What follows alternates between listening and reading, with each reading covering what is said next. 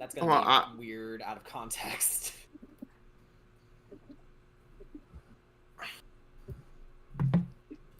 Alrighty. Ow.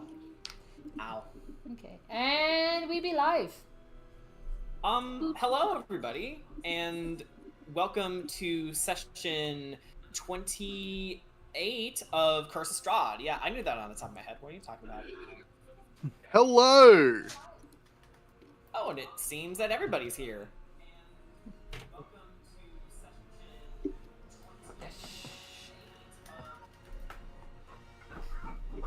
Cat.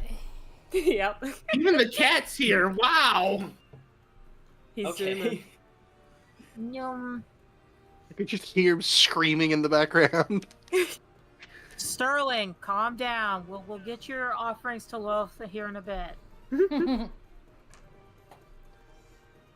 Okay, let me just go. No calm. Riot. Yeah, so hello, Okay. Crystal Star Girl. Hi, Crystal Star Girl. Hello. Yeah. So it has been a hot minute since we got back to Curse of Strahd. But hopefully this session should go as swimmingly as all the others. At least that's the hope. Unless these guys sunder the world in half, but you know.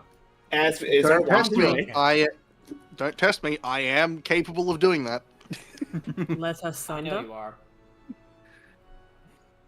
So, I think we can safely say that everybody's here and ready to play. I do have to be real quick. Okay. Yeah, that's We fine. are not ready to play yet. God damn You it. all think Strahd is the most dangerous thing in this place. So, Cease. Why do I just need a gif of freaking Ricky doing that? That's impressive. Not something you'd fucking do. that's out of character. They would never. It's out of character for most of the characters I play. Actually, do you think it's out of character for this entire party? Who would do the Bobby Zilch dance? I want you to really think about this. The goblin. Jackie. I don't know what dance it is. It's from Psychonauts. Oh, I haven't played that yet. I mean, I imagine it's a meme, but I don't know the dance yet. It's, the origin behind it is especially funny because it was used by the camp bully, and then Raz stole it and made it his own out of spite. Yeah, it's also because Stand up. Raz is like the perfect character to stand up against bullies because he just does not give a shit. If anything, he's the bully. Yeah. Okay, let's be honest. Raz is a jock. Yeah. Kind of, in psychic terms, I can see it. Yeah, He's especially got the because personality of a jock. He's an acrobat. He's also incredibly talented when it comes to the art of the camp. Absolutely. He's a jock, just like fucking Harry. Looks like they'll be dragging your ass out of here. I am the milkman. My My milk milk is is delicious. And the sea shall run white with his rage. Dies. And of course, we cannot forget the ever so classic. That's right. Daddy's here. Daddy's gonna make things all right. Oh, yeah. Oh, Mr. Pokelope. Mr. Pokelope. By the way, something I ended up learning that I didn't think you could do, you actually can take Mr. Pokelo back to the camp with you and show him to all the kids. Yeah. Oh, wow, really? Yeah. Yeah, I It's think like- if you do that, you can be like, hey, meet Mr. Pokelope. And, like, the kids will all say something. Yeah, and Bobby Zilch is like, turtles are stupid! Oh, look, it's a lizard. Everyone, lizard. no. What? Lizard. Yes, lizard. TP, let us know when you get back, okay? So we can jump right into the game. It's a fucking wizard. He's just freaking gone. Hello, I'm back. Okay, Hey, let's finally. jump right into it, huh? So, Recap. So this is session 28. Brief respite. Kadrot, Ricky, Sugash, and Corey find themselves at the foot of Argynvostholt, the home of the Knights of Argynvost that fell to Strahd's might centuries ago. They take their new hobgoblin allies inside to give Scar a new leg, encountered Savid of the Dusk Elves, spoke with the undead occupants of the mansion, and learned of its sad history from Sir Godfrey Gwillem. He's a good-natured knight and one of the 5 revenants who have managed to keep their humanity, unlike his lover, Sir Vladimir Homeguard, the man Sugash was told to find long ago. According to Godfrey, Vladimir's hatred for Strahd was so powerful, it managed to revive a select few knights, and he has been plotting his revenge ever since.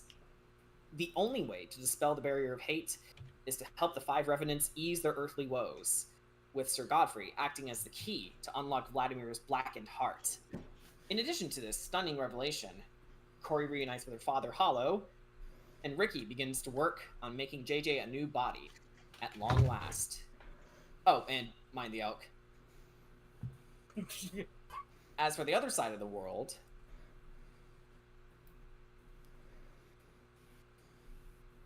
the mutant werewolf snarls, and black liquid dribbles from its mouth as it prepares to attack you all. So let's get into initiative, everybody. And since you all rolled so well, I'll just add everybody here. And we can build off of that. So, Suko, it seems that you're first. What are you doing? Now, this thing sounded like Emil for like a split second, right? Or did I hear Emil's screams elsewhere? Just to clarify. You heard the scream, as it was coming, and then it lumbered its way here. And, it essentially gave you a speech that it, knew you from, your time with your party in Durst Manor. Yeah, gibbering mouth looking thing, except And it's it a also, werewolf now. yeah, pretty much. But there's a lot that you don't know right now. But the only thing you do know is you need to take it down. So what do you do first? Yeah. That's a really good question. I think I start with the usual, which is I hex it. All right, hex. All right. So it's gonna end up with a hex on it. I'm gonna end up with concentration. And then I don't necessarily want to be in melee with this thing, I'll be honest. Normally I like being in melee. That thing is a bit too big. Yeah, it is rather large. I'll stick to a Radiant Blast after I hex it, but I do need to pick an ability score, don't I? Yeah, sure. Weaken its strength. Strength checks with disadvantage, please. Ooh, that's powerful. Okay, so let's make a note of that in the war room. Yeah, if anyone wants to grapple it, it's worse at dealing with that now. Okay. Because I imagine it's not the most dexterous thing, having originated from what I can guess is a gibbering mouther. I'm just also, you know, looking across to Ark, like, how do we normally deal with these type of things? Yeah. But, it needs to go down first. So, that's a Radiant Blast. 2 shots. All right, go ahead and make your rolls. Where? Did I forget to grab my dice again? No, I didn't. I'm just blind. First one is a 19 to hit.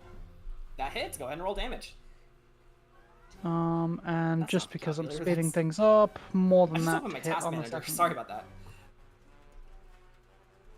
Alright, so they both hit because the other one hits for way more than that, like 26 or something. Yeah, So definitely. Let's roll damage. That is Okay. 8 radiant, 3 necrotic, and another 9 radiant and 4 necrotic. All right, so in total, that damage is 8 and 3 is 11. 9 and 4 is 13. So that's 24. All right, 24 damage. So, as you cast Hex on the creature, it winces a little bit and shudders as it lets out a grunt of pain as your Hex envelops its musculature.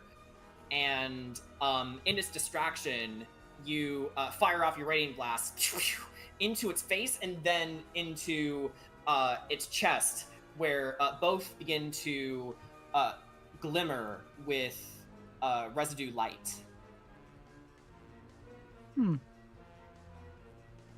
Yeah, otherwise I'm gonna stand my ground and keep an eye on the... Well, I might actually move to about here. And then, All right, then. then I'm good. Okay, Keep it then. in range of everyone. So, would that be the end of your turn, then? Yes. All right, Mimi, you're up next. What are you doing? My best, hopefully. I hope so, too. Okay, so, given that this thing, just, recently tried to grab, Mimi with, like, something, and nearly, like, smack her the same way a couple other soldiers were turned into paste, And nearly did the same to Zoldar before Kira deftly saved him. yeah, I think,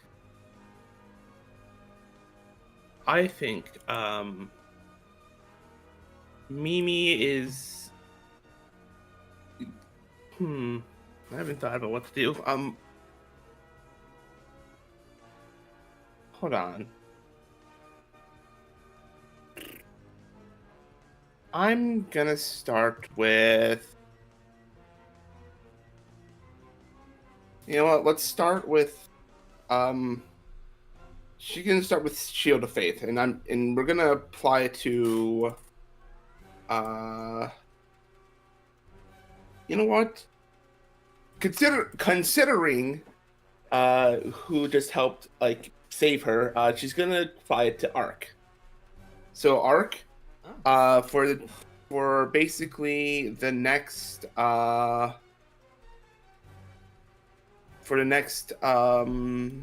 until I drop concentration, you basically get 2 AC. Ooh, nice. Cool. And that was a bonus action, regular action. Let's go ahead and radiant, and not, why did I say radiant blast? I was looking Just roll up at some. Sacred Flame. Let's go Sacred ahead. Flame. Alrighty. Make a deck save. A dexterity saving throw. All right. Not its best stat, but let's see. Okay, it got an 11. 11, you say? Mm-hmm. Okay, so that's I believe that is now 2d8 radiant damage. Ooh. Okay, that's not a high number, but that's a better number. 11 radiant damage. All right, 11 radiant damage. So, as you give Arc the Shield of Faith, where Arc, you see a halo hovering over yourself, and you feel a surge of protection coming over you. Mimi, you cast your Sacred Flame into the pained werewolf's mouth, where you hear as a jet of light emanates from it, from its maw, and it shakes itself and growls as it prepares to advance. That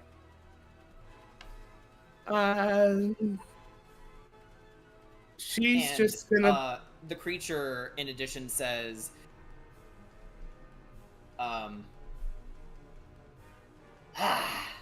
barely felt it.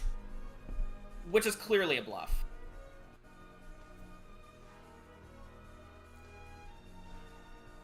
Ark, you want to make sure that it isn't barely felt. Yeah, it's I'm like assuming, yeah. yeah. Ark in response, he's just kind of like a mixture between like a laugh and a snarl. All right. For the record, that's the end of my turn. I know. I just wanted you to get that moment out there. So, Ark/Kira, either one of you can go first, but who wants to go first? Talk amongst yourselves. Okay. You wouldn't care if I went first, because I got a little spell that could give you a bit of a buff.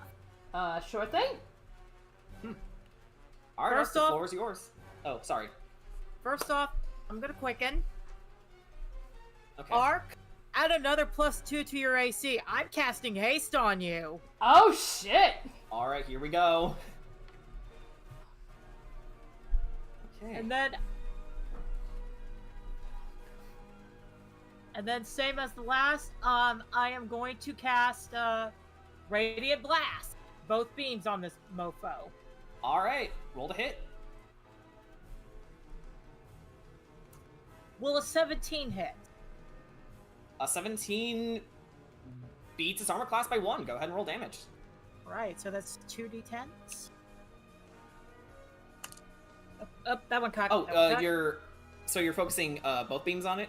Yes. So that was 1. Right. So you have to roll again for the other one. So this is your first one. So roll a 1d10, I believe. That will be an 18 to hit. Beautiful. That hits. Altogether, that is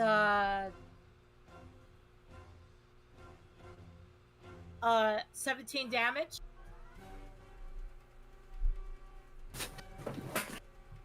All right, so 17 radiant damage.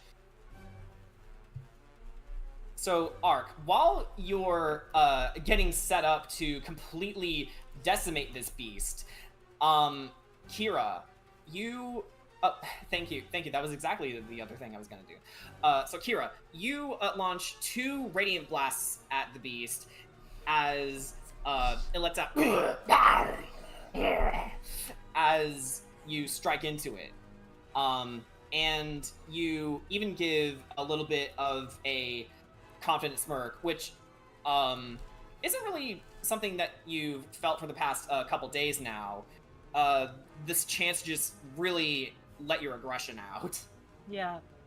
I am going to move. I've already got the wing icon up, so I am going to take flight. Okay.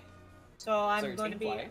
Yeah, so I am up 30 feet in the air, just for the record, and that will do it. Ark, go fucking berserk! Can do. So Was that the first time Kira cursed? No, the second time, right? Yeah, well, technically that wasn't Kira cursing, that was me cursing. Okay. Okay. Either way. But, Okay, so Ark is going to fly over to the wolf. And we are going. All right, the typical barbarians. The barbarian dance. We're just gonna reckless attack. Okie dokie. Go ahead and make your rolls. All right, and that is a 16. That's his armor class. Go ahead and roll damage. Alrighty, and I'm gonna be attacking with them talons. So let's see, where's my D8? Alright, now let me add all my shit.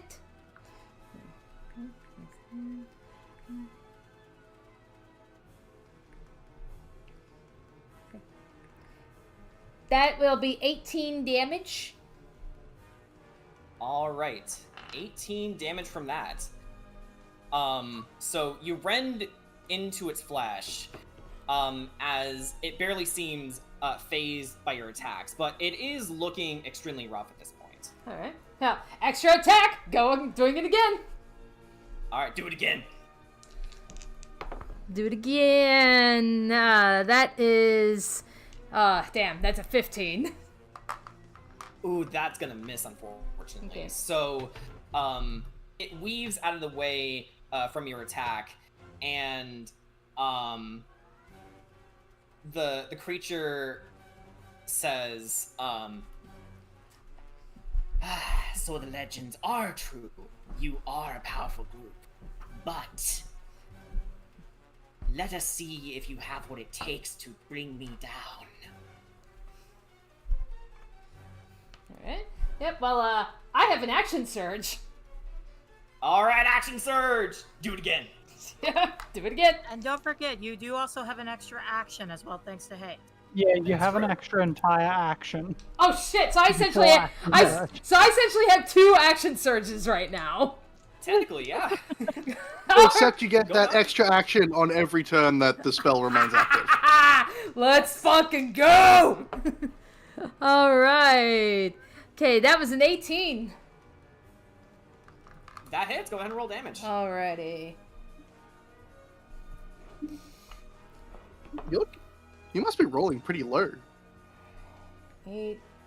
like on the dice. Yeah, like 1 high, 1 low. So it's like, thank God for reckless attack. Yeah. So that would be 18 to hit. That hits. Go ahead and roll damage. No, that's what I meant, like Oh. 18 damage. Oh, My damn bad. it. My Sorry, bad. sorry. Yeah, I already did that. Yeah, I already hit it. Alright, gotcha. So, so that attack that you missed with before was actually a feint. As it was monologuing, you stop at mid-sentence as you actually cut off its entire snout. Black ichor runs from it, dripping down to the floor below you. And actually, for those of you on the ground, you notice that the blood sort of moves with tendrils before receding and slithering out. Gross. Alrighty, It's so... like a spidery manner of things. Okay. Alright, so extra attack. Alright, go for it. Can I roll good? I rolled a 17 and a 7. Okay, take the 17, because that's gonna hit. Alright. Let's do that again with them unarmed talons. So, let me see. Are you adding your 2 hit modifier? I'm adding my modifiers. Yeah, I think she's long learned her lesson at this Then point. how did you get a 7? Because I'm... but Rolling the dice. That was before modifiers. I believe. yeah. Okay. Yeah, Yeah, because I'm doing easy to because I'm doing reckless attack. Yeah, which advantage on attack rolls. It's just my brain is not working today because you physically can't roll a 7. Your 2 hits is a minimum of 10 with a natural 1. That's true. But even then, So hearing 7 and not followed by on the dice, it just scrambles my brain. Okay. alright, so moving right along, All right. though Anywho. that is funny. Okay. Yeah. Anywho, that is 17 damage. 17 damage. You're putting the hurt on this, so great job, guys. Okay. I told you this wouldn't last long. And apparently I get to go again because of the haste. You get to repeat that entire Do Yes. God damn. Yeah, because You get to that attack was 6 times this turn. yeah, Let's go! yeah, because that was action surge I did. So I'm just gonna just keep reckless attacking. Do Yeah, it do again. it again, Tony. Alrighty, haha, that's a 10. Oh, you actually missed this one? Yeah, 10 and a nat 1. Oh, okay. Hey. Unfortunately, that's What are you attacking with? This is just to see if I can even hit it. Yeah, what are you attacking with? My talons. your talons. Yeah. The 10 goes to a total of 21 to hit. Oh, hold on. Let's double check that. The I think the you're attack right. bonus for the talons is a plus 11. Yeah, it is. But That's what's been going on in my head. Have you been adding your 2 hit bonus? Oh, apparently I have not. So Okay, you've well, hit just- every just for single next attack. time. Yeah. Yeah, so for the sake of brevity, let's say that you hit with every attack. You've rolled damage 3 times. Roll another hit of damage because one of your first hit would have connected. Okay. Let's see. Yeah, that's like I'm more worried about getting the freaking damage calculations because I need a fucking cheat sheet for that. Yeah, math is evil. I know, but Well, it's not so much math; it's so much as I have so many fucking numbers to plug in. yeah. Okay, so that would be 18. Mm-hmm. So. And you hit with this attack as well, so roll damage again. Yeah. All right. So that would be 11. 11 damage. Okie dokie. And now you have another attack. Okay. This is what Yeah, was getting me when I mentioned it. Okay. I'm thinking. Because Yeah. you were just saying the numbers. I was assuming that's what you added after modifiers. Well, Gotcha. Okay. Yeah, that's entirely my bad. So with the modifier. that's okay. So with the modifier, yeah, that's 21 to hit. Yeah. That's gonna hit. Go ahead and roll damage.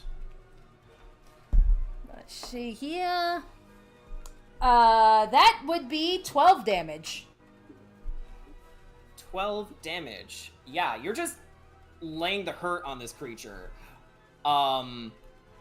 Though, even though it continues to monologue, it is still going. As if it's taking the hits, but it's just making sure that it gets its message across to you. Okay.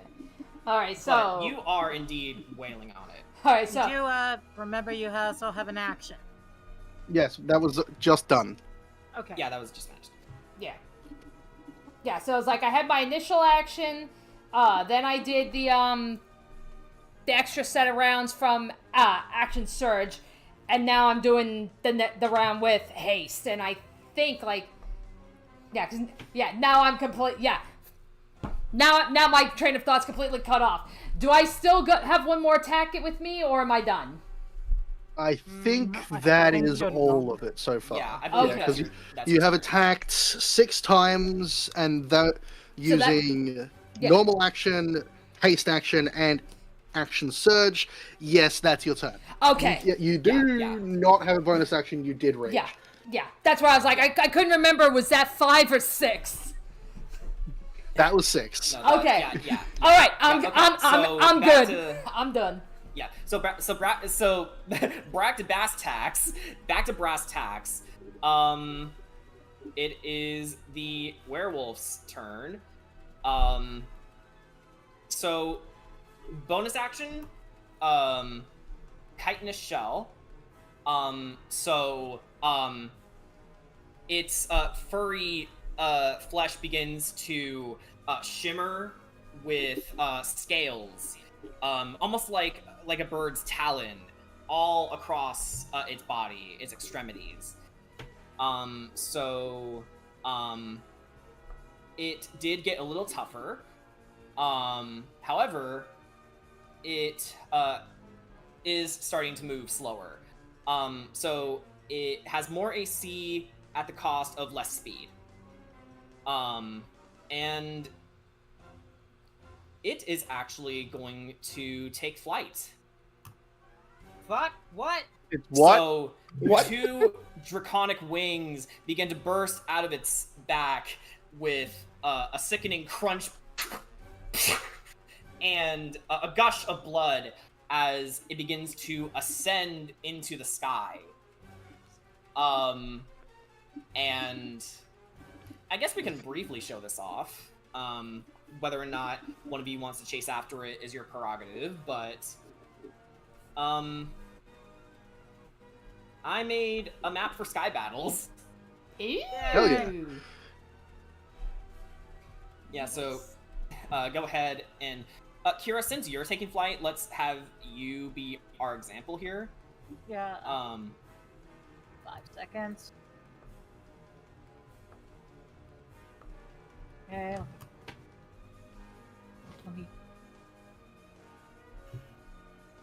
God, I love this new feature. I love it too. It's so cool. All right. So this is just to show it off.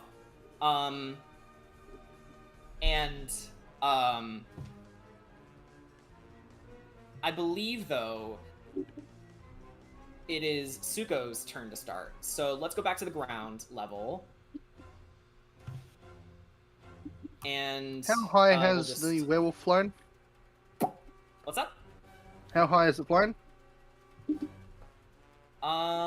It is flown.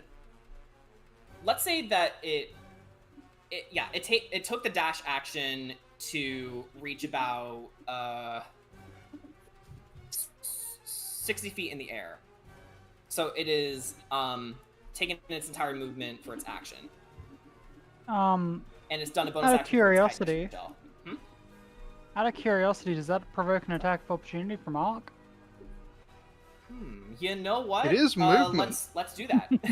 Ark, do you want to take absolutely attack of opportunity? Sure. Okay, roll the hit. Alrighty. Can I roll? Nat 1. You rolled a nat 1? I rolled a nat 1. Oh, okay. So, completely caught off guard by the speed of this creature, despite its size. You miss, and the creature lets out a laugh as it ascends. So, back to the top of the round, however. You all actually, as the battle draws to a crescendo, you hear, "To arms!" down below. And you see the wolf hunters beginning to advance on the mutant beast. So let's go ahead and reveal them. And Zoldar, who you thought was ditching you, was actually gaining reinforcements. And Suko, you can immediately see Yevgeny chuckling and smiling confidently as he doffs off his heavy armor that you saw from earlier, and you see a scarred, muscular body underneath as he takes his wrath axe in hand and says, "Let's dance, big guy!" So let's make a slight correction to the initiative. Here we go. But back to the top of the round, Suko, it is you and Yevgeny's turn. Alright.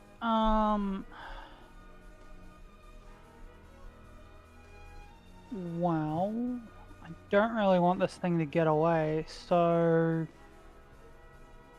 it flew up 60 feet? Yeah. Well, I'm gonna engage it. So, Suko is going to look up, brandish the tonfas, and then with a flap of the wings, she vanishes, appears 30 feet in the air, and then flies the rest of the way.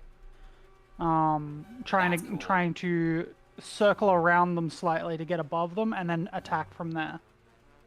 And they're gonna swing down with the tonfas. Use Relentless Hex to do the teleport. Yeah, I read that ability, and that's really cool. So, well, go ahead and make your attacks. Yeah, I have 2 attacks. So, let's go for 2 Tonfa hits. That is 19 to hit on the first Tonfa. That hits, go ahead and roll damage. Can't knock them around with this one because they're too big for Crush to trigger. And that is another 19. Same number. That also hits.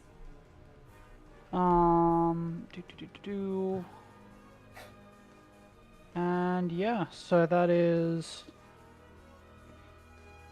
do you want just the lump sum because you were lumping them together before? Yeah, just for the sake of speed, yes. Yeah. Just rolling it all. So that is 2 strikes for 26 damage total. 26 damage, huh? Hold on. Some of that's necrotic, some of it's radiant, some of it's bludgeoning. Hey, Suko. It's a bit of a mess. Yeah. How do you want to do this? Yeah. So, dart 30 feet into the air, circle around, and then strike across the face, and then spin the back end of the tonfa around to the broken point, and just jam it in for a second, and then ride it down. All right. So, with rhythmic motions, you collide into the beast, hitting it square across the face with the first, and then with the second, you do a bit of a pirouette as you slam it down with your tonfas, bringing it to the ground with a plume of dirt just emanating from the ground. And it lies there, broken and fallen. Sugo just kind of standing over it. And the wolf hunters begin to cheer for your efforts. Sugo almost looks sad at it. Could I rip out one of its fangs? You can certainly try with a medicine check.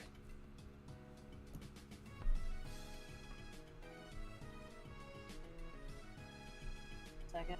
Medicine. Okay, medicine's not bad. That's going to be a dirty 20.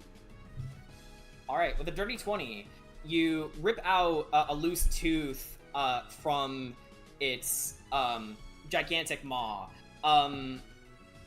Actually around the area where Ark removed its snout from earlier. And it's quite sickening from how slimy everything is, but you managed to pull a tooth out, and just like before, you saw tendrils beginning to form around it, and they try to creep into you, only to just slough off and leave you with a clean fang. Fuck off! That time that was her.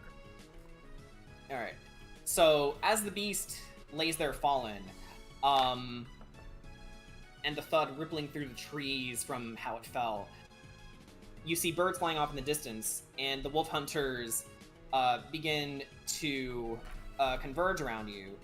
And Zoldar says, "Huh, well, that was easier than I thought." And they slide down as they join you, with Yevgeny looking to the beast and sort of patting it for a well hard-earned fight. And then he looks to you and says, "Well done."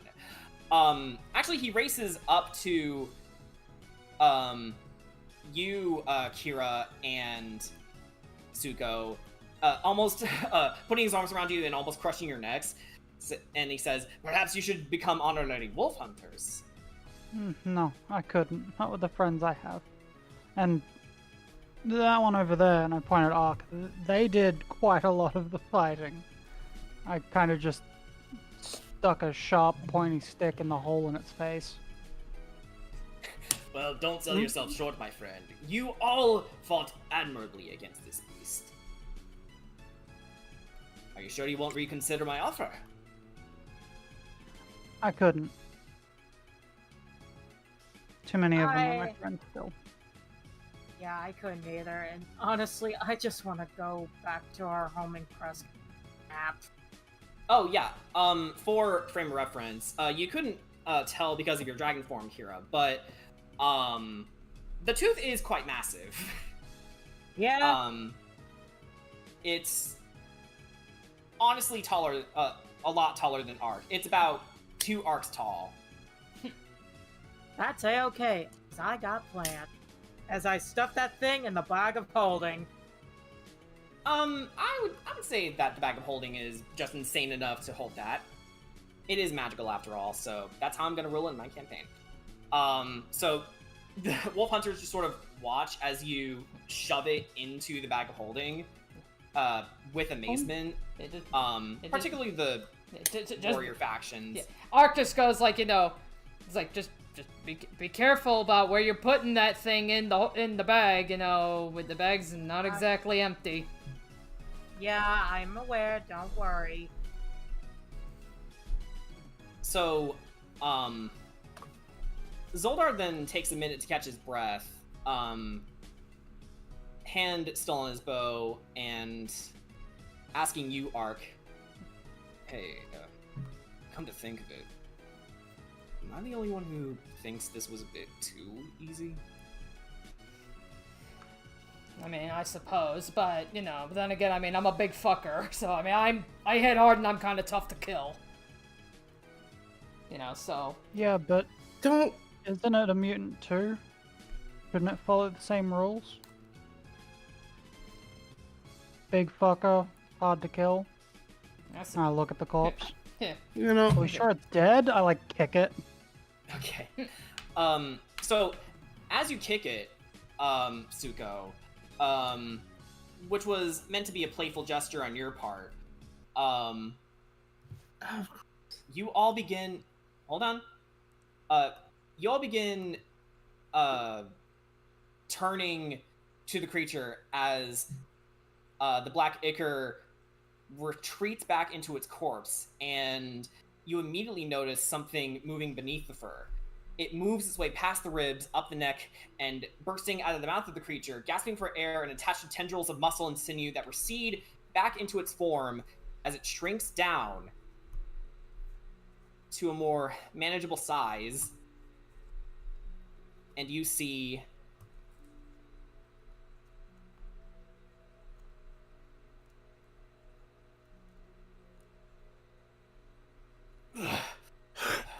Emil. Whoa. Terracotta. To which the wolf hunters immediately stop cheering as they watch in horror as Emil speaks with you.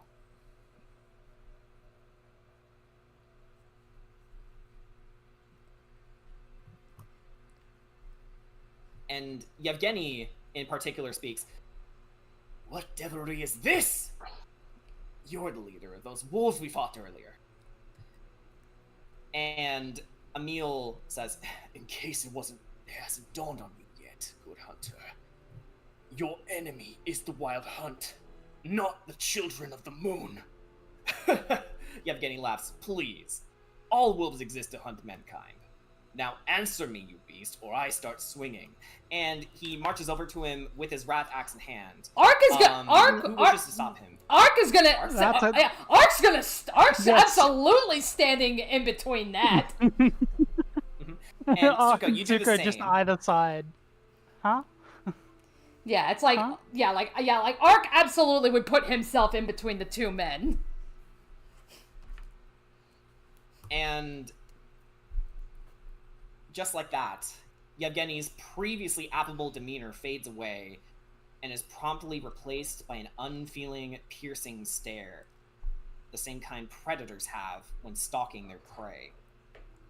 And he says calmly, asking calmly, rather, "Would you care to repeat that, friend?" If we do not kill wolves, then we do not get paid. If we do not get paid, our reputation goes down. And if our reputation goes down, then Lord Zarevich won't hire us on. Yeah. This immediately sends negative signals to Zoldar as he gasps and says, looking at Yevgeny, "That wasn't what we agreed to do when we started this guild, Yevgeny. Your parents were weak, Zoldar. They were weak when the wolves overpowered them. To think I raised you."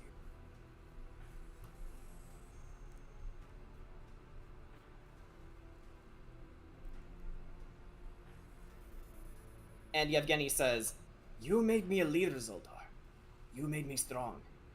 And I intend to collect my dues." And then he looks at the rest of you. "Now, bring that wolf to me. so I can skin him alive and bring his pelt to my king. Soon, be my master. No.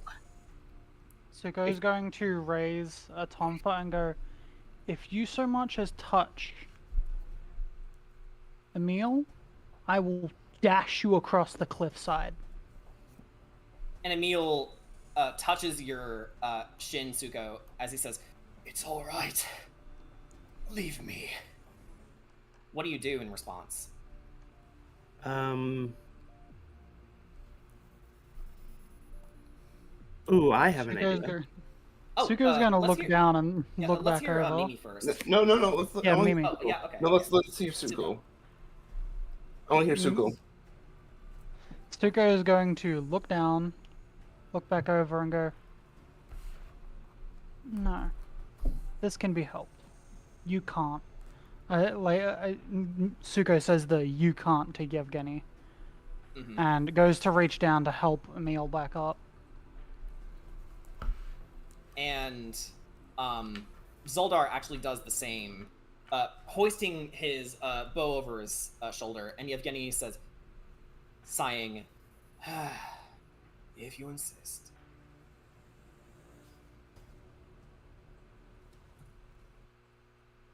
Open fire! Not taking any chances, Yevgeny turns to his archers and spellcasters, shouting that command. I want everyone to roll a dex save to dodge out of the way. Can Suko willingly fail to try and protect Emil? You can. I would like to use Molder to make like a little barrier.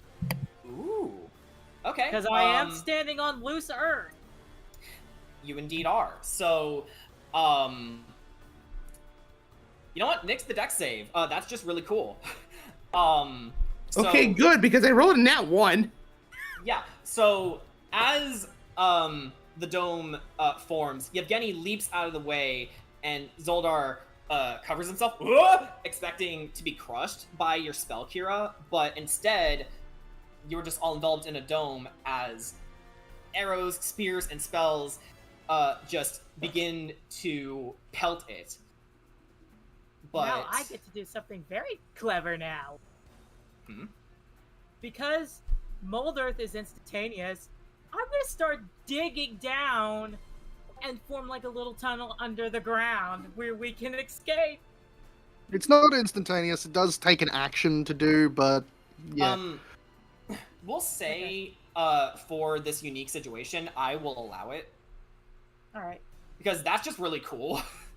Dig a tunnel, dig a tunnel, dig a tunnel. Secret tunnel.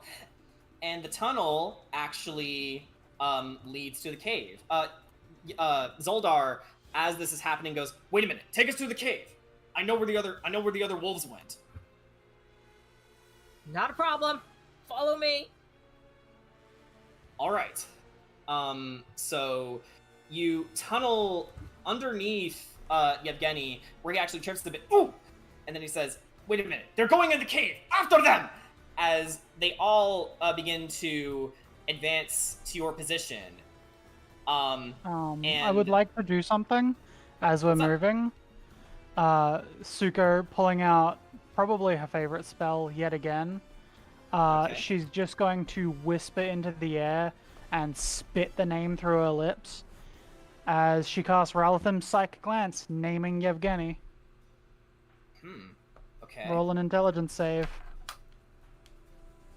An intelligence save. All right. Give me a second to. All right. Natural 20. Natural 20, so he only takes half and isn't stunned. All This right. is still 7d6.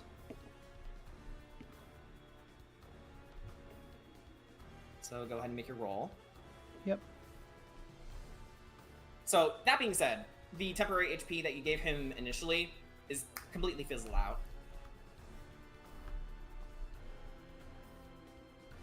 So that is 30 halved to 15 psychic damage as he just hears Suko spit his name in his head. All right. So Yevgeny shrugging off the attack to your surprise, continues his advance as Zoldar rushes up to you all and says, come on, I know a shortcut. So, do you follow Zoldar's instructions? I'm gonna insight check him. Can I provide help back? Certainly. So let's resolve Suko's first. That is a total of 22 on insight. Zoldar is it's like he had a complete change of heart after seeing what was going on and how much, despite Emil being a werewolf, means to you all. Just seeing that decency was enough for his conscience to emanate from him, and he seems to be genuinely leading you to safety as he takes the lead and he asks the rest, "Hey, do you trust me?" I don't think we have much of a point, have much of a choice at this point. Let's go. Yeah, kind of a useless question, yeah? Let's go! So, you enter the cave where you saw the Children of the Moon run into.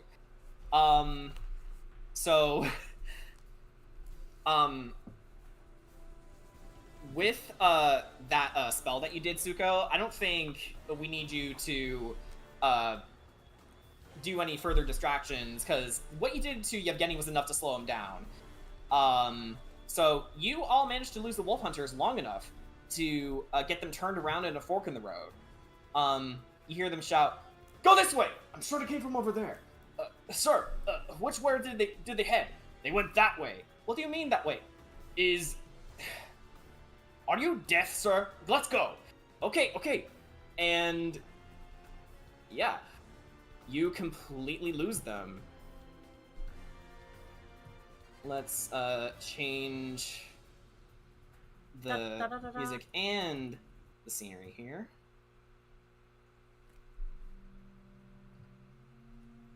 Just something more peaceful.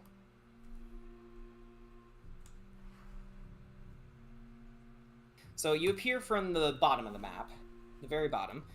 You soon find yourselves in a large, cavernous area with a natural staircase with a sturdy wooden bridge up top, and the scent of fresh water rushing from the waterfall. It fills you with a sense of relief.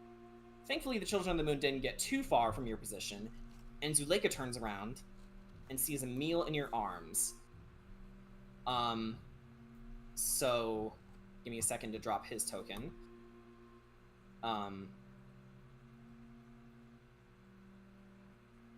And actually get it on the right side here. Yeah, all the werewolves are conglomerated into the werewolf tokens, so much easier. And let's drop Zoldar as well. Suko is going to regain concentration on their form and not look like a giant butterfly. Okay. So Zuleika rushes up to Emil, hugs him, and says, "Emil, you're back in human form." And Emil says, "Not for long, my love. We do not have much time before I..." Sighing, Zuleika says, rubbing his back, "I know. Let's just try to keep you calm this time, yes?" And she looks to the rest of you and says, "Are you all right?"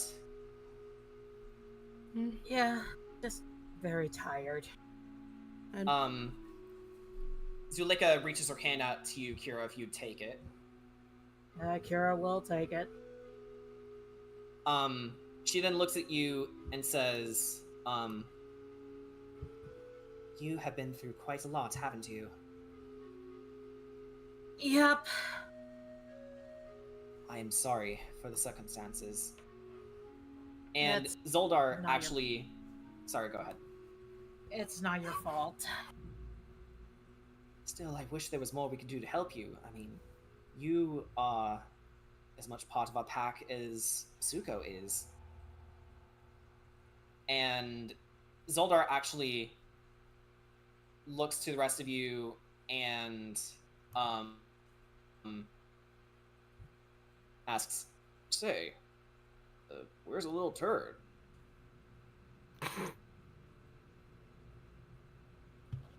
What? What? The kobold kid. what was her name again? Corey? Corey, yeah. Come to think of it, didn't you have a bigger group with you before? Yeah, but we got split up. Oh. How? The Morning Lord. Skennis immediately hears the ire in your voice and says, "Come now, princess. That is no way to talk about a sovereign god." He has a very peculiar way of wanting to help people, and I don't appreciate him dropping me in the middle of nowhere with my friends, freaking the fuck out, knowing that my other friends are on the other side of the world. Yeah, And Mimi, you immediately notice how unfair Kira is being. How do you respond? Hold on. Not for nothing, but half the initial freaking out I had was not even because of that. Listen, the Morning Lord is trapped here just as much as the rest of us. Mother Knights as well. Yeah, it's not exactly a fair assessment. Fair, but I still don't understand. Oh, okay. So how often do we understand the will of a deity? I don't know. If that was him helping us, I don't want any more of his help. His help led us straight to Anastasia. Yeah, that's not His fair, kid. His help led us straight to the symbol of Ravenkind. His help probably helped our other half as well.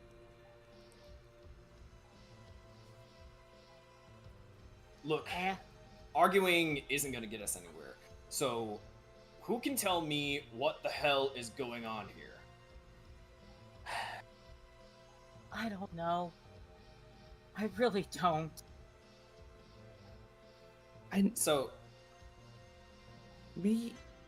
Kira, as you sort of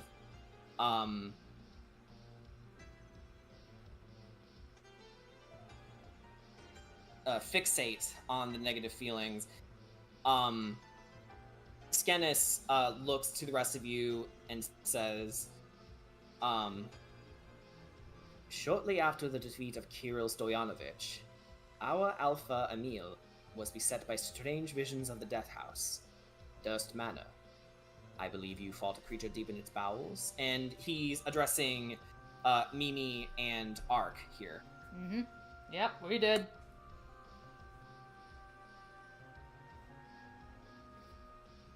And then Zuleika says, it all happened so fast. Emil was trying to keep that wolf hunter with the axe from attacking Skennis and Winnie. But that aggression was enough for Emil to transform into that. And Emil says, finishing, that thing.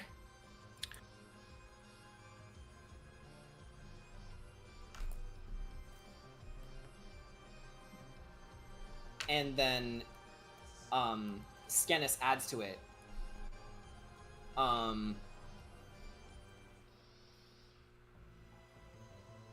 From what we understand, you found Emil within the tower of Ludmila Velisvik, correct?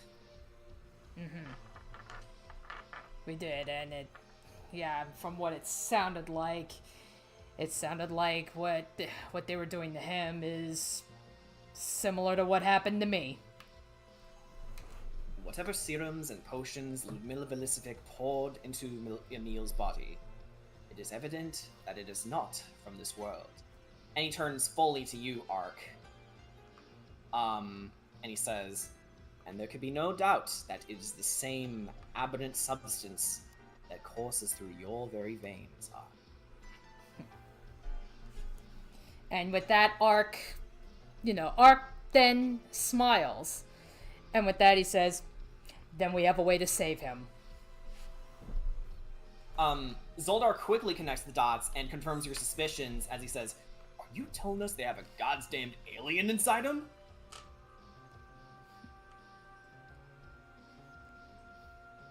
He's like, I don't quite understand it myself. It's, you know, I've never really been one for all the sciencey stuff, but, one of our friends is pretty much hard at work at coming up with a means of, I guess, curing or reversing it, and it looks like she succeeds. You know. That Corey kid's one tough cookie. Mm-hmm. Yes. Now I feel even worse that Yevgeny swindled her. Yes. So the fact, you know, it's like, yeah, the fact that she was able to pretty much figure out how it was made and, you know, reverse it, yeah, that's very impressive. But at the end of the day, that means, and he turns to Emil, it means whatever they put into you, Corey can kill it. Let us hope that it is possible, my friend. Mm-hmm. Oh, I have no doubt. I have spilled enough innocent blood.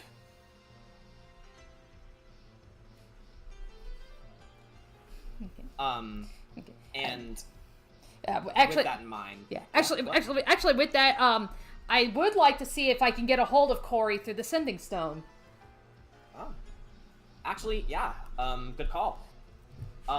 So Corey, on the other side of the world, you hear.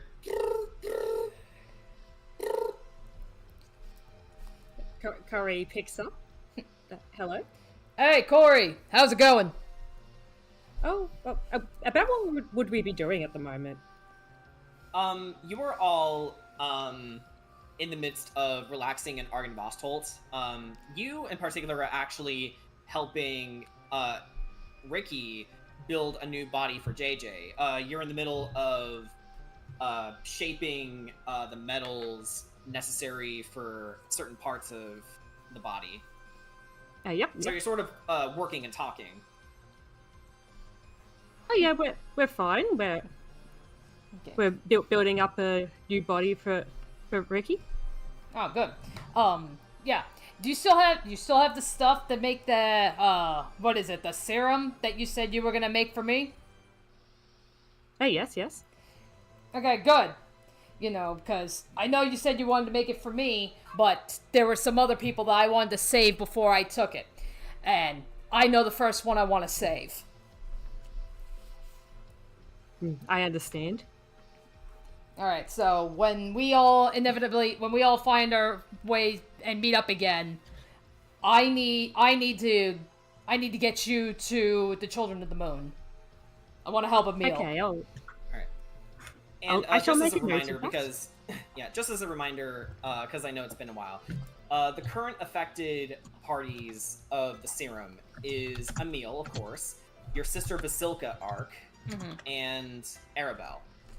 Arabelle has a completely different case, but the resurrection that the abbot gave her the bad ears did create something similar. Mm-hmm.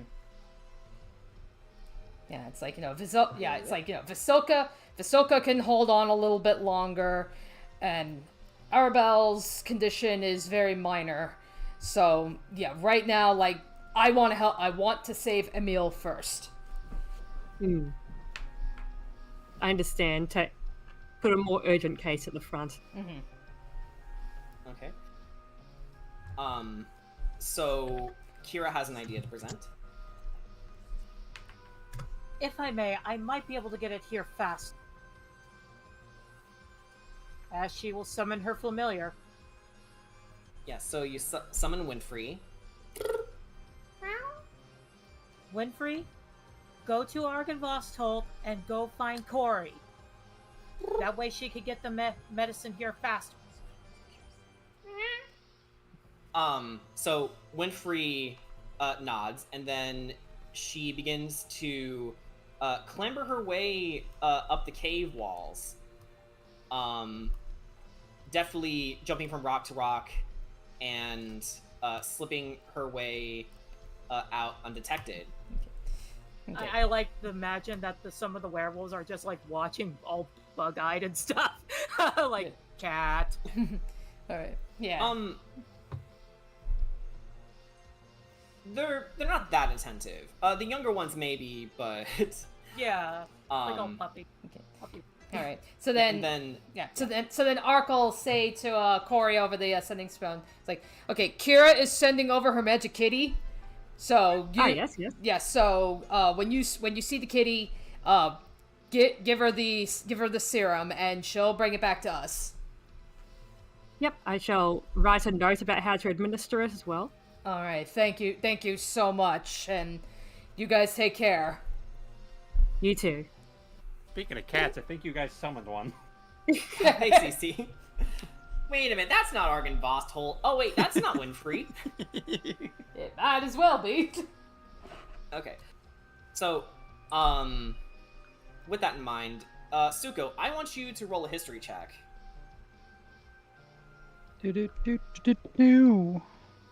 Suko's memory is constantly fading, but that is a total of a 13. A 13 is just enough for, with your more stable state of mind, to think back to your previous adventure in Durst Manor, which Skennis so lovingly called the Death House. We worked it in, guys. Yep. You think about the horrific creature that you saw in the basement of the manor. The mutated form of Elizabeth Durst. Sound of gosh, felling logs in the background during the call. I love that. You think back to this creature, and at the time, while your mind was focused on survival, leaving your friends of your previous party to the wastes, you think it odd that they would derive a formula as dangerous and mutable as the super soldier serum from Elizabeth Durst. Something doesn't seem to be adding up to you. Yeah, there's something missing there, because remembering what a gibbering mouth looks like, and remembering what that werewolf that flew looked like, doesn't... Something else happens there. Please don't tell me we have to go back there. Zuko's kind of like looking over Emil, making sure Emil actually tries to get some rest. And then kind of looks back. Do we have to go back? Is there something that we missed? Because they're werewolves, Skennis and Zuleika turn over to you with Skennis asking, have you uncovered something, my friend? Well,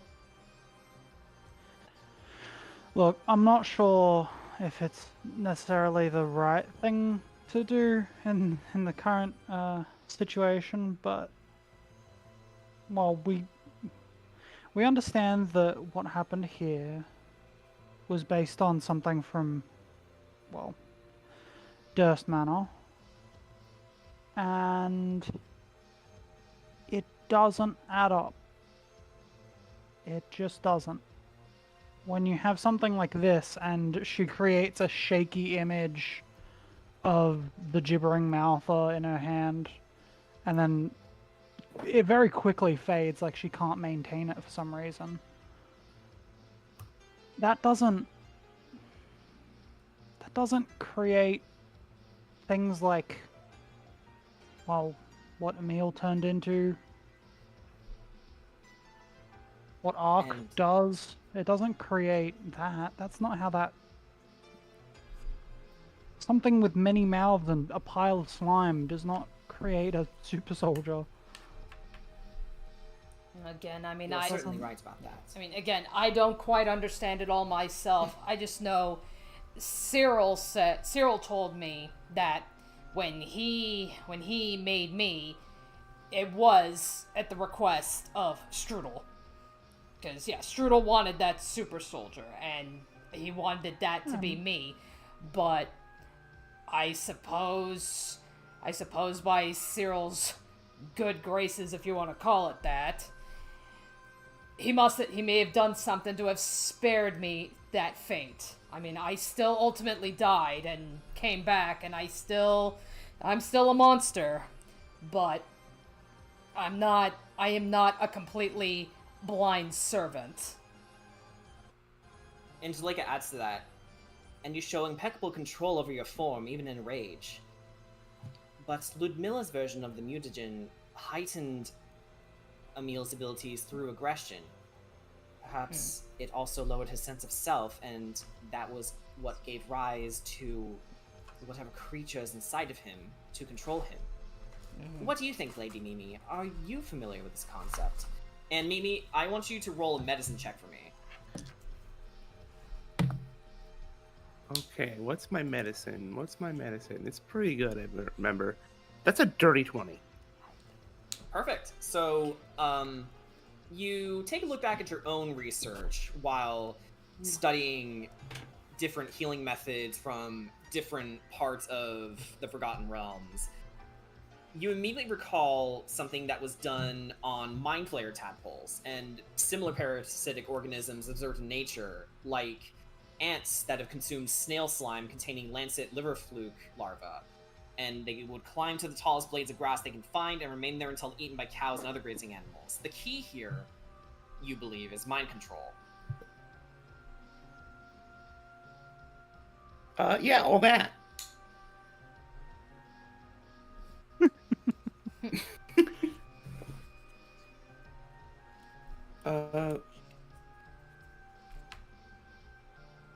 I relay all this information. I repeat all this to Frodo. Yes. Alright, that's fine.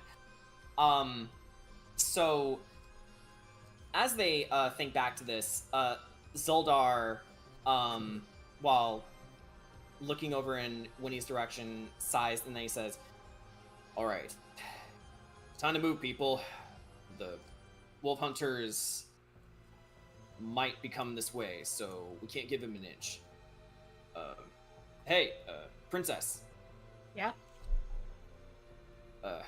I took your horses and put them somewhere near the exit before I joined the fight earlier. Didn't have time to tell you. Sorry. But That's alright. I trust you're good with them? Yeah. You know, I could buy you girl. some time if you want me to. No thanks. I prefer walking. So, time to move, people. Let's get out of this cave. God, my everything hurts. And, as you all make your way, out of the cave, which is around, this away,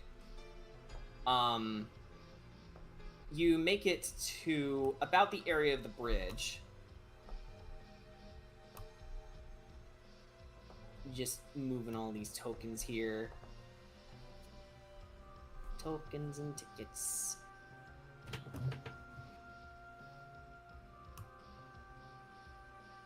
As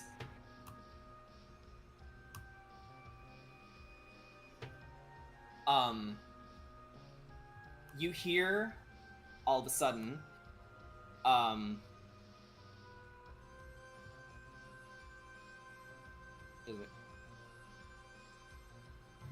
making certain of some things. Excuse me, bear with me.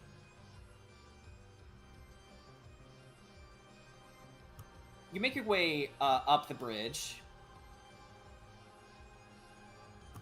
as Emil suddenly shouts in pain and convulses as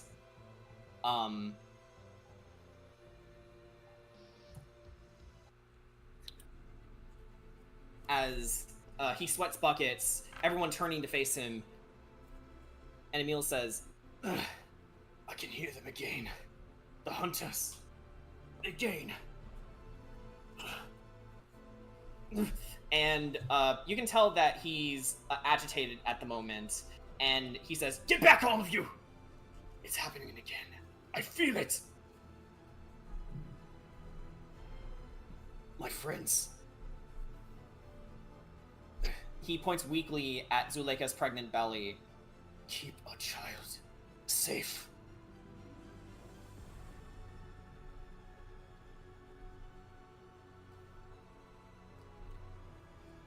Well, Thank you.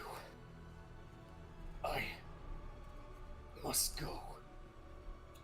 As he weaves his way through the crowds, drops down the bridge, transforms again into the creature, and lumbers his way into the lake, where he dives down. And that is where Yevgeny and the wolf hunters finally catch up, where Yevgeny shouts, "I'm sure it came from over there. Search the area!" And then Zoldar looks to you all and says, "Time to go." And, can I do a thing? what's on your mind? I'm gonna Well, use actually, my... hold on, Kira. You have been, Doing a you lot. have been doing a lot here, but Hold on, Okay. and I want to do something. yeah, let's But begin with after- something. But after everyone crosses. Sure.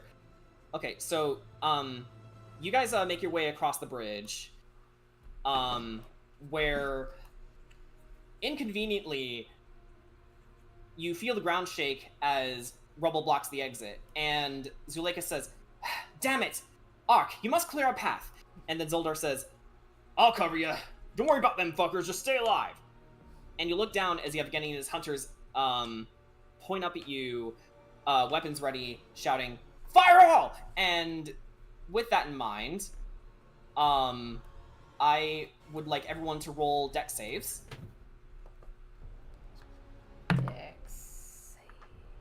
Let's put it in the goals chat for... This time there's a different goal at hand to try and save someone.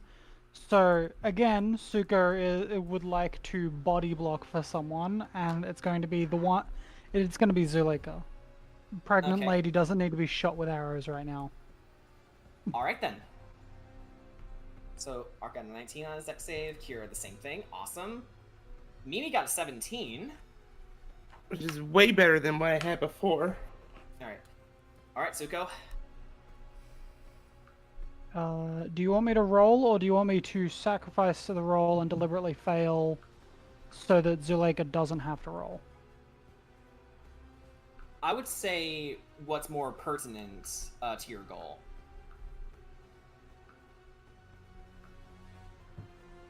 What? I'm Um, confused. you can... if you want to forgo the roll to just block the attack, go ahead. Yeah. Okay.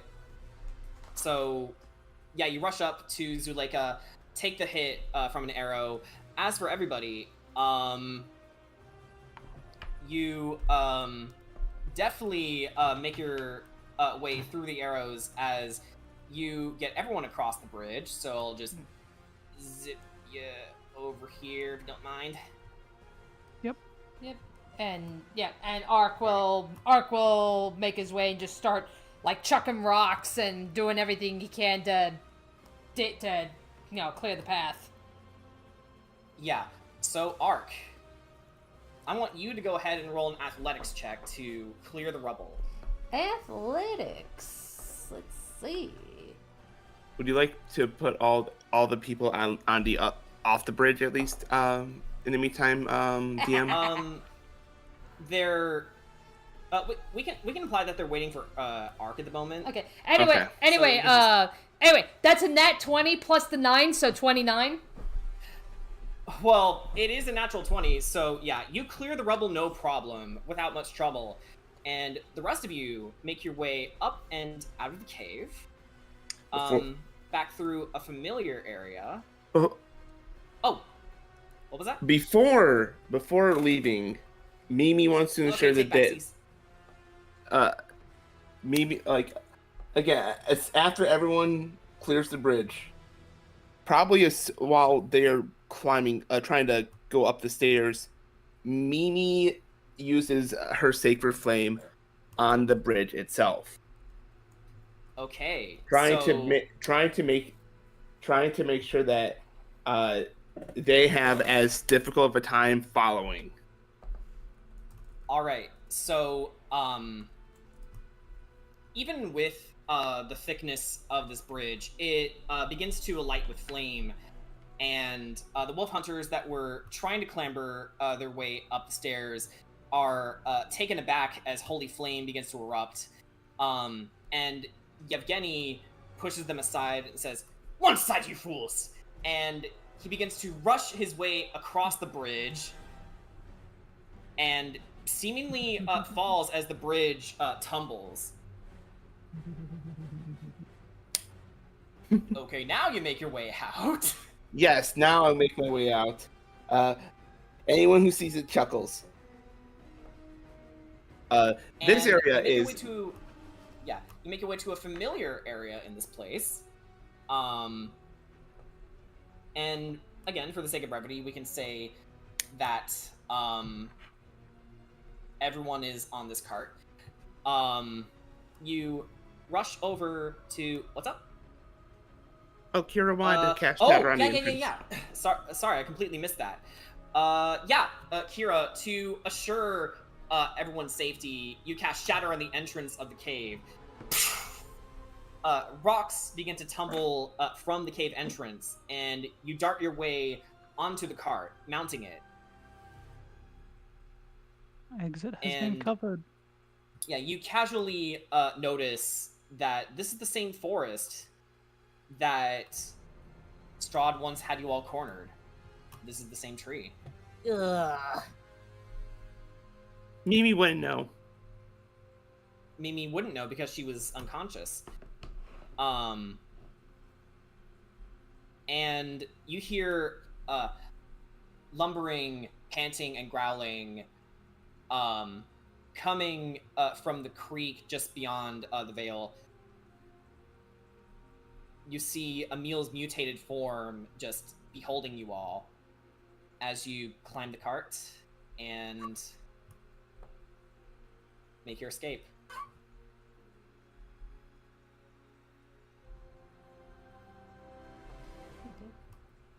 Okay. Then probably like as we going into the cart and we see like Emil, like Ark will shout out, it's like just hang on. We'll save you. You'll be with your pack again soon, I promise.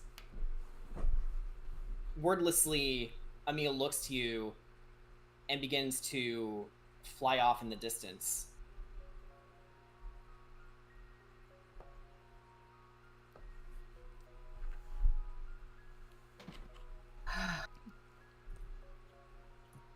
It's like which... Here, let's get a more appropriate playlist. Yeah, that's what I was about to say. Like, like which direction is Emil flying off towards? I think right now this is still appropriate. Enough, towards the Sarah Falls. Sarah Falls, okay. Where he then dips down and recedes.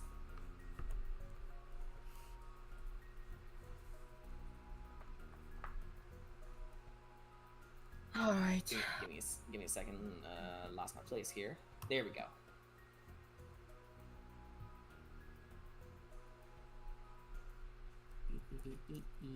Beep. Was there another thing that I missed? Okay. So, you look around in the cart of countless werewolves, and with Zoldar riding alongside you, Kira, and he says, "So much devastation in so little time. How did it get like this? I mean,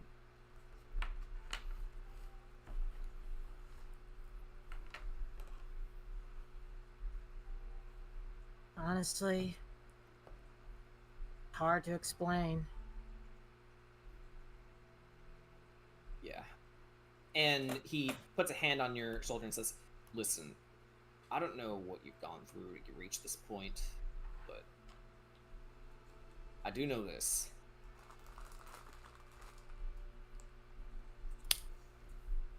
And if if whatever you guys need to save this land requires my bow, then you'll have it. Wolves or Thank not, you. this ain't natural.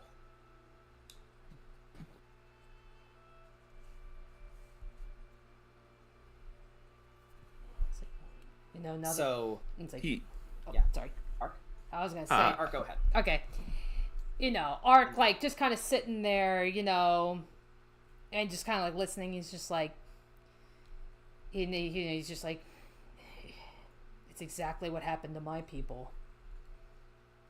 You know, I mean, again, I don't remember everything, but the Kavani tribe, I mean, we were all a very powerful family, and then Strudel came, and pretty much once he came, and so did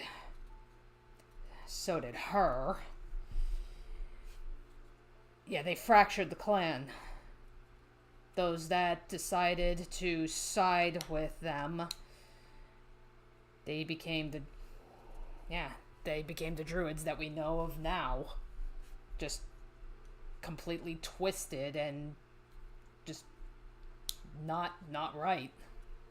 Like, even now. So it's like, I mean, I don't understand why it's happening either, but in a way I get it.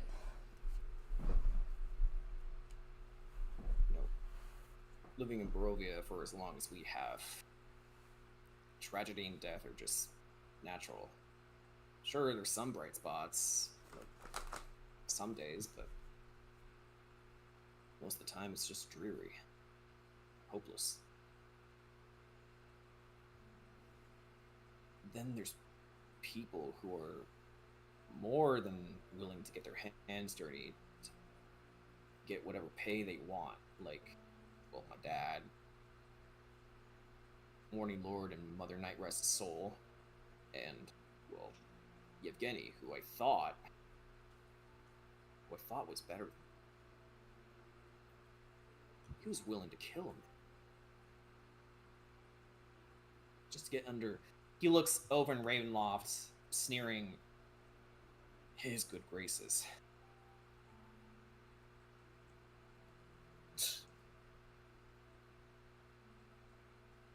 Yeah. Well, I won't bear witness to it.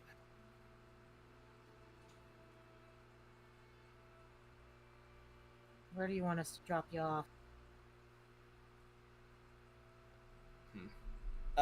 He looks across the way and he says, drop us by the footbridge. All right. I'll take them from there. All right. You be careful. One more thing. Is Kretsk still a safe place? Mm-hmm. You know, Once we've gotten out of the clear, we'll meet you there. All right. And hey, listen, as it stands, you've got fire on your hands. Thank you. We need all the allies we can get. And it's at this point that Kira's voice starts cracking as if she's about to cry. Zuleika, who was about to leave, she feels her motherly instincts kicking in and looks to you. And then she says, one's emotions should not be bottled up, young one. And I'm going to make a record for everyone here. This is me acting, okay? Okay. Yeah, that's important. Thank you. Just want to be with my fiance right now. Muriel explained a little bit about him. His name was Taka, yes? Yes. Well, Go on. She says, well, she turns her attention to the road. Fear not. I believe he's closer than you think. And judging by the smell of salt in the air, he feels the exact same as you.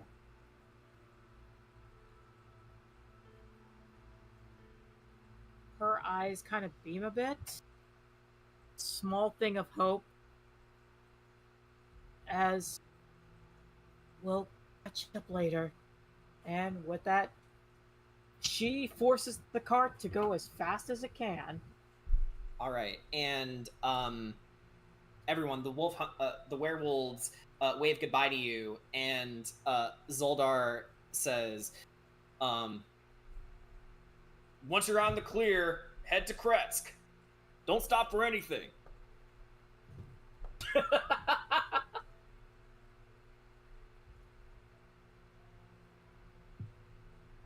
And then with that, you speed your way across the countryside until you make your way to the only real shelter around these parts, Jenny's hut.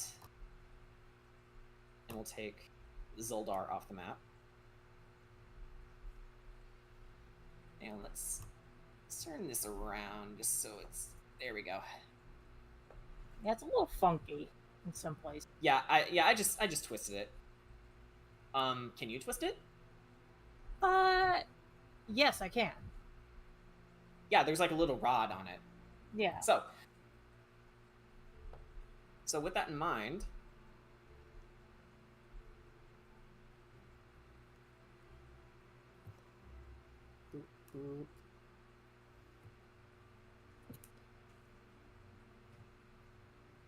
you all open the door where you find, of all people,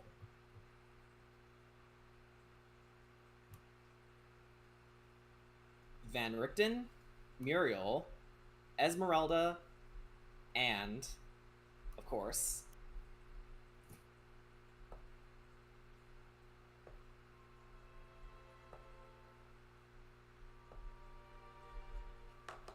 Taka.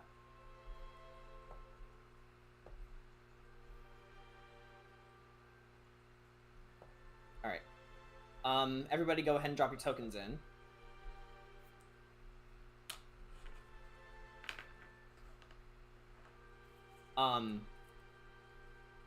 And then Taka turns around, sees you, Kira, entering the doorway, and says, Kira? Hey! I need Taka to make me a strength saving throw. Oh, strength save. I don't have his... No, I'm pretty sure I know what his fails. modifier is. Just let him fail. Yeah, yeah, he fails. He gets a natural 1. All right. Kira got a 16, so Taka gets tackled over. Yeah, so he just hugs you and kisses you and says, oh, by Bahamut, you're all right. You guys made it. Taka, I don't ever want you leaving my side again. Honestly, he hugs you. I don't want to leave your side tonight either. And Muriel says, go on yourselves, mates. And as the rest of you enter, Van Richten closes his journal, sees the rest of you, and says, not everyone is present, it seems. To which Esmeralda chimes in and says, where's Sugash? We got separated.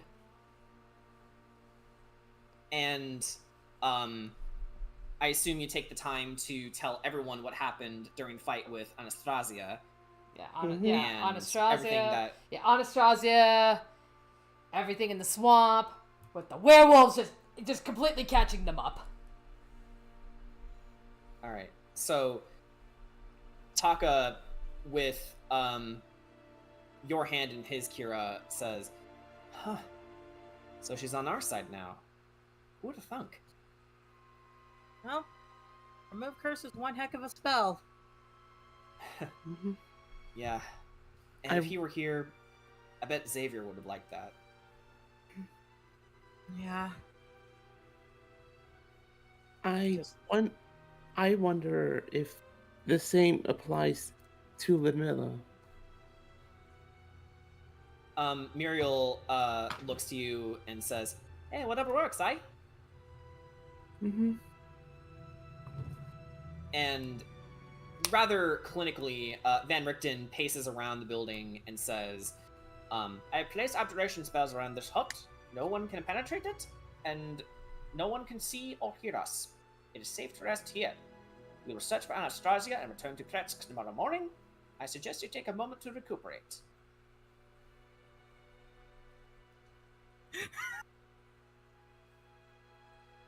Oh, thank Bahamut as Kira just collapsed.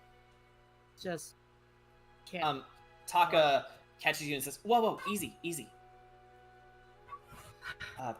Maybe we should go lay down somewhere." And he takes you to the bedroom, opens the door, waits for you to enter. First, She answers. he makes his way inside.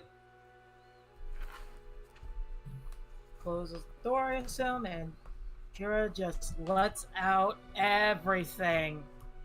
How she's been feeling, how she's tired. She's like, at this point, I don't even care if the Dreadlord wants to kill me anymore. I would rather be dead than be his slave. Kira, don't say things like that. I know I shouldn't, but my mind is just so frazzled right now. I just want to lay down. Honestly, me too. And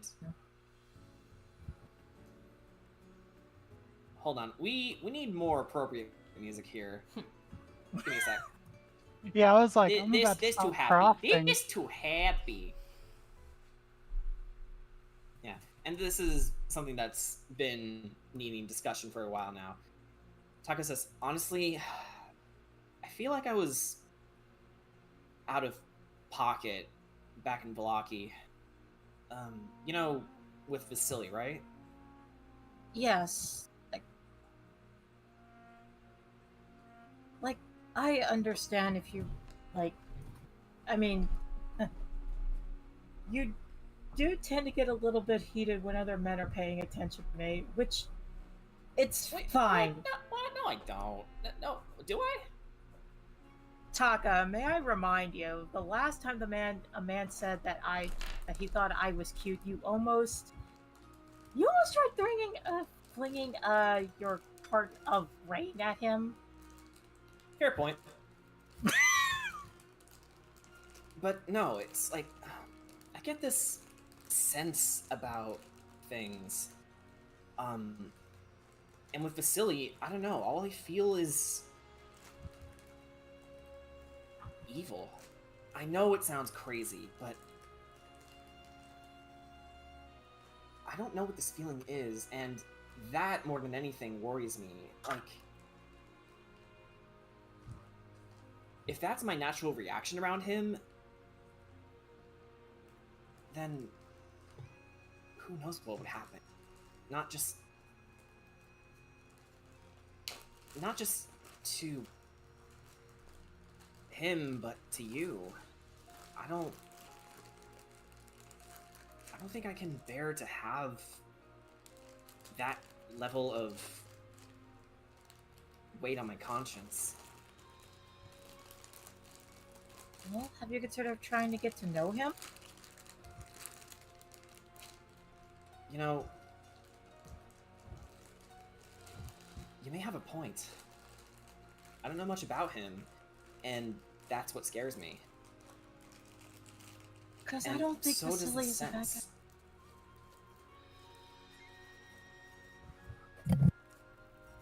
Like, I don't think Vasily is a bad guy. Like, honestly, he's done a lot for us. If it wasn't for him, Ricky would probably be in that frazzled state. Yeah, there is that. You have a point. Next time I see him, no swords, just words. Alright, that's good. We need to think with our heads. are clear heads, and she points to her own head. Yeah, I've heard that you've been through quite a lot yourself. Oh yeah. We just got done fighting a giant mutant werewolf. Whoa, take it from the top. I've got all night. Oh boy! So she starts explaining, like, you know, the fight with Anastasia, getting teleported by the Morning Lord, then dumped in the middle of nowhere because of the Morning Lord. No blessings, no weapons, just do what you just go in the swamp. To which Taka brings a counterpoint. Well, I mean, with a team as strong as yours, do you really need blessings at this point? No offense intended, of course. I don't know, I just felt insulted that he would do that. As you were having this conversation, however, Van Richten happens to be passing by the door, and he hears that, opens the door and adjusts his glasses to the point where all the lights in the room begin to dim, save for his glasses. You all feel heavy tension in the cabin. Even Esmeralda seems somewhat tense as Van Richten looks you in the eye and asks, "Do you feel outgunned, Princess Faye?" No. Abandoned by a god you do not know? Feel like you have to rebel against him? Or pay him little mind? Or that we do not think you are above our help? He sighs and he offers, as his expression softens, a place to sit next to you. I was just angry and frustrated. I know. I gently but firmly remind you, Fräulein, we are at war. Vallaki is in ruins thanks to Anastasia's attack. Fiona Wachter is in hiding, most likely to conduct the ritual to summon her precious demon Majesto. And not only that, but Lydia Vlakovic, Baronet Victor Vlakovic, and Stella Wachter are missing, which can only mean one thing. And everyone, you begin to gather around Van Richten as he explains.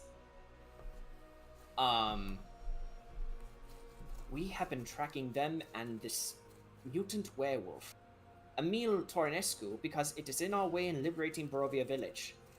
So many things are all happening in all at once. I know. And I would be lying if I said it did not affect me as well. You heard me scream about my son back in Vallaki, yes? Yes. I have come to realize I have neglected Ez and Sugash's feelings all this time. And all the tragedies you have experienced are shaping your reality for the worst. Because the man you love was once so far away. And he gestures to Taka, who actually sniffles a bit. Yeah. So, here's the truth. You are all overwhelmed, despite your great power. We know you are strong, but we also know you are terrified for what may happen if he catches up to you. It is frustrating to be away from the people you love, yes. But the whole of Barovia is in danger. Not just one, but many. The people are scared. They are relying on all of us to protect them. Your friends? Esmeralda? Taka? Casimir? Ismak? Irina? Orissa? The Keepers of the Feather? The Children of the Moon, as well as the two gods of Barovia. We all fight the same fight, and we share the same pain. Perhaps it is time we return to Kresk as one, to reconvene and recuperate. My son Sugash taught me that. Oh, sorry. My son Sugash taught me.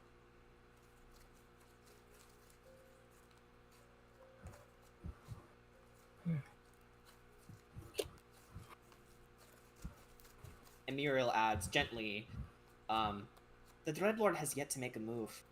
Losing Anna really spooked him. What we need now more than anything is to chill. We've got 2 of the treasures. I think we can spare a day or 2 to just get our heads screwed back on tight. What do you say? And she addresses everyone in the room. I'm okay with that. I mean, and he turns to Kira, and he's like, I know you're worried about everybody. Trust me, I am too. I know Mimi, Suko, we're all worried. But they're a very, very strong group. You know, I'm like... And then Esmeralda chimes in. But perhaps it is their strength that is causing Barovia to rely on them too much. One day they will be gone. They may not be around to protect them forever.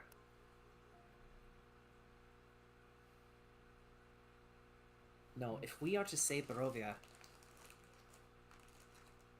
we have to try harder.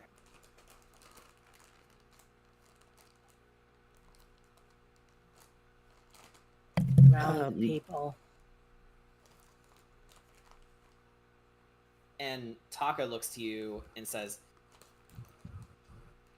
yeah, and not for nothing, Kira. You were next in line for Vertus Lenore. It wouldn't be good for a queen to be stressed out all the time, you know? Yeah. Same with my king. He looks You got that right. And he gently punches your shoulder. That's because I'm your fiance. Yeah, as long as I wear this ring, I'm yours. And as long as he pulls his glove off and shows you that he has a matching ring. As I have this ring, I'm yours.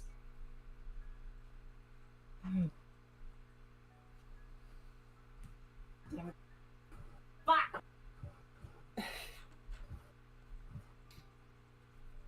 And Taka opens his arms up for another hug. Do you take it? Not only do I take it, I tackle him onto the bed. Well, I suppose that concludes that talk. Let's leave them to their business, yes? As he ushers everyone out of the room. Shoo, shoo, away, away! And then Muriel adds, as Mimi shuts the door behind her, she says, I suppose I should explain myself the way I left.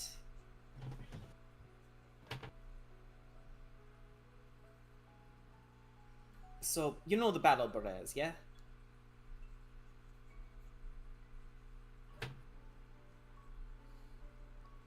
About a century or so ago, my clan, the Vinshaws, were fellow were-ravens who fought alongside the Martikovs as keepers of the feather. Baba Saga always hated us. She'd capture and torture ravens regardless whether or not they were were-ravens in disguise. And when the hag took over the ruins of Berez as her personal hideaway, people began to dwindle one by one. Until I was the only one left. I was 7 when the druids kidnapped my family and I watched as she dropped my parents in raven form in a bubbling cauldron right where the Burgomaster Ulrich used to live. That's why I froze up. And Kira, you can hear this with your passive perception. Yep. Whether or not you choose to act on a possible apology or not. And then she continues, it's where they... Anyway, past is in the past. All I care about now is beating that crazy old hag. You and me both. It's like not and then she rolls. Yeah, sorry. Go ahead. Yeah, it's like she's done far too. Like I know Strudel's done a lot of damage, but she's done. Yeah, he couldn't have gotten that far without her help.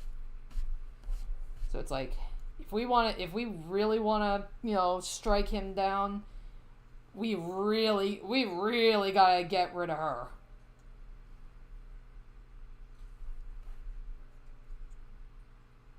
And Muriel rolls her shoulders and gets her loot ready, saying, "Ah, that was heavy. Let's not finish the night feeling sorry for ourselves, yeah?"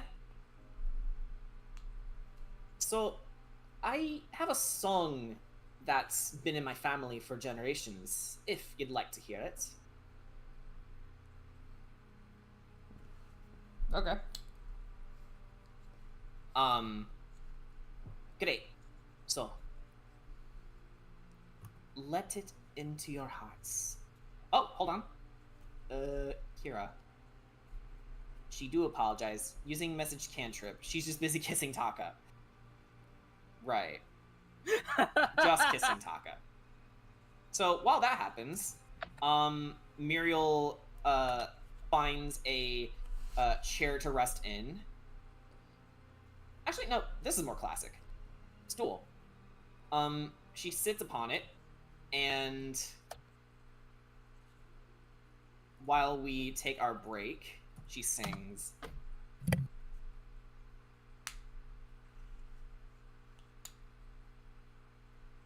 Oh, wait. Wrong command. I put a comment in there instead of a... There we go. Alright. Let's take a 15-minute break, guys. Yay!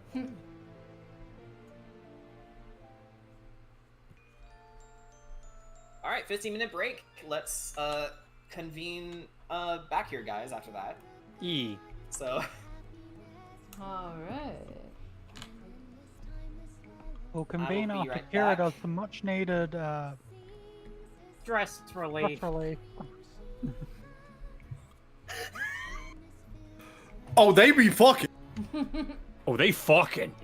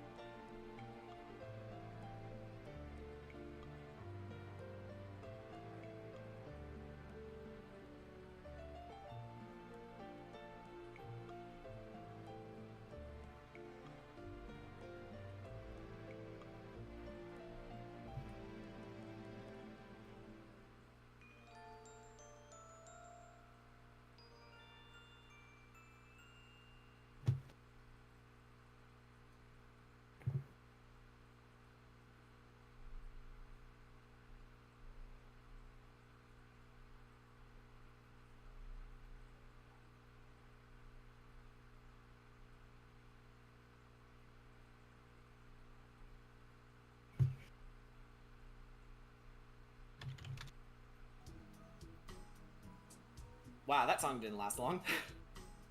But there's your Castlevania reference, Most guys. vocal songs do not last 15 minutes, Jordan. I knew that, but I didn't prepare the other playlist in time.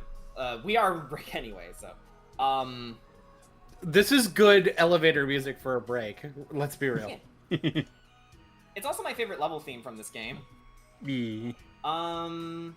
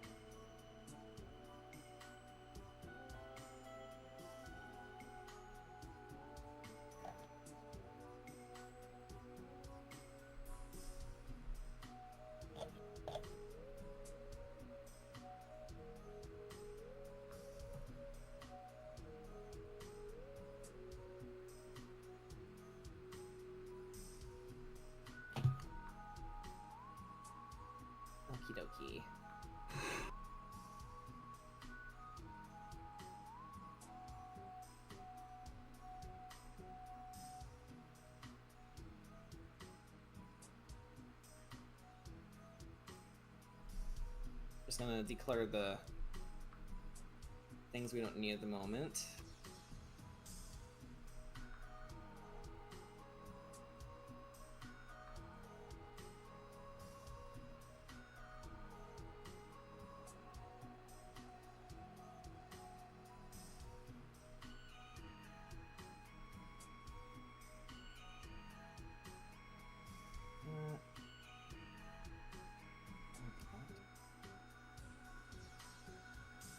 I am back, and I got green tea. Nice. Awesome. I almost said Nosum. What's Nosum? I don't know. That sounds like a drink. A very nerdy one, I guess. I mean, I guess. Okay, we'll keep that.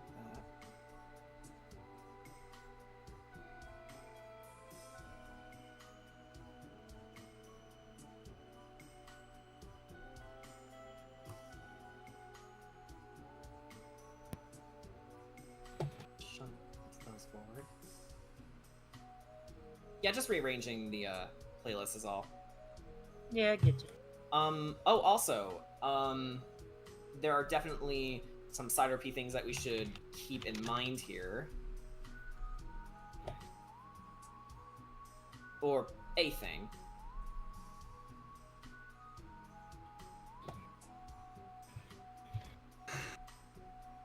Alright.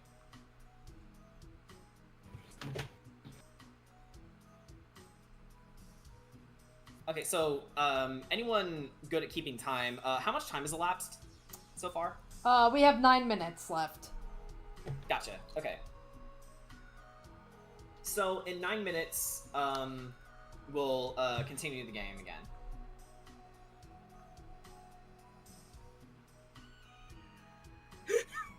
Indeed.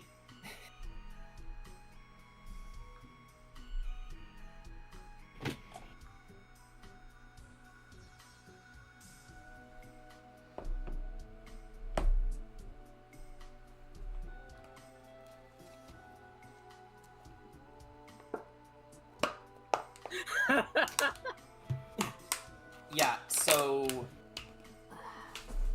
that's what's happening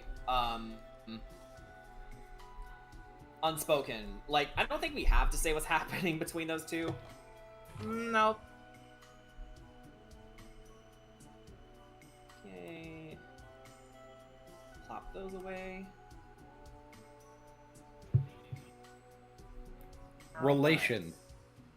Yeah. It's just a Let me healthy pop up and see how relationship. chat's doing. Yeah. And like healthy relationships, they talked about their problems. Communication is key. Indeed. And no communication kills. Suko. What? Check names. What the fuck is that? It's disgusting. For real? Oh yeah, what that's is that? Kiritaka too. Yeah. It's a Mogus. But twerking. I just want to point out, Taka's probably the luckiest guy in Virtus Lenore. He absolutely is. Let's not kid ourselves. Like, boy, you dating the princess, you also get... It's like, I can see this actually be like, so Taka's like, I'm a little short on money. Kira just dumps 500 gold on him for no reason. They better be doing that safely. Kira still has a job to do. Yeah. Well, considering the time period, no. I mean...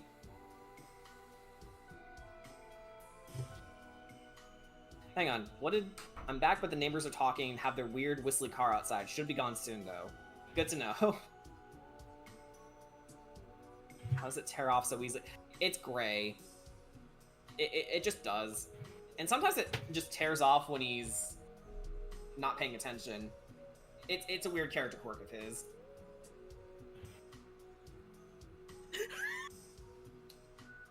Oh god, what'd you do now?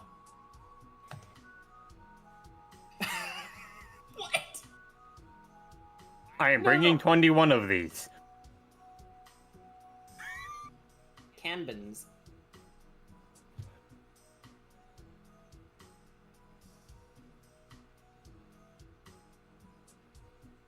Hang on, I need to see this. Yeah.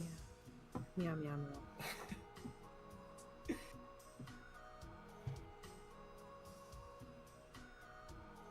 Wow. I love that video. It's so stupid. But it's beautiful, though. I suppose. Let's see. I just like to imagine Taka comes out, and he's just got this. I feel better now. Wow. I just do not feel tense at all right now. If anything, I feel the opposite. And, you know...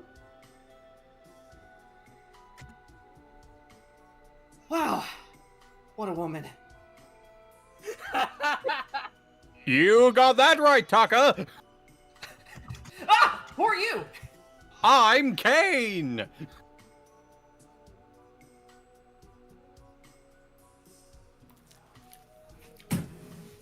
Look, guys, I'm sorry. Alex Roshan is in the other game I'm in. I'm sorry.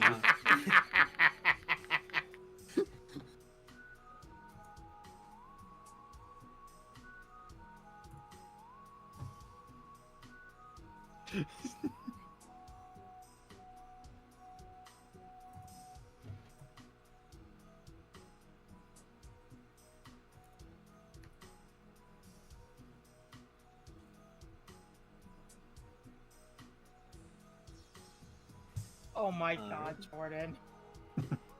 I mean... It's Taka. Yeah, true. Hey man, gotta be proud of your position.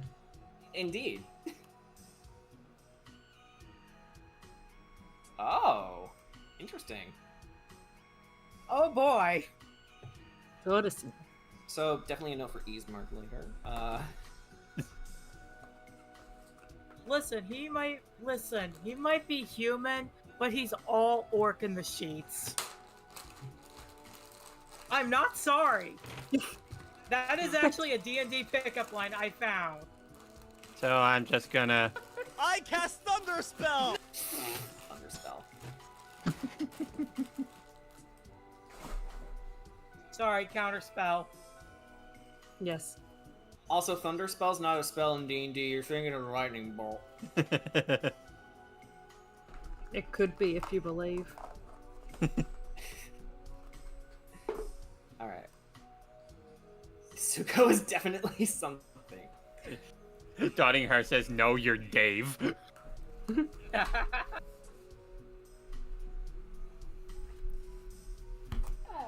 and I has Snick.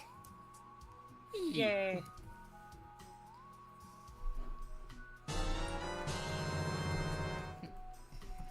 You got a snack. And I'm gonna go drink water. I haven't done that in a while. Alright. So, head count. Who's here? Bye. Yo. My head is here. I'm here, I'm just eating. I've been here the whole time. You're not samurai. Shut. What? Shut up, Boone. We get it. You like your samurais. I said Sam Reich. Sounded like you said samurai. But if you wanted to go on another talk about Six Samurai. Yeah, alright. No. Wait, I have are a the boys question. Here? I have one question before we continue. Yeah. Long rest? Yeah, obviously. Everyone, you've taken a long rest, so go ahead and mark that down. Oh boy. Yeah, you are all fully healed. All your resources are back to full. And are the boys here? Yeah, are the boys here? Darling, we've long rested. Isn't that exciting? Wow. All right.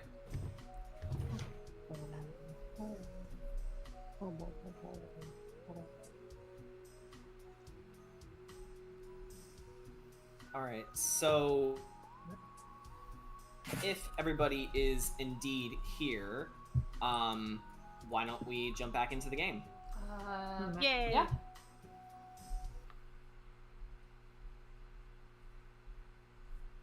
All right. So as the night draws to a close, you all take a moment to rest, or in Ark's case, keep a watchful eye on everyone. Go ahead and give me a perception check to scope out the area outside. Alrighty. Kira's back in business, baby. All right. Well, okay. Now I'm rolling good. Another nat 20. Nice. So with the 4, and then plus 4 to the perception, if that means anything. So 24.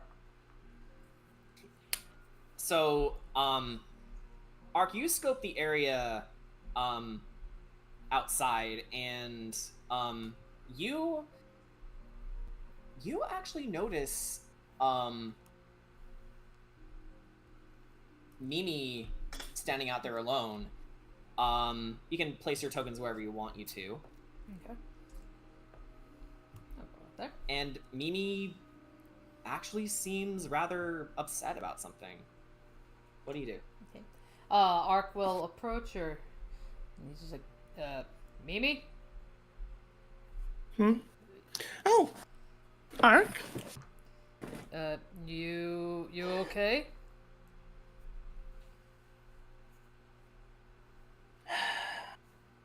Not entirely sure, honestly. I still... Part of me is trying to think.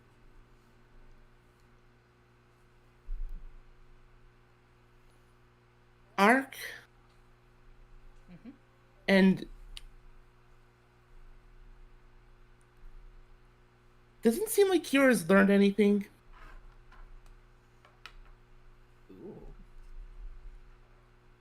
I know she's had a lot on her mind, and I know she's just so scared to death about losing everybody else. I mean, I get it. I mean, I know she's worried and all, but I mean, it's like I said, they are a strong group. I mean, I trust them completely. I know they can get their job done, and I know we'll meet up again. I don't know how I can convince her that. Yeah, that's my thing. Like, it seems like every opportunity she gets, she's almost cursing the Morning Lord. And I get it. To some degree, I understand. It's not her deity. But at the same time,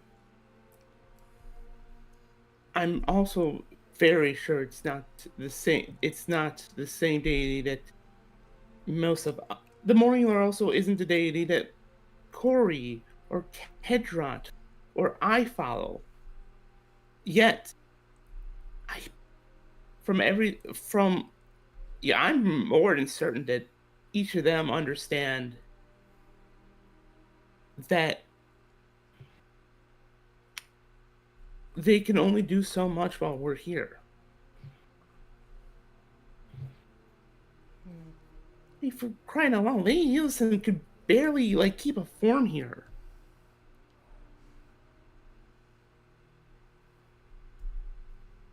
Do you think maybe being in Barovia as long as we've had, in the state that it's in, do you think it's starting to get to her?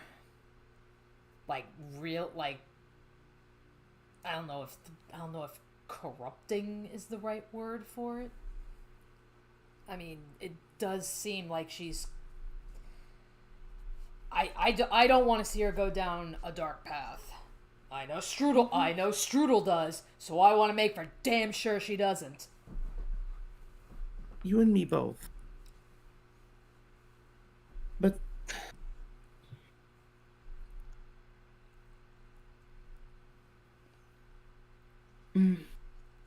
I know it's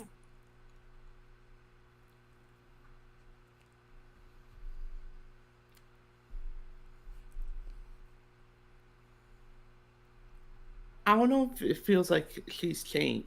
She's changed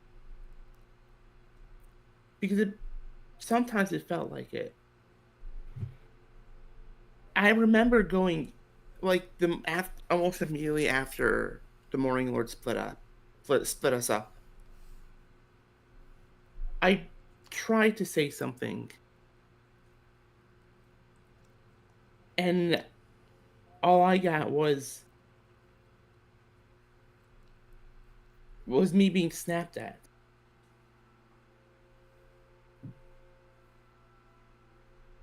More than anything the Morning Lord has done, that was actually very demotivating. If it weren't for Anastasia being right there, I don't know if we would have been half as successful there.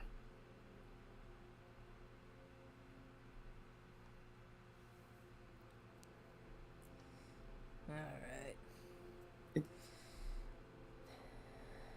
Yeah, I think we're gonna have to talk to her about this, you know. Mm-hmm. Yeah. It's like I said, I have no doubt that we will see Kedrot, Corey, Sugosh, and Ricky again. I have no doubt we will, but until that day comes, yeah, I think we need to talk to her, you know. And and I know Suko hasn't been with us for very long, but you know, maybe she can kind of help, you know, be, I guess, like a neutral party, you know, to kind of be there to, you know,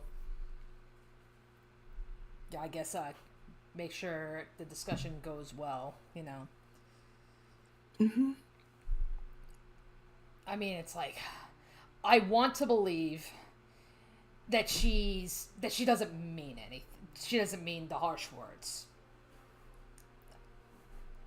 Yeah, we know she's a very caring person. You know, she loves people more than herself. We know this. I think maybe we just kind of need to remind her that you know, yes, we're all here. We all have to stick together even when we're apart. And I mean, I don't know what the Morning Lord... I'm not a devout person by any means. I don't know what he's thinking. You know, but things happen for a reason.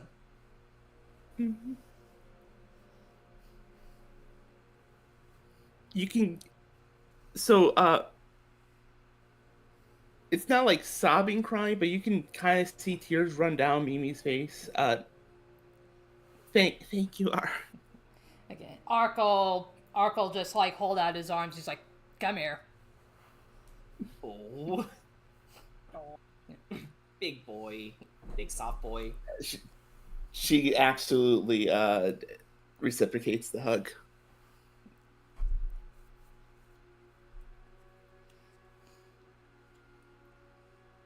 All right, so as you're having this conversation, Kira, we turn to you, and I want you to make a wisdom save as you toss and turn in your sleep. Oh boy. Uh-oh. That's a 9. A 9. Well then. So.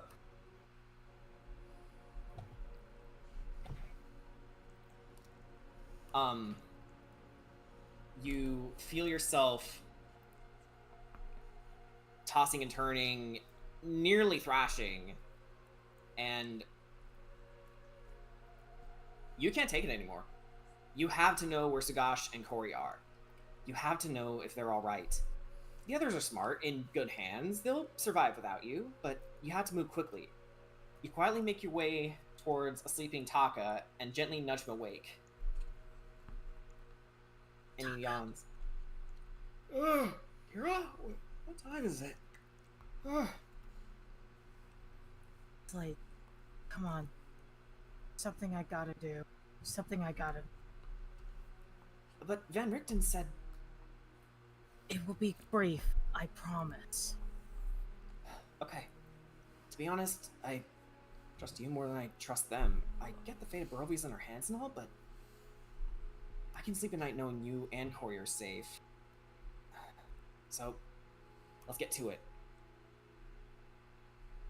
He opens the window for you. Oh, we're going out the window. Okay. Sneakier. Huh. Reminds me of that one Suko, time. however, with your passive perception and given how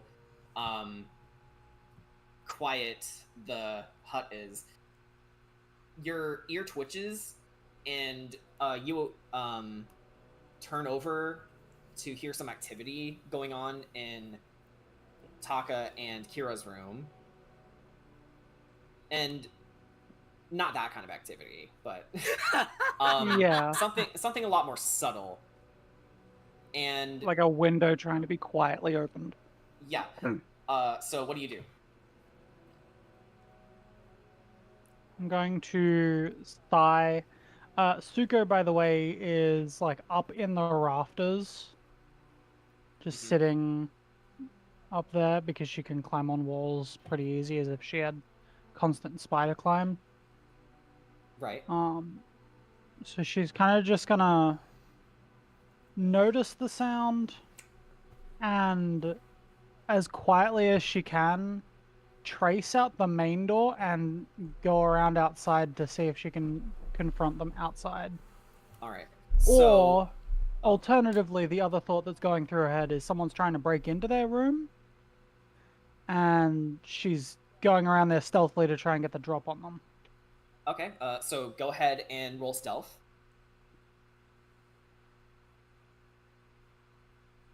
That is a total of 25. 25. Yeah, easily enough. You flip your way back down to the ground, and you traipse your way to the door and open it just a tad. Thankfully, it doesn't creak, as you notice Kira assuming her dragon form and taking Taka bridal carry style as they begin to fly out of the window. What do you do? Suko's going to sigh, look around. So Suko's like here in the doorway at this point. Suko's going to sigh, look around, stretch for a second, and notice that, you know, neither the other two aren't in here. I'm going to sigh and go, for fuck's sake. And she is going to quietly follow. All right. So, Kira and Taka, you fly your way out.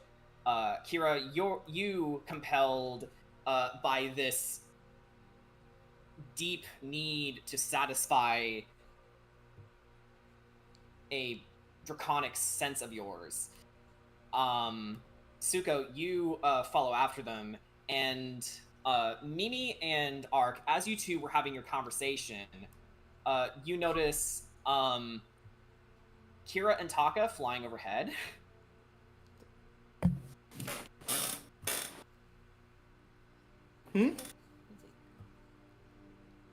And Suko following after them. What the?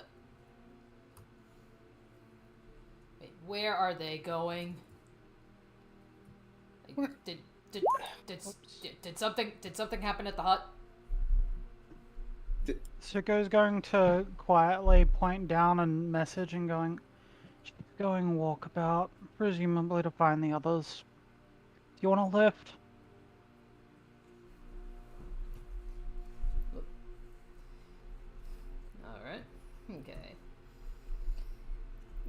Yeah, that. Yeah. Tsuko seems tired, but isn't trying to resist it because she's done something similar before. All right. It's weird, but Okay, so everyone, you follow a frantic Kira as she makes her way in the night sky, and of all places,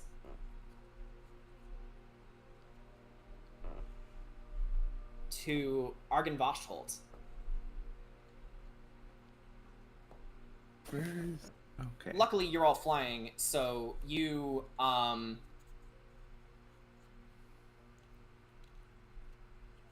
managed to catch up to her pretty quickly. But yeah. at a certain point, it becomes very apparent that Kira is not alone in the air. Because Tsuko flies very quietly, considering they have angelic flight, so their wings don't actually have to flap. But somehow I think Ark's form of flying is a bit louder. Yeah. So it becomes quickly noticeable to Kira that they're being tailed by their friends who have just caught on. Yeah.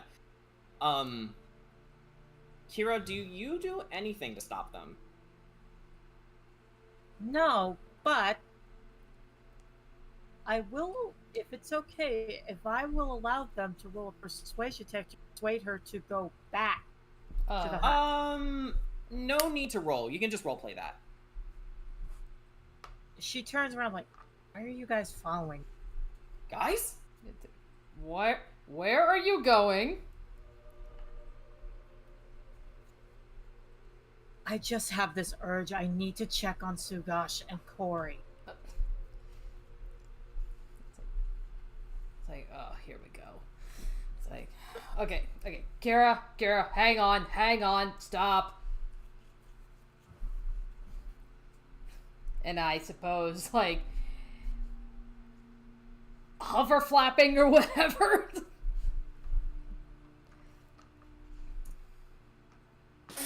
Even if you wanted to get more of the group together, you were willing to do it without us?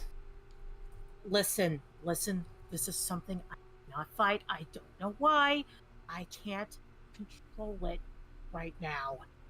Please understand, this is something I feel like I need to do.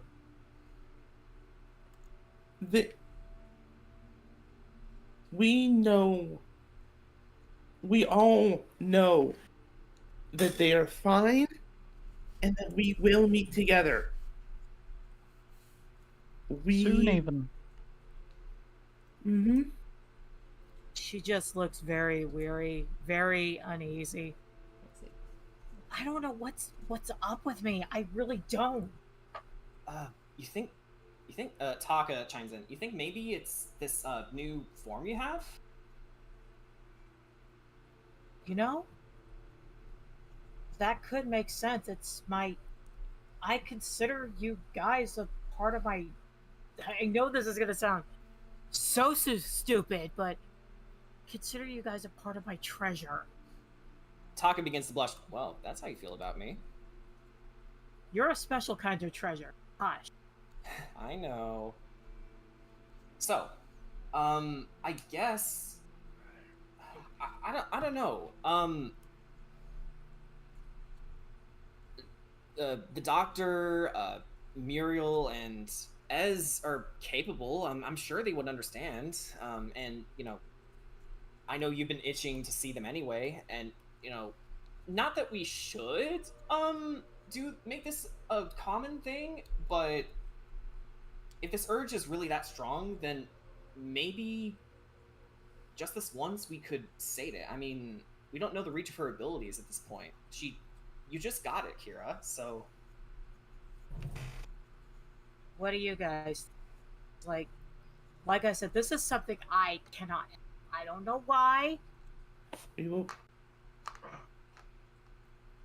So it's like, so if I am to understand correctly, I know you said you got the whole dragon blood thing. We've known that since day one.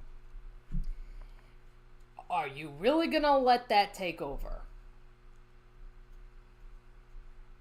I don't know. Look, just take it.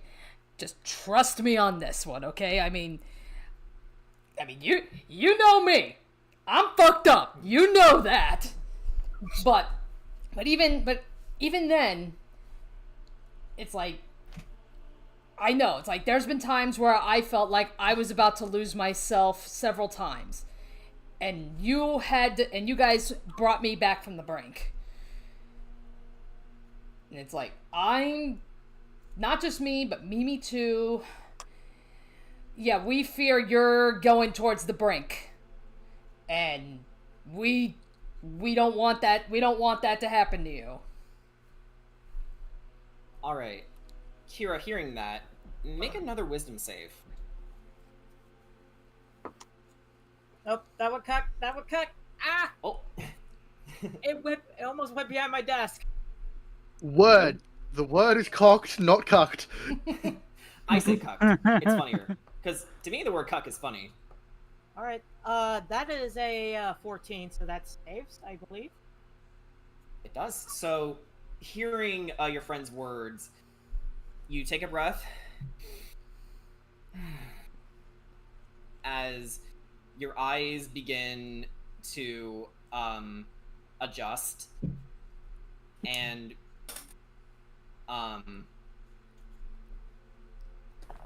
you begin to understand and gain your senses back. I'm sorry. That was... I don't know what came over me. I am terribly, terribly sorry. It's okay. It's okay. Let's just go back to bed. Let's head back. Yeah, it's okay. Come on. I demand more snuggles. You're getting them. My gift given freely. Hold on. But Mimi stops you. Hold on.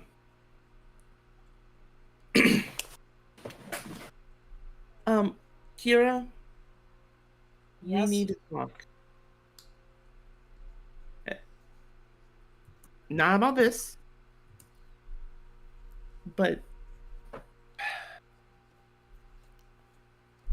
before noticing you flying off, Ark and I were having a conversation, and I don't know how much you're really taking in with what everyone is saying. It doesn't always feel like it.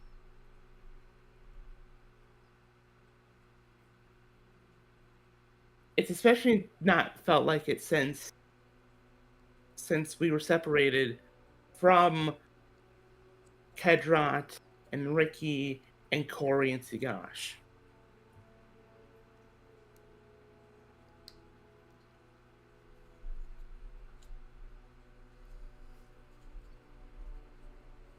I understand what you're saying.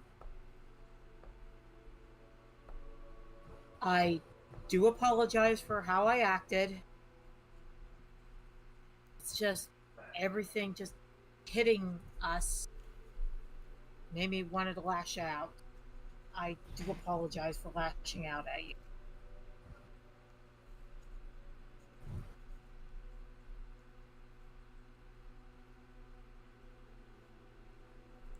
Oh.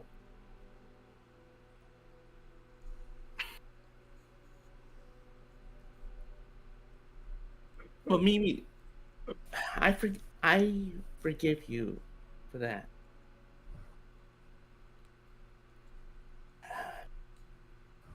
I'm also worried. I'm just also worried that apart from the lashing out, I'm afraid you're just.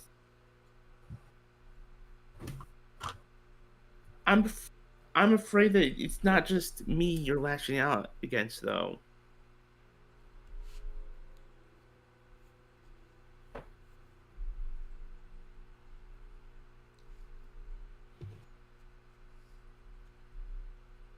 Well, who else would I be? I mean, Kira, hear her out.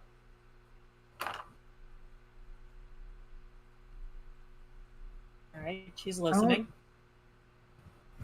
No, I can't entirely tell if it's the dragon thing, the dragon blood, or if it's everything else. But I've certainly noticed that, like, anytime the Morning Lord gets brought up, there's almost like an immediate disdain for it. And look, I'm not saying that any one of us are following the Morning Lord. I believe Corey was also following Bahamut. If I pronounced it, if I pronounced it wrong, understand that Mimi's understand that this is not to be out of game, I pronounce it as Bahamut. Okay, understand that it's not Mimi trying to be rude or whatever. It's just that's understandable. Words. Yeah, Bahamut has been pronounced in different ways. Yes. Yeah, I know. Like I know. I believe Corey also followed him, and I know Kedra and Sugash follow someone different. I know I certainly do. But at the same time, we're all trapped here. We're all trapped. And even whether or not you believe that what happened there was not a blessing, look what he led us to. He led us to Anastasia, which definitely shows that we're actually helping people. We are actually saving those even under the Dreadlord's curse. We found the symbol of Ravenkind. We met up with the Children of the Moon. This is my first meeting with them, and I'll admit I didn't have the same connection that everyone else did, but they accepted me because of you guys. So clearly that's just that too. Just you should be. I'm not saying you have to think that what he's done, what the Morning Lord has done, has been a blessing, but it does seem like it would be better to not think of what happened there as the curse. And if others believe that what happened was a blessing, so be it. If you were it would definitely be best for someone who might be a queen one day to be maybe a little more tolerant of that. You know, that does sound reasonable, Taka says. I mean, queen one day, Kira. And I think you don't have to necessarily believe in all those gods. But to respect different cultures is something that anyone could admire. Because if you take your wisdom from one place, it becomes rigid and stale. But understanding all different kinds of people, all different kinds of customs. I mean, I wasn't awake in Barovia for the longest time, but he gestures to the kingdom below you all. Think about everyone you've met, everyone you've helped. Here, let's name someone that, that's helped us in the past. Anyone at all.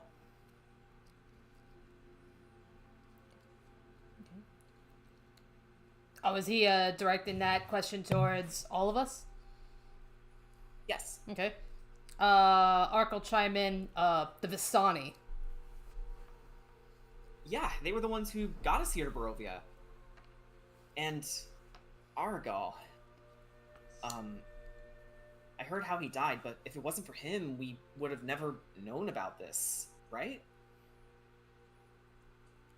And if it weren't for him, Ricky would probably be in a worse state as well. Yeah, exactly. And, Kira, remember when you told me when you saved,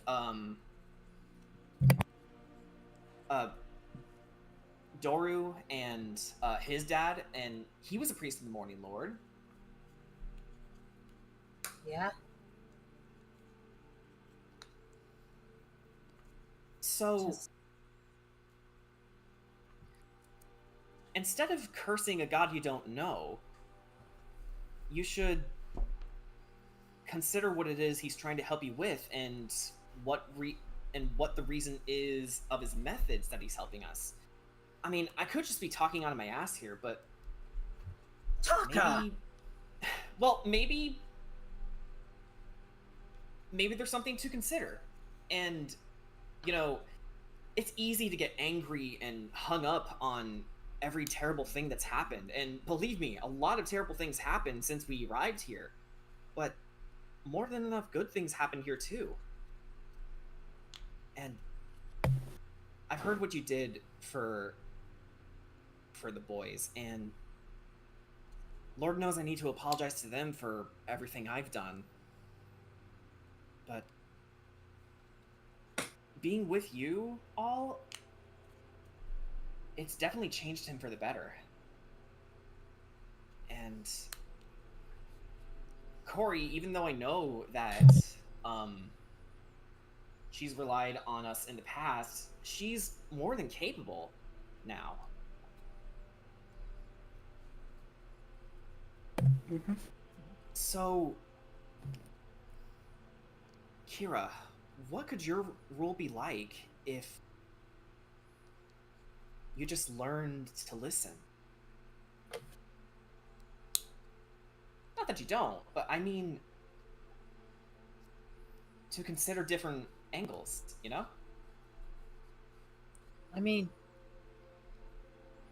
to be honest, like, that whole thing, I will say, as you know, I am a dedicated follower to Bahamut. So am I. So is Corey. And I don't know, I just got upset because, like, everything that's been happening and just being separated from what I consider my family just made me go insane. But you're not separated from your family. At least not all of it. You still have Ark and Suko and I. And me. I know. But I think that's also a sign that we all need to get back together, put our heads together, and think about this more as a unit instead of, you know, I getcha. assuming the worst out of everything and everyone. And I know, it's rich coming from my mouth. Oh yeah, very rich coming from me. I would. But Sometimes the people sometimes the people who've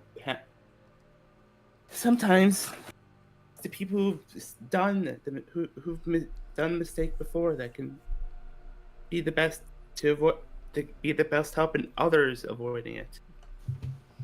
I mean, Kira, I know, again, I understand that you're worried about everybody else, but just and really think about this and answer honestly. Do you trust them? Do you trust that they can take care of themselves? Do you trust that they can succeed in their mission?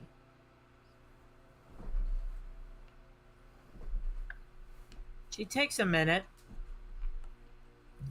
Taka squeezes your hand slightly. Takes in a deep breath.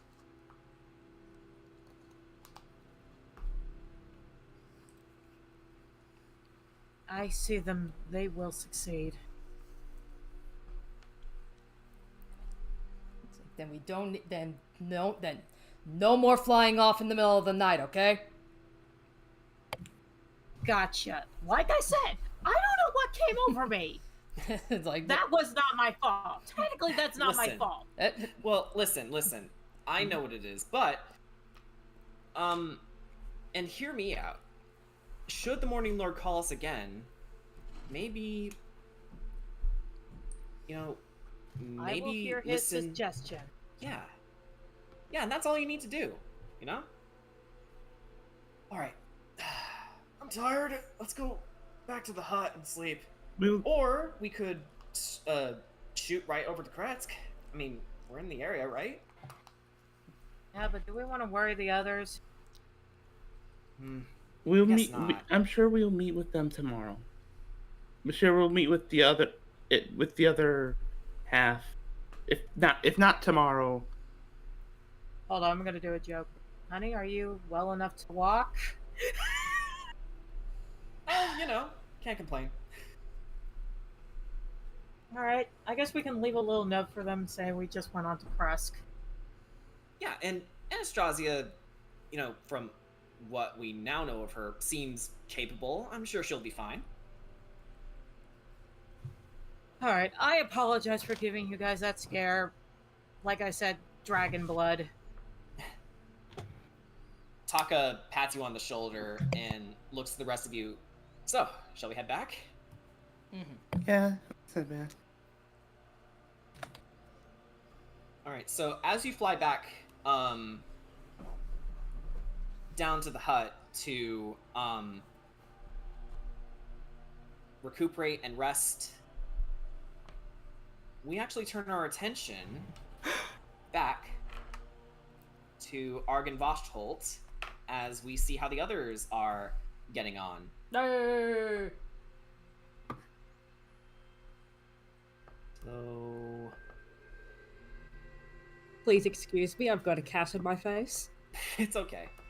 So, Ricky and Corey, we turn our attention to you two as I find the right notes of where you are. Argen Vostholt's really big. Yep, you do that and I'll be working on switching over all the icons and shit. Yeah, sure. Go ahead.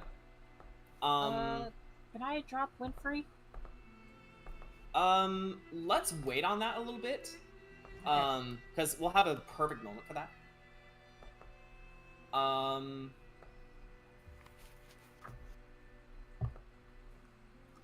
Alright, here we go. So, you are in Argenvost's study, working hard on constructing a new body for JJ, carving the wood with intricacy and precision, and shaping the metal and different mechanisms to fit in the right places. Corey, you notice the slashed picture of Argenvost, and you think back to what this mansion would have looked like in days long past. until you hear a knock on the door.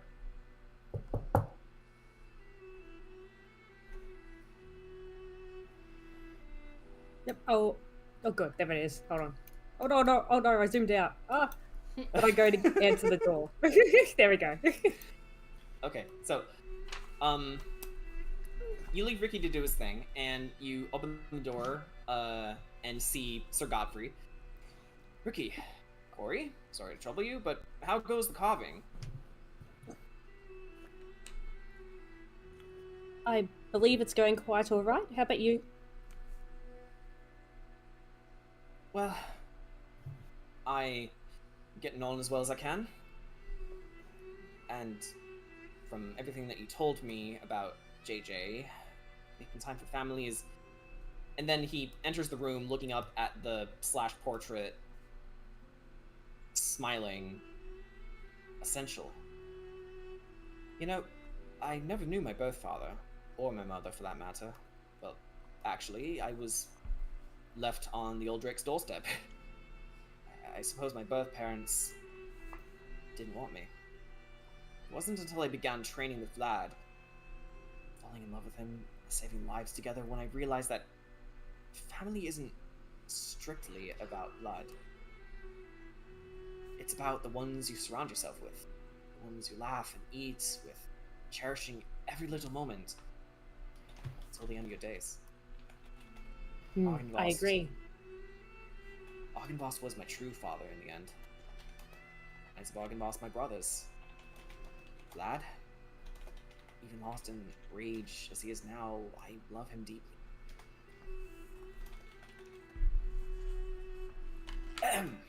Forgive me, wandering on lost memories. I understand you're in search for the Sun Sword, yes? We are? Powerful weapon. But, according to the whisperings of Argenvoss' spirit, we must return his skull to the mausoleum downstairs, which will light the beacon we need to oppose the Dreadlord. I heard it was in Berez somewhere, no doubt in Lysaga's possession, but without the skull we can't get to the Sun Sword.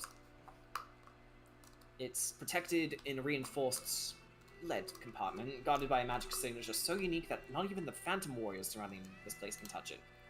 That signature is in Argenvoss' skull. I always thought it was a funny precaution to have, but, well, it's funny how things turn out when your back's against the wall, isn't it?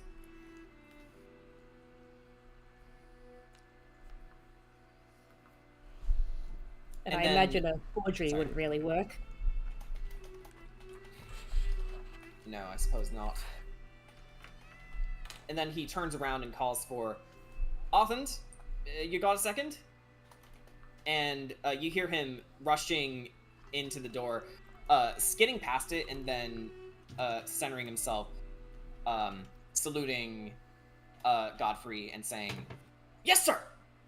Can you show the Terror Court where we keep the Sun Sword?" "Yes, sir! Right away, sir!"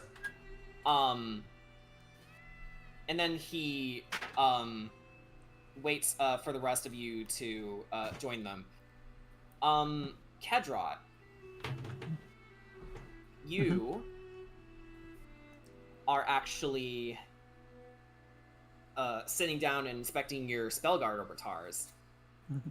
They were a fancy set of armor that served you well as protection, but you don't believe that the Belmondos ever disclosed the command word to you. There must be a reason why. Go ahead and roll history. Sugash, since you're right next to him, you can choose to help him or not. I can choose to help him, and I will choose to help him. All right, roll with advantage.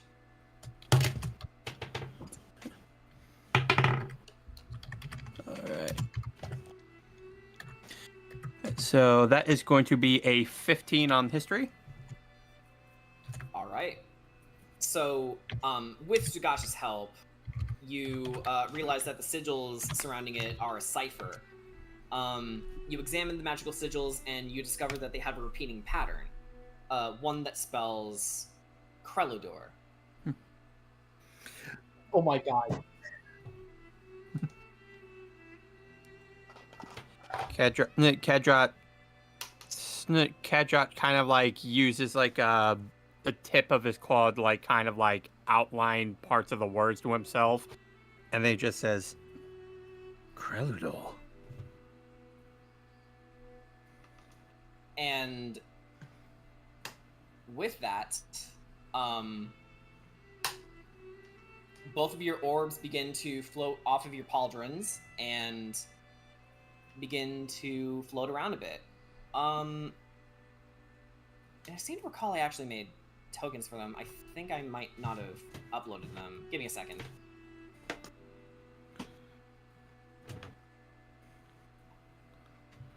So...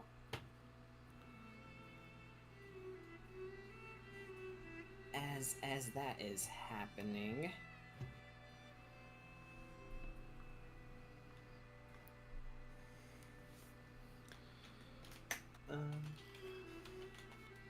Which is weird because I thought I put them into the game. I guess it must have slipped my mind. Ah, here we go.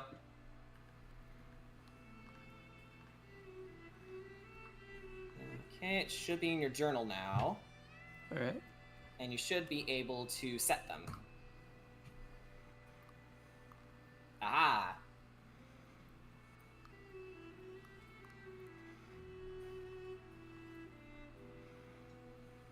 All right, so Hollow sees what you're doing and says, "Huh, mighty nice trick those orbitals have." It's rather interesting that these things are activated by the name of the aim of the moon back in my homeworld.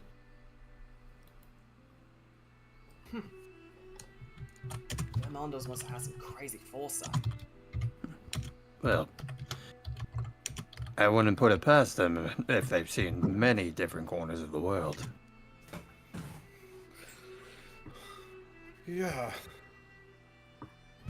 Certainly seem to foresee quite a few things, actually. You know, that reminds me. Let me go find my girl. And he rushes out and joins you, Corey, and says, "Oi, Corey. Sorry to bother you. May I see that knuckle shield you've got?" Oh, of course. I hand it over. All right. Okay. So, you know it's standard abilities, right? That it can disorient if you bang on it just right. Yes, yes. I have another way. And he makes his way into this room, opens the door, and then he bangs on the shield, unleashing a sonic blast in a cone, and he says, "There's more than one way to use the shield." And you can go ahead and add this to your notes, because I was thinking back on the magic item a little bit and thinking there's got to be a few more applications to this, so here you go. Ta-da. Ooh. Ah.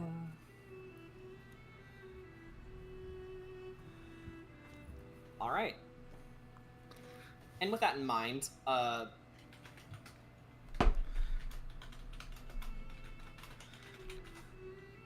Arthand peeks into the room, addressing Ricky, and says, "Hey, you want to see where the sun sword is?"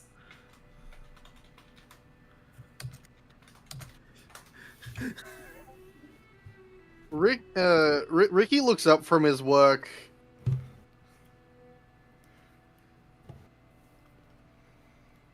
It's probably not the best idea that I stop doing this. Sorry. Right. I'll leave you to your thing. And he says, "Everyone else, follow me upstairs." Oh, yeah. And Could you? I'd imagine we probably don't need the toys out, right? Yeah. the marketable action figure accessories. all right. Do you take those jeers lightly, Ketrot? He does, and then Kedrot just simply calls them back. All right. They fly back on your shoulders. Probably Kedrot knows that Sugash is just joking. Yeah. All right. Does Corey follow them, or does she need to stay behind for the process? I believe she does, but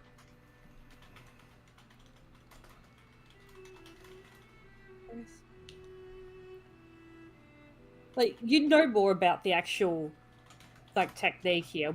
Yeah, so I'd probably stay behind. okay. So with that in mind, Kedrot and Sugash, you both head up the stairs to the next area.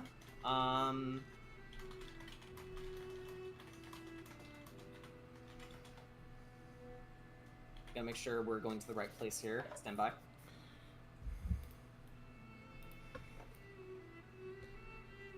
Standing by, and by standing. Well, actually, gay standing, but. All right. So, yeah, okay. Let's ascend the stairs.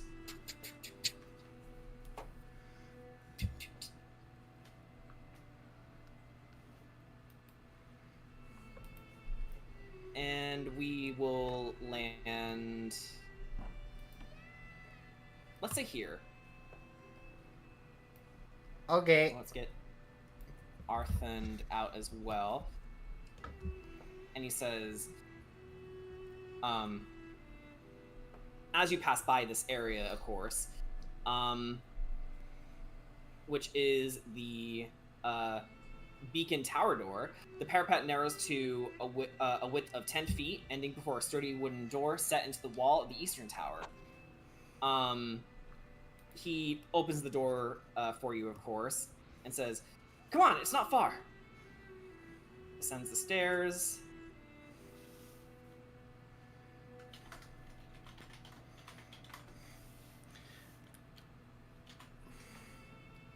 And oh yeah, the map actually tells you.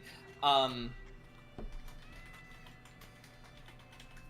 then he awaits at the top here. Huh? For Kedrot and Sugash. Yeah.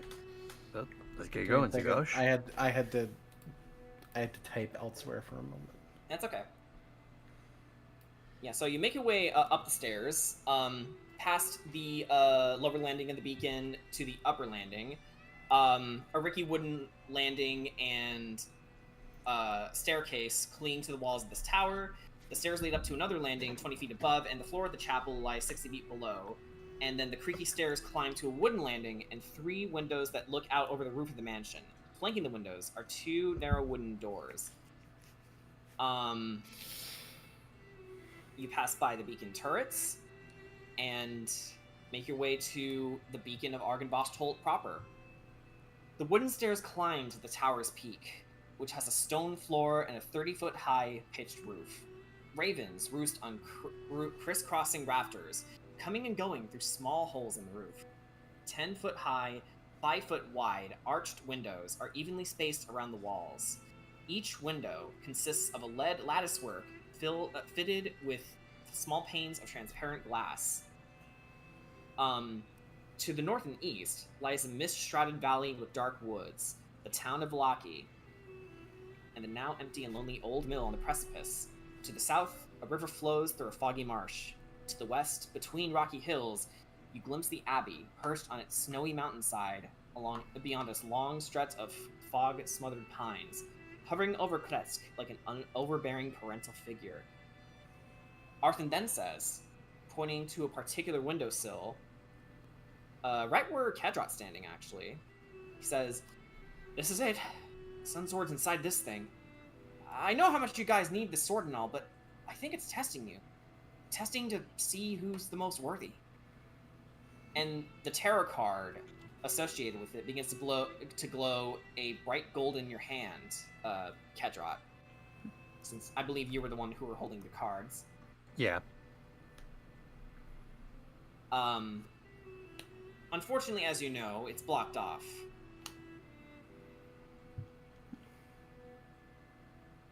And then Arthand says,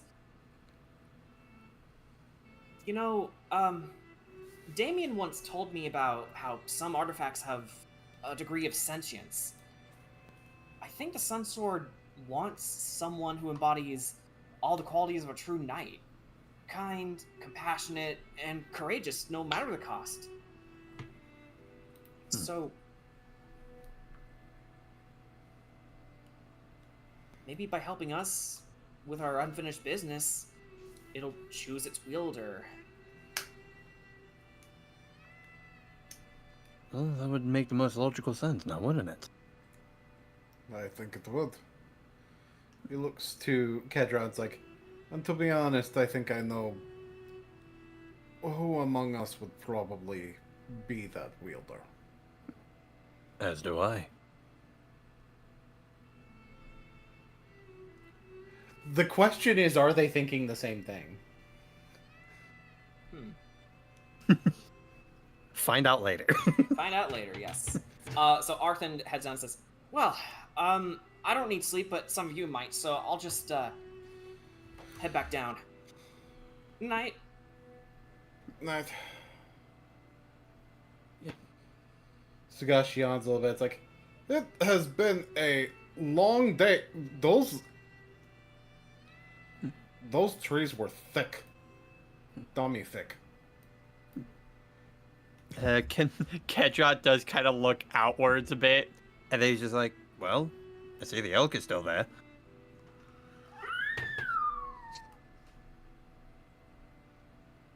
You hear it make a noise. The elk is still there, Leah. So, back downstairs. Ah! Particularly, back to see what Corey and Ricky are up to.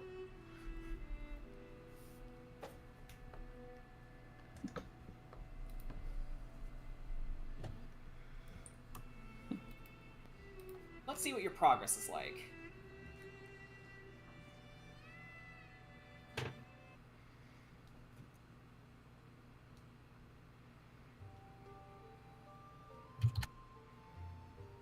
Alright.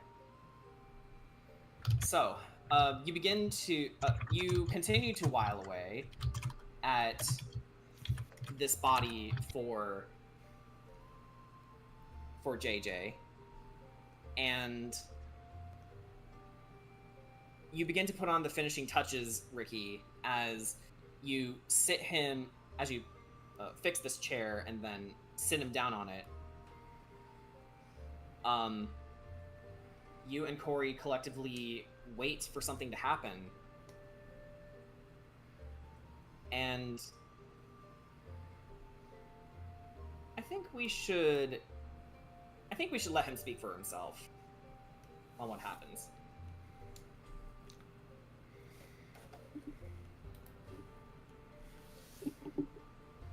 The wooden body with metallic limbs and joints sort of it just sits there for a little while. Nothing's happening to it. And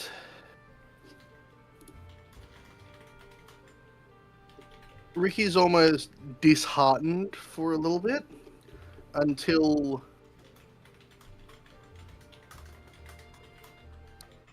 a leaf seems to appear on top of the chest before sinking in and causing the wood to warp, a pane of glass appearing over it. The leaf glows 1,000 different colors. It's almost constantly changing. And the hollows of the eyes flicker a little. the limbs begin to twitch, and from what is the empty head, a scruffy blonde growth begins to form.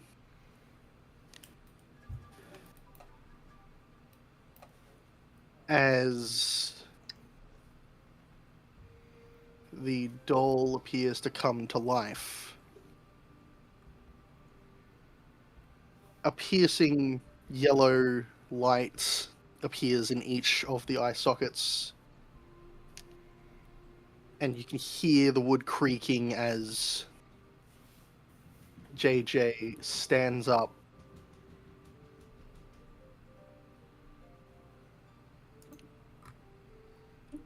Yay. I can feel this. But- Yay. He looks at the body that has been built for him and just sort of flares his arms back. It's inexplicable, but a cape seems to appear connected to the shoulder pads as he turns to look at both his brother and Corey. You know you went a little bit overboard, right?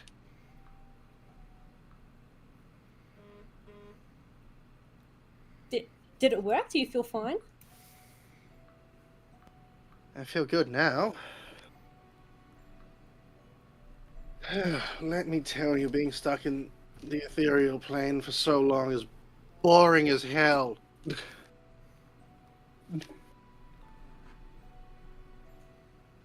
Is that the first thing you're really going to say when you come back? Yes, it is.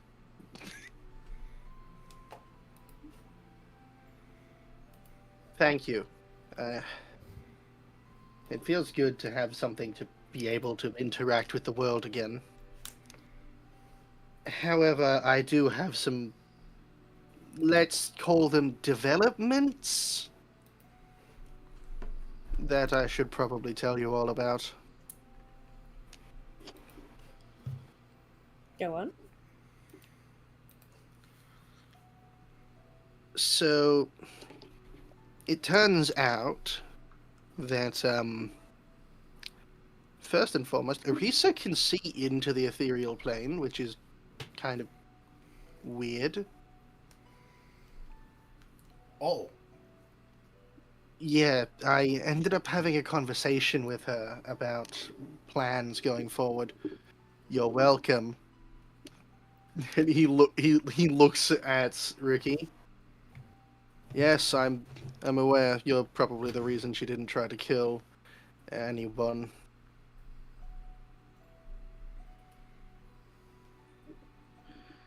I've made a deal with some devils. You what? What? Okay. Hear me out. Listen.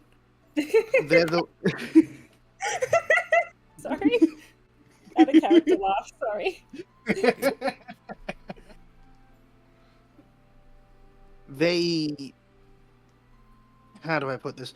They've been practically enslaved in order to bring about the release of an ancient and powerful devil whom they do not want to fucking work for.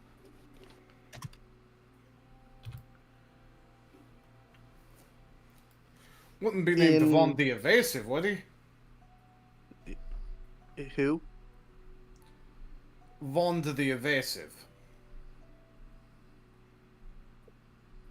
Hang on, I'm just going to quickly check what the actual name was. Because that had broken. No, his name is... I don't know if saying it is a good thing. In your head, you hear the name Majesto. Okay, fuck, that's the... Yep. Heard that name. Cool. Great. So, Wachter has had them has had them working for her after they fleed him. Fuck. Yeah, I was informed he had eyes on me in particular. And it seems that the Walker family have been doing everything they can for the past, let's say thousands of years in order to release him. Their leader is a man named Lucius, whose family was killed for refusing to help.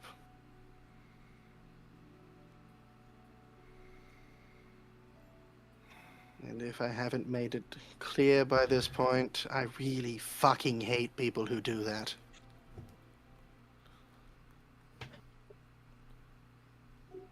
Wonder if Vaunt was in the same boat. I'm unsure. The spirits of Barovia, notably, are on our side. That's good. It was,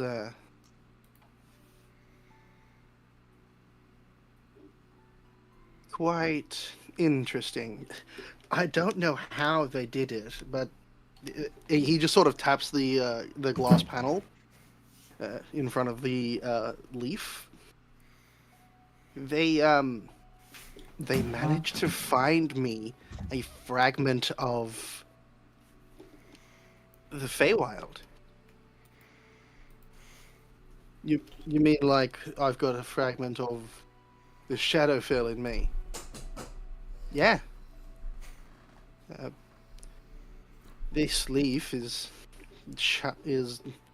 a fragment of the Feywild for Barovia and is capable of locking me to the material plane so long as it remains in my chest cavity.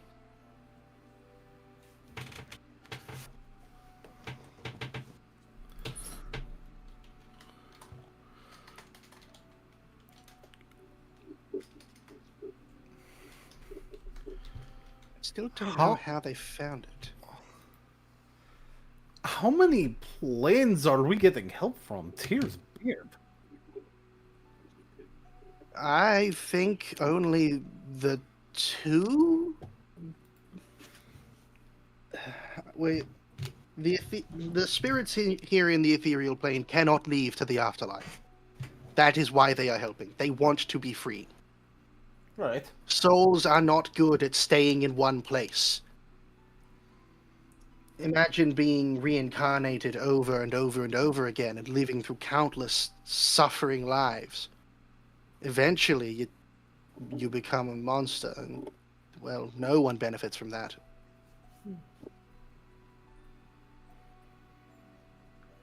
Sending their souls, setting them free, that's the deal I made with them.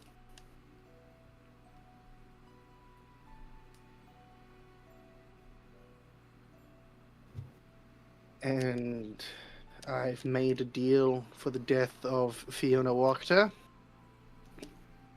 Eating a lying bitch.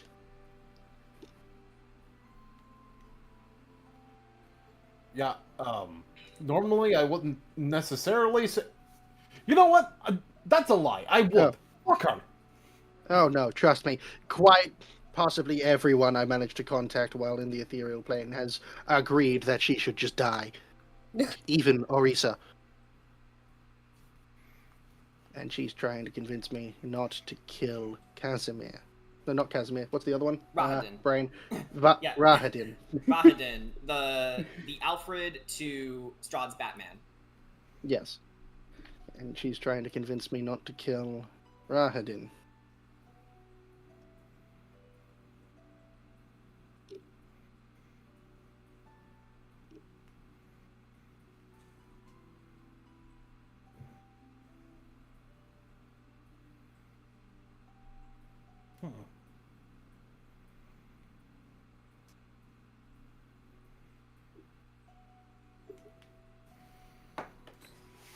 So, you're telling us that you've been gallivanting around and collecting yet more allies while we've been here? I wouldn't call it gallivanting, thank you very much. It's not like I had much of a choice other than to just start work on convincing people to help us. I couldn't be out here stabbing people until now.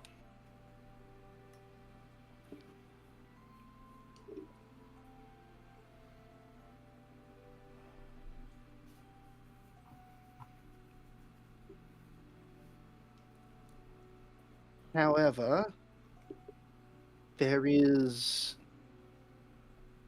one good thing I can actively admit.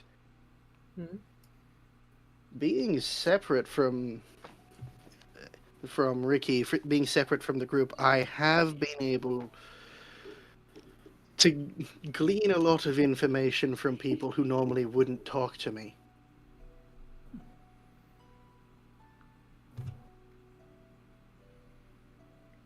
The devils working for Wakta don't want to work for her, and will do everything they can to not be in our way. Orisa is genuinely remorseful. She accepted when I told her that if anyone told her to fuck off, that she just fucks off, which is a interesting.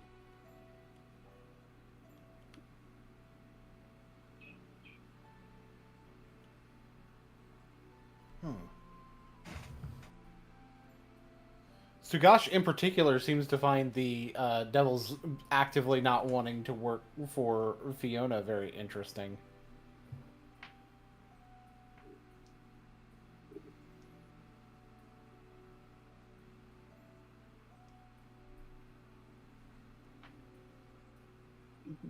Splitting us up was also just a really fucking stupid idea on his part, wasn't it?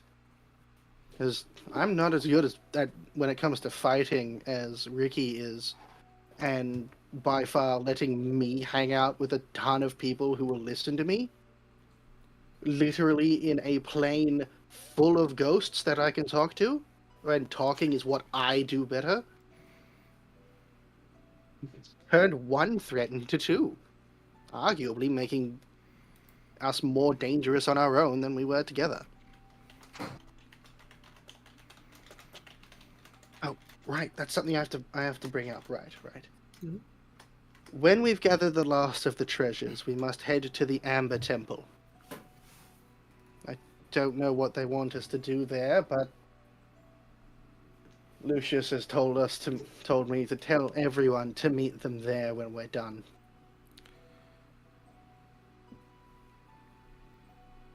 They might have gifts. If I were to guess.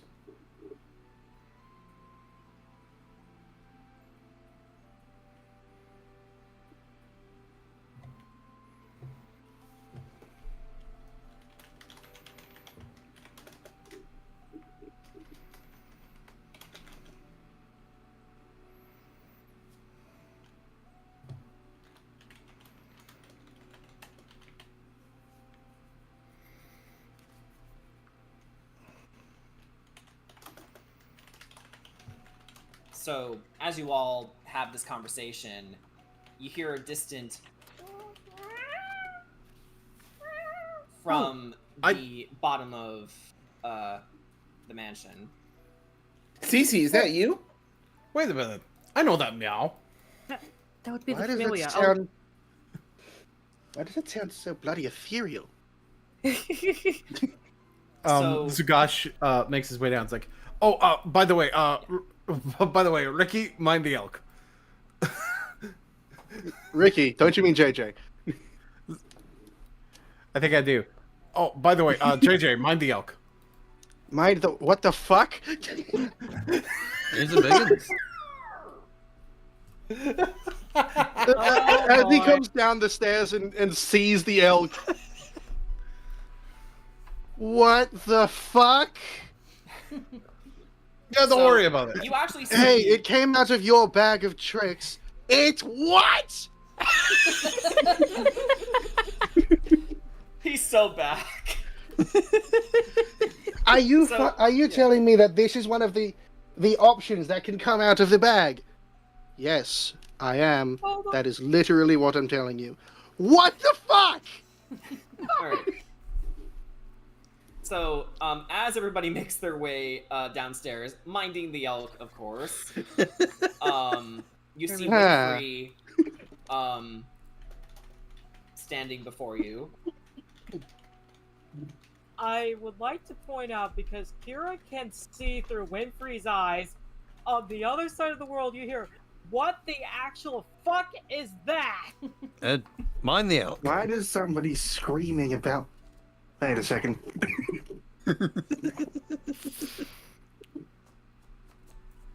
We will rub up against Kadra, rub up against Corey, rub up against Sugash, rub up against Ricky. Sees the doll thing, tilts her head to the side. JJ tilts his own head to match, just staring into its eyes. I know you can see me through these. That's JJ. That's JJ. Meow. Yeah, and as you have this conversation... Poor elk is fucking trapped. Yeah, and as you have this conversation, everybody, you see Scar and Sunder making their way inside, and Sunder is the one who speaks first. He says, "Good, you're still awake. You might want to head outside." Oh god, what is it now? Two shapes, and Scar chimes in. We can't exactly make it out. It's too foggy. Apes? What? You'll have to do a little bit of explaining. I haven't been here for quite some time. Why are you working with the hobgoblins? Because Anastasia is on our side now too. You fucking what? Yeah. Remove You're curses going to a hell have of a to drug. Yeah, You're going to have to catch me up on these both things. Make your way outside. You peer through the fog, and standing there, holding Blinks in her arms, is Anastasia. And she asks, "Hello up there?" And as you see her, you see her holding Blinks as well, and he says, "Help! This crazy bitch will stop hitting me!" I don't know, Blink. Some people would consider that rather lucky of you. Well, I got their attention at least. And Blinks finally gets put down, and he hides around the corner here and says, "Piss off, bitch!" He's like that around everyone, don't you worry. Well, I see.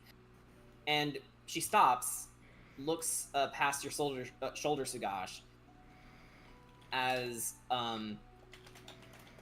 the two hobgoblin brothers make their way down to her.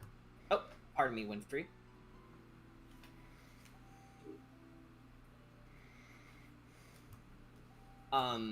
They make their way down.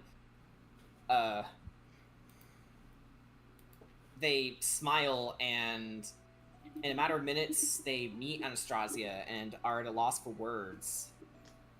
But Anastasia didn't need words for them. She puts a gentle hand on their faces and gives them a tender hug, which catches them both off guard. Sunder says, "My lady, are you all right?" "I'm better than all right, boys. I feel whole again, like who I was meant to be." "You've definitely changed," says Scar, "but we're just glad you're unharmed." And Anastasia looks down at Scar's new mechanical leg and smiles. "Me too, Scar, but I was definitely busted up pretty good." And Sunder clears his throat. "So, What's our next move? Gather our troops. We're to launch an attack on a garrison in Barovia village. And she goes to head over, but she leans against the dragon statue. She was clearly tired from the whole ordeal. If I may make a little bit of a recommendation, maybe rest first, yeah? Right, rest. Haven't done that in 500 years? Yeah, you probably need a nap or something, I'd imagine. Yeah, is there a place where I can sleep then? Please, I'll show you. Yeah, absolutely. Oh, mind the elk. Yeah, mind the elk. What? So Anastasia makes her way inside and says, looking up at the elk, and the elk looks down at her, she puts her hands together, breathes in, and says, well, that's not the weirdest thing I've ever seen. That was probably the least over-the-top reaction we've gotten so far. Well,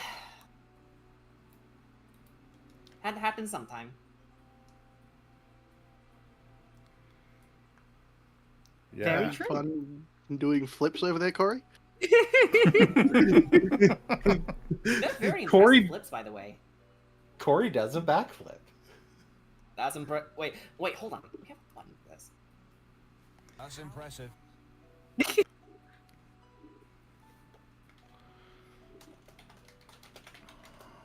Alright, so as the night draws to a close, we can say that it is a dawn to a new day. That means the elk disappears. Yeah, unfortunately, everyone say goodbye to the elk. Before the day ends. Our running joke is dead. Just like the elk. Sorry, Corey, what were you gonna say?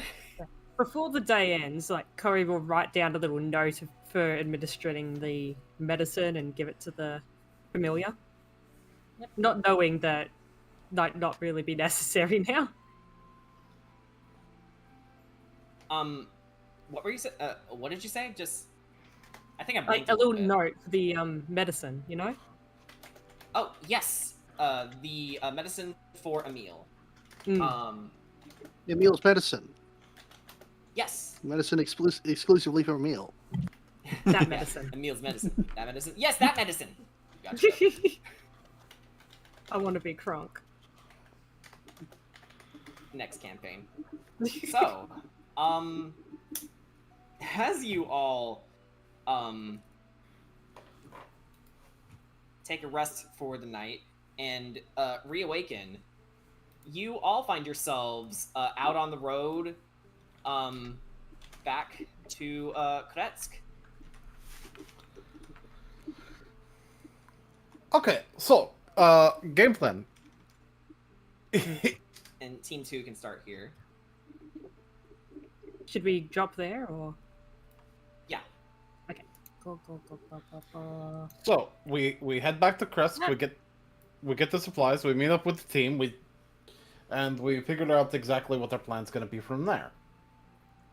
Have everything in our way, and, you know.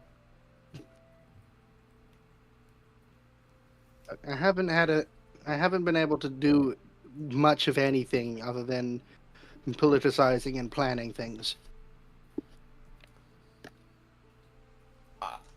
More Admittedly, verbal, I did discover these new abilities I've got myself and barely got to see what they do, so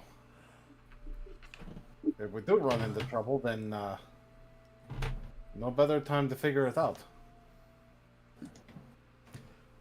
I don't think we will, though. Roads are too clear. And as you have that conversation, Kedrot, you stop a little bit, which gets everyone to notice.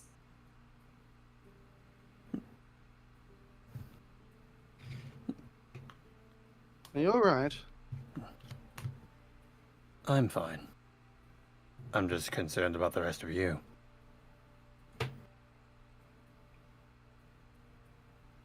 Elaborate? I know these past couple of days have been rather uneasy for the most of us. And more importantly, and then he looks over to Sugash. Are you still uncertain about, well,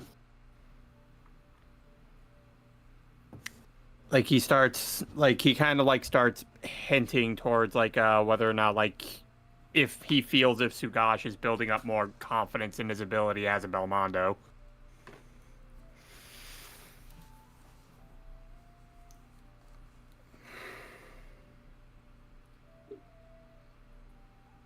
A little bit of column A, a little bit of column B. That's normal. But I will say, considering how you treated Anastasia back there, I think a bit of that blood out of your family was still running within you quite hot. I think the blood of my family is doing a lot more than even I realize. To be quite honest with you.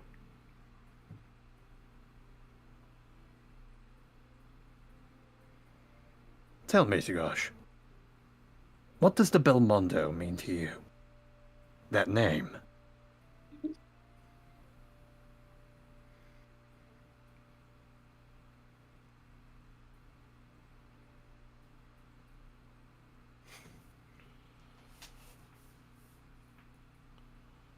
I've been told how much it means hope, but I firsthand never really got to see that hope in action. I just heard about it. So you've heard about it. But I believe my question to you is, what does it mean to you?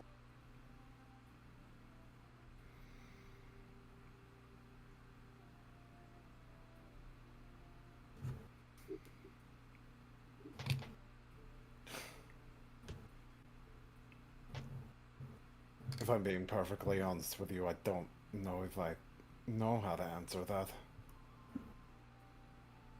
And that's fine. Honestly, kind of reminds me of when I was growing up. Is it? Is it fine? Perhaps it's time that I told you all a story.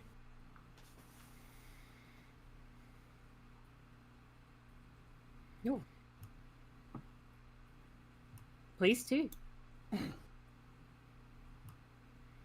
This story starts out as probably many of yours did, not with a happy beginning. And that actually leads you all to the gates of Kretsk, as you all officially rejoin each other. So go ahead and drop your tokens, however you wish. Hey, how's it going? Okay, so Mimi is... Hold on. Is my mic on? Yes. Yeah. Cool. We hear you. Mimi goes out and hugs literally the first people she could see. And it's Sugash starting. Corey's next because line of sight. Kedrat's next. Where's Ricky? She's hello there. JJ? Yeah, it's me. Hello, I'm back. Yeah, Ark over. I'm so fucking bored. Yeah, Ark overhears this, and he's just like, "Holy shit, JJ!" And he just goes over and he's just gotta hug him. A wooden doll does not have much strength to resist a big man. Careful. Don't break the body. I just got it. Mimi, however, also tries to go in and try and hug both of them? They're not going to It- resist. At this point, they do miss the party. Yeah, she was gonna stop. She was hesitant a little bit because of what happened when she was right after she initially woke up from feigning death. Like before, she was hesitant, but like after seeing, I think after Ricky like kind of drops like implicitly like drops the guard for a hug, she goes in.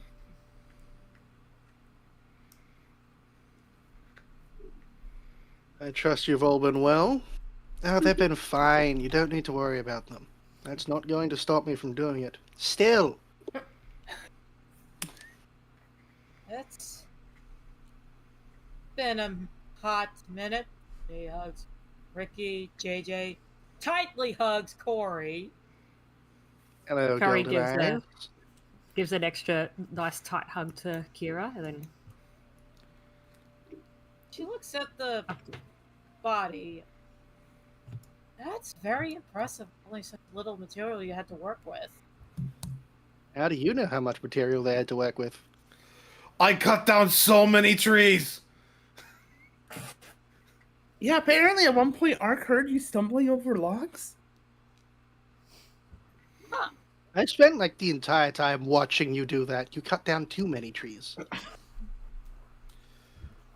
Yeah, do you I can only cut down 2 extra trees. Listen, Sagash, deforestation's a real big problem, okay? Hello, Suko. I see you come back. Sugo just waves. Yeah. We needed the logs for the ghosts. I guess They're not ghosts, they're revenants. Wait, hold up, Revenants. Calm down. They're not going to hurt you. they were Words friendly. first, talk later. And if you need me, he hops off the cart, blinks, and he says, I'm gonna take a piss by the gates. Oh, Okay. have fun.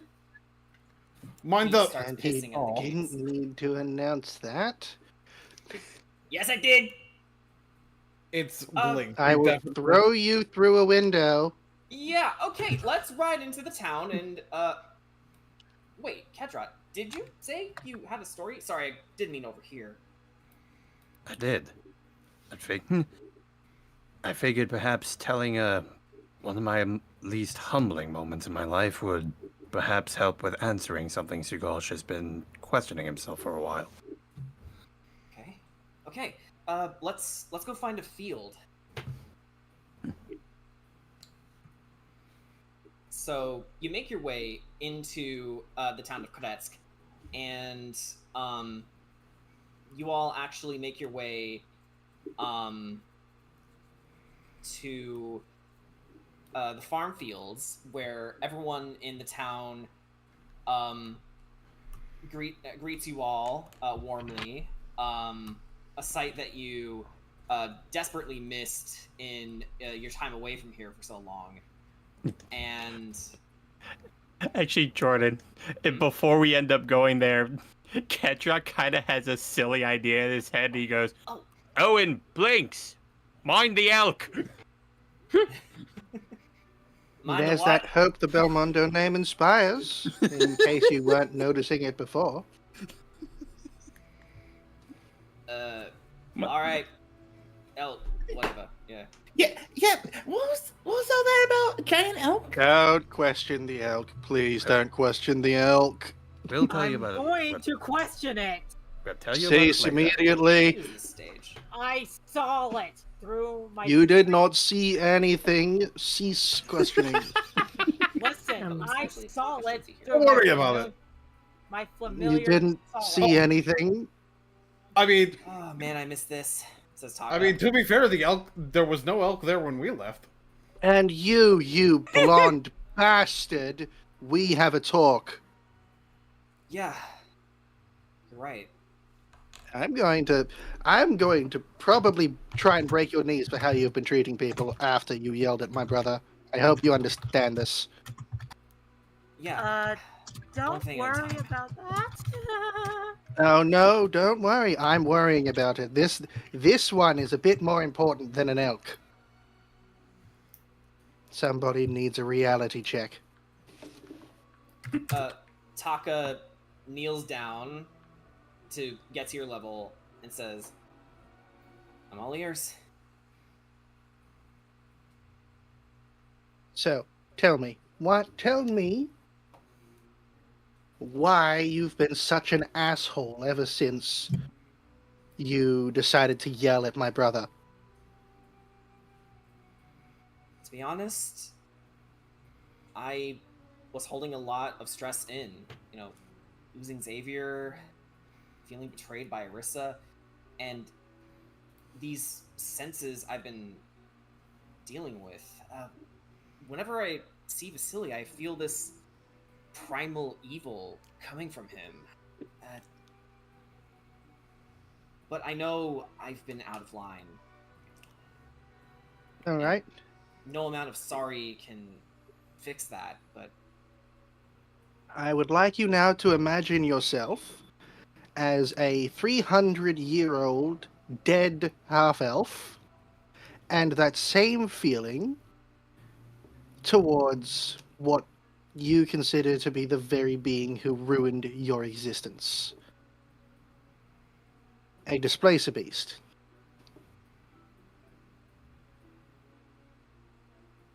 Do you realize just how similar the problems that you're having to the problems that Ricky was having? Like, in general? He looks over to Ricky, and then back to JJ. You're right, they are.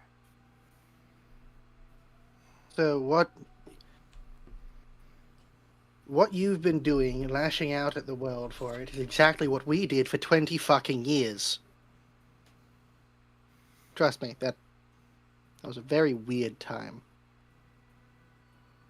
The stress is always going to keep coming, and trust me, when Kira ascends to the throne and you become a royal consort, it's just going to get worse.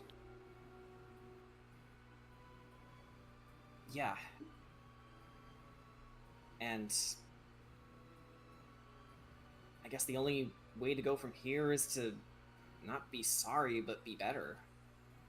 Right? Exactly. Instead of kneeling, stand up. I may be shorter than you, but I'm older than you are by an order of magnitude. He stands up and wipes his knees. Right, sorry. Kedrot? I think the floor is yours now. Right.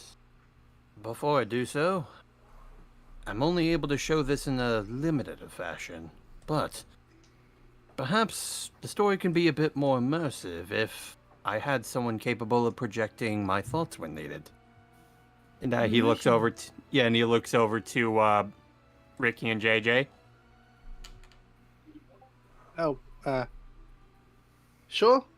Everyone, you're gonna want to close your eyes. It's time for a trip into the mind. This is going to be really, really weird for you because you're going to be able to feel what he's thinking. Everyone sit down. This is going to be a bit weird.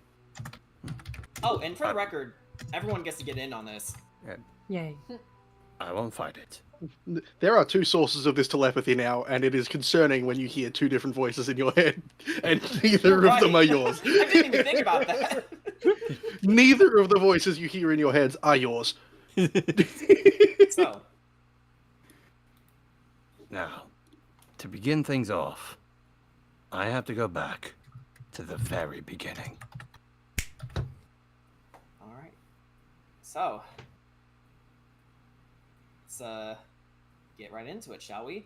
And oh, damn. Everyone go ahead and go into important things to note, because we've all got lines. Holy shit.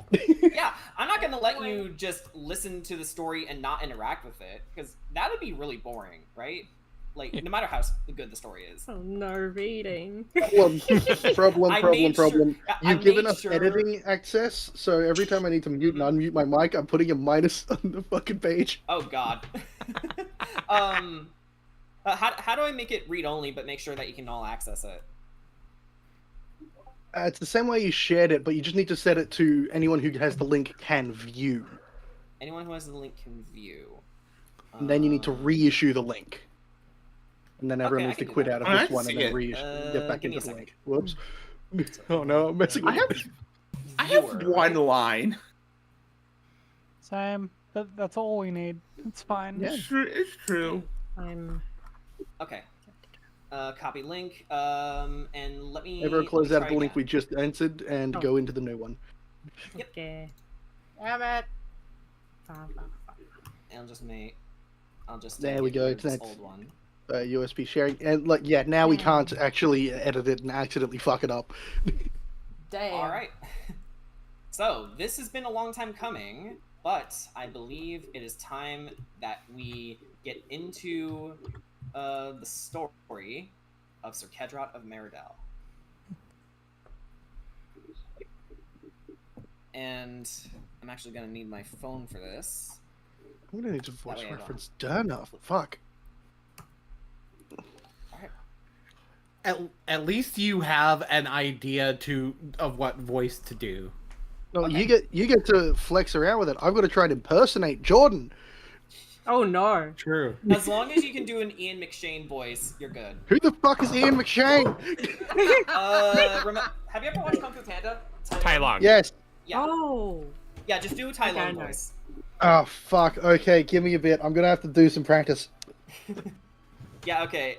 You do that, and Rita. I'll figure out what's going on with the music here. It's like, buddy, I am the Dragon Warrior.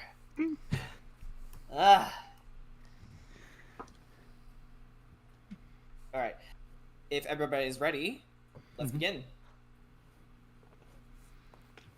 So, 26 years ago, in the hot regions of Tyrannia, new life was soon to be born into this world. A Scorchio named Orvad will soon be a father. He is seen pacing back and forth, praying for his wife's safety. His anxiety continued to build until he heard crying in the other room. And he found his wife breathing heavily, and the nurse next to her was holding a small black Scorchio in her arms. Ecstatic, Orvad was happy to finally see his newborn child. He approaches his wife and asks out of concern, All right, Lori. How do you feel after that? Lori was still trying to catch her breath, easing up, knowing the worst of it was over. She turns her head and sees Orvad comforting her. It was a sigh of relief to see the man she loved, and then she gasped and asked, Baby, she says weakly. I want to see the baby. Orvad nods and gets up and takes the tiny baby in his arms and brings him to Lori, who couldn't help but smile. Orvad had the brightest smile on his face as he held the child. And look, he's a boy, Lori. He continues, passing the child over to his wife. Lori weakly held the child in her arms and smiled. But as she looked at him, she noticed his back was bare, without wings or any suggestions of him developing. She then gestures to Orvad to check his back. He sees the same thing, no wings. Orvad gently rubs the baby's back and smiles. Orvad, what are you doing? Or what are you thinking? I'm thinking that we'll raise him just fine, dear. Speaking of which, we need a proper name for him. Lori smiles as she looks at the small child. Kedrot. She looks at her husband. His name will be Kedrot. And she gives her child a kiss on the head. Orvad looks at the tiny hatchling, proud. Kedrot. Orvad hugs Lori as they both look at the baby. It's the perfect name. The next day, Kedrot is laid in a crib for his nap, during which Orvad and Lori take a moment to discuss Kedrot's defect further. Lori suggests, Orvad, we can't stay here. With a stern look in his eye, Orvad adds, I know. There's nothing to make here, and the constant fighting isn't helping either. But where can we go? Even if we do leave, every day that we aren't out of the line of fire, our child will be in danger. Constant danger. Which is why we need to think of somewhere to go before the next wave of fights ensues. If we're to give Kedrot the help he needs for his disability, then we need to go somewhere more profitable. Then we'll have to make a decision quick. Orvad tilts his head toward the window. They both look out the window and find the obelisk over the mountains radiating. Blast it all. The obelisk has been calling non-stop. Lori looks behind her and gets into a panicked hush as she takes her husband by the shoulders. Okay, he's napping. So here's the plan. We take him, leave, and make our way to Meridel. Not a bad place to make a living. They have plenty of farmland for work. It may be our only chance, but we have to leave now. Orvad shuts his eyes and inhales sharply before exhaling and looking at his wife once again. You're right. I don't like it, but you're right. Let's get some food for travel. We're gonna be at it for a while. After gathering their supplies and bundling baby Kedrot in his favorite blanket, they make their way out of Tyrania, just before the next obelisk war could break out once more. The trip was perilous, but they soon found themselves at the ocean separating Tyrania and Meridel. The two began to spread their wings until Lori's wing was struck by a spear. Looking behind themselves, they were being chased by forces of the brutes, armed with spears, blades, and hammers aplenty. There they are. Get him. Let me escort you in plane. I hate plane. As long as I got the other one, she looks like a fighter. Orvad tries to help Lori up, but her injury keeps her from flying, so she begs. You have to go, Orvad. Meridel's just across the sea. Take Kedrot and go. I've got them in my sights. With much pain, Orvad, in tears, flies off with the baby Kedrot as Lori is overwhelmed by the brutes. Unable to look back, he looks down at the baby Kedrot, holding him in as tight as he could as he hears the pained cries of his beloved wife. I won't lose you, Kedra. I refuse to lose the last thing I have. A few days later, Orvad finally arrives in the outskirts of Meridel. He's held up by guardsmen, who were suspicious of him, given he's an outsider.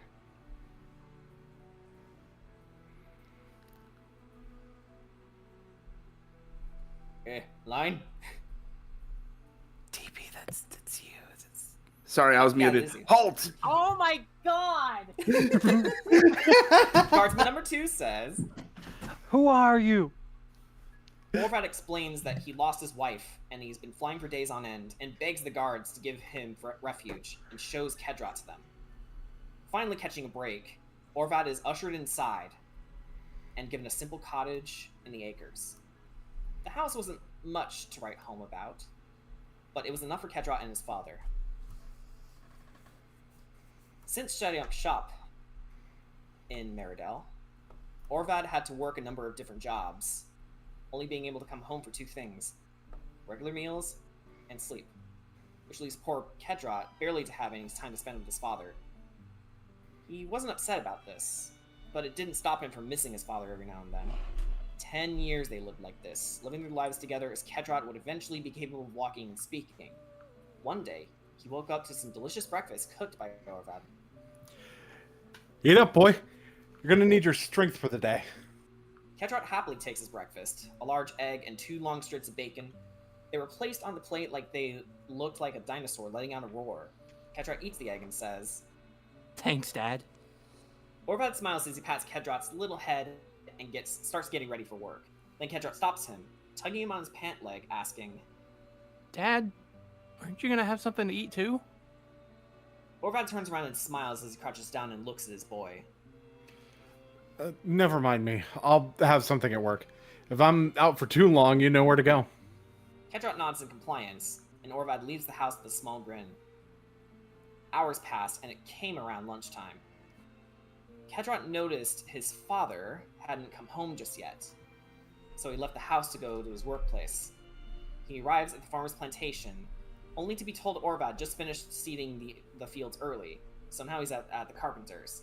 And Kedrot ran off to the carpenter's and saw Orvad high up on the roof, hammering away at a plank. Kedrot shouts at him. Dad, it's lunchtime! Orvad looks down and finds Kedrot calling to him, and he immediately flies down to meet him. Oh! Sorry, bud. I got caught up on my work again. Thanks for coming to find me. He crosses Kedrot's head and picks him up. His boss gives him permission to take a longer break with how hard he's been working. And on the way back... Hey, Dad? Yes, Kedrot. You think I'll ever grow wings like you? He asks, showing his bare back. Orvad looks at him rather sadly, then places a hand on his shoulder and says, One day. One day you will. And we'll both work hard when that time comes. They would have their lunch together as Kedrot was happily digging into a turkey and potato dinner. Orvad looks at his wallet to see the money he's made, along with a slip reading Kedrot's wing surgery and a money goal. He slips it back into his wallet and joins Kedrot for lunch. After they finish, Orvad gets up. Okay. Get on home, boy. I'll be back for dinner. Once again, Kedrot stops him and asks, Hey, Dad, I was actually wondering, is it okay if I watch you work? About to object, Orvad stops as he sees an opportunity. He can show Kedrot what his work was like. Smiling, he says... Of course you can, my boy. I can probably ask my boss about it. I doubt he'd have any objections. And soon, Orvad walks Kedrot to the carpentry. The boy will watch his dad work on houses with keen interest.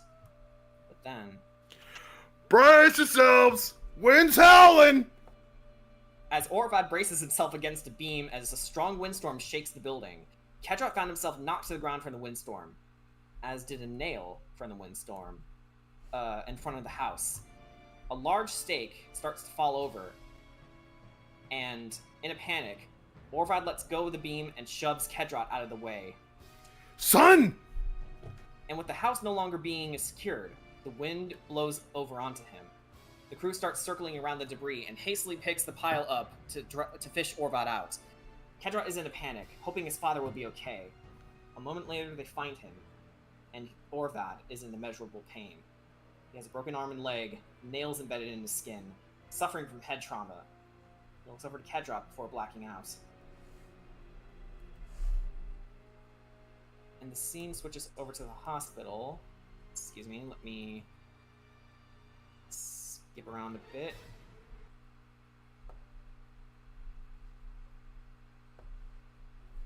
The scene switches to a hospital as Orvad is lying on a bed with Kedrot in tears. Dad? Dad, are you okay? Kedrot was about to reach his hand, but the nurse held him back. And the nurse, I believe, is... Actually, I'll take over. I didn't assign anyone. Come, little one. Let's get you outside. They start checking Orvad's vitals, and they were fading from the injuries he took. Kedrot might have been 10 years old, but he was smart. He knew what this meant. But Dad is big and strong. Kedrot whimpered. The nurse looks at him in pity as she touches him on the shoulder. Kedrot, it is not fair that I have to tell you this, but your father is extremely low on energy. The amount of jobs he's been working gives him little time to rest. If he had more energy to spare, he'd at least walk away from this in crutches. But as he is now, he can barely regulate his breathing. I'm sorry. No. Kedrot starts fighting the nurse's grip on him to reach his father. No! Kedrot jumps onto the bed to bury his head in his father's chest, sobbing. Dad, I'm sorry. I'm so sorry. This is all my fault. Orvad weakly places a hand on his head, which causes the boy to stop crying for a moment. Kedrot, Don't blame yourself. Everything I did is for you. Please. Keep growing for me. And with that final breath, his hand drops as vitals cease. Little Kedrot's world was in shambles. Darkness covered him as the only noise he could hear was a flat line. Dad told me Mom died saving us. And now Dad, he's gone because he had to save me. How? He thinks back to Orvad saying not to blame himself. How can I not? Remembering it again. How can this not be my fault? And again. Back in the real world, Kedrot started hyperventilating on the hospital floor. He couldn't even hear the nurses requesting Kedrot out of the room. All he could see and hear was his father and a flat line. The scene becomes dreary as Kedrot is escorted to an orphanage. It felt as all of Kedrot's joy was sucked out of his life. Even as he's instituted into the orphanage and becomes part of the home, he's introduced to the other orphans as Kedrot looked more reserved than normal. He gives a shy wave to everyone. Once the head of the orphanage left the room, the other children surrounded Kedrot and noticed his lack of wings. It eventually grew into picking on him. One day, out on the playground, hang on, I think I lost my place here. Kedrot is bullied by a few kids for being too weak to stand up for himself. It got to the point when Kedrot was accepting the beatings, and bullies relished in it. It was until the legendary Knight of Meridel, Jaren, finds the kids bullying Kedrot while out on patrol and stops them. Kedrot looks up at the generous knight. We'll reveal him here. Still having a blank stare in his eyes, as Jaren offers his hand to Kedrot.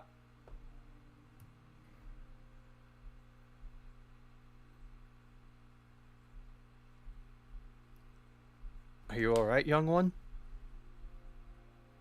Jaren asks. Kedrot was about to say something, but silences himself and sulks. He's about to turn around as Jaren stops him. He noticed Kedrot's lack of wings. Chuckling softly, Jaren turns Kedrot around and places a hand on the boy's shoulder. I'm sorry to see what you're going through. Being ridiculed for something you never asked for is a cruel fate from anyone. Jaren gestures Kedrot to face him. But they are not a sign of weakness, and certainly not a reason to put you down. He starts walking Kedrot back to the orphanage as he becomes more fascinated by Jaren. But he couldn't help but say his thoughts out loud. Why are you helping me? He asks. Jaren looks at him with a compassionate smile. Because you can still grow. Those words made him remember the last things his father said before passing. Light returned to his eyes, and Kedrot just broke down into tears again.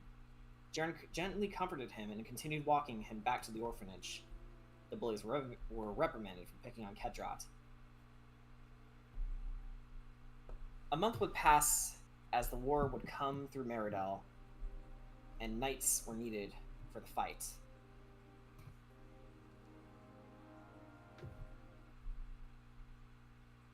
And soon the orphanage was under attack by the rogue Ixi Knights of Illusen. Durna the Cold-Hearted. After leaving Illusen's side, he began to view all of Meridel as his to command. That included the children, so he could destroy all that belongs to her due to not getting what he wanted. And we will reveal them. Honorless and cruel, he would torment the orphans who would have had no way to defend themselves. During his assault, the building was scorched in flames as the children and their caregivers were panicking to escape. As Durna is trashing everything at the orphanage, Kedrot would find a young Shoryu girl named Pyraku, one of the orphans, stuck under a pile of debris and unable to escape. Help! Somebody help! Hang on, I'm coming! As Kedrot went to help Pyraku, the wall was blasted open, and coming through the other side was Durna, sword in hand. I thought my men had told you, brats. Those who stand against me will taste my blade. He points a sword at the defenseless Pyraku. Starting with you. You could prove to be quite the nuisance if you got to grow up. Can't have that, can we? And before Durna could strike her down, Kedrot shouts at him. Leave her alone! She's trapped! She couldn't do anything to you if she wanted to! But he's incapable of taking Kedrot seriously due to how frail he looked. I'm sorry, are you talking to me? You're but a whelp. What makes you think you can do anything? He walks over to the boy and crouches down to meet his level, tauntingly patting him on the head as he says, You don't really think you have a chance, do you? That's pathetic. The Ixie stands back up and prepares to kill Pyraku with a single smite. Now run along, little one, and avert your eyes. This won't be pretty. But Kedrot stood his ground, shaking, and says, No! Durna stops, growls in annoyance, and says, rolling his eyes, No? Are you serious? Well, maybe you'll realize next time that there are less annoying ways to die. And he turns his back towards Kedrot. What are you doing? This isn't a game. He's going to kill you. So? He wants to kill you too! Then why are you still here? Kedrot remembers his family, still blaming himself for their fates. Because I don't want my life to prosper because another person dies! Durna rolls his eyes as he admires his blade for a second, as if to check how easily he can impale the boy with it. Bully for you. It doesn't matter if you stand before me now or not. He brandishes his blade and drags it along the dirt, kicking it up in the air as he gets ready to advance towards Kedrot. Anyone who follows her rule is doomed to fall. Durna then starts beating up Kedrot, almost taking pleasure in having strength over someone so small. Kedrot tries to breathe fire, but only small sparks come out. Come on, stop messing around! That's not gonna scare him! At the same time, Pyraku is struggling to break free out of the rubble. Kedrot continues trying to spit fire, only to keep having puny sparks come out. He falls over from exerting himself. Durna chuckles and says, Well, I don't even think you could start a fire with that. He kicks the boy away from him. Pyraku looks at Kedrot trying his hardest and manages to wriggle free and blast a bolt of lightning at Durna, paralyzing him. She runs to the boy's side and says, Listen to me. You are not a hero. You are not tough. You're not brave. You're a fool with a death wish. So just get out of here already! But despite how much Kedrot was beaten, he still got back up.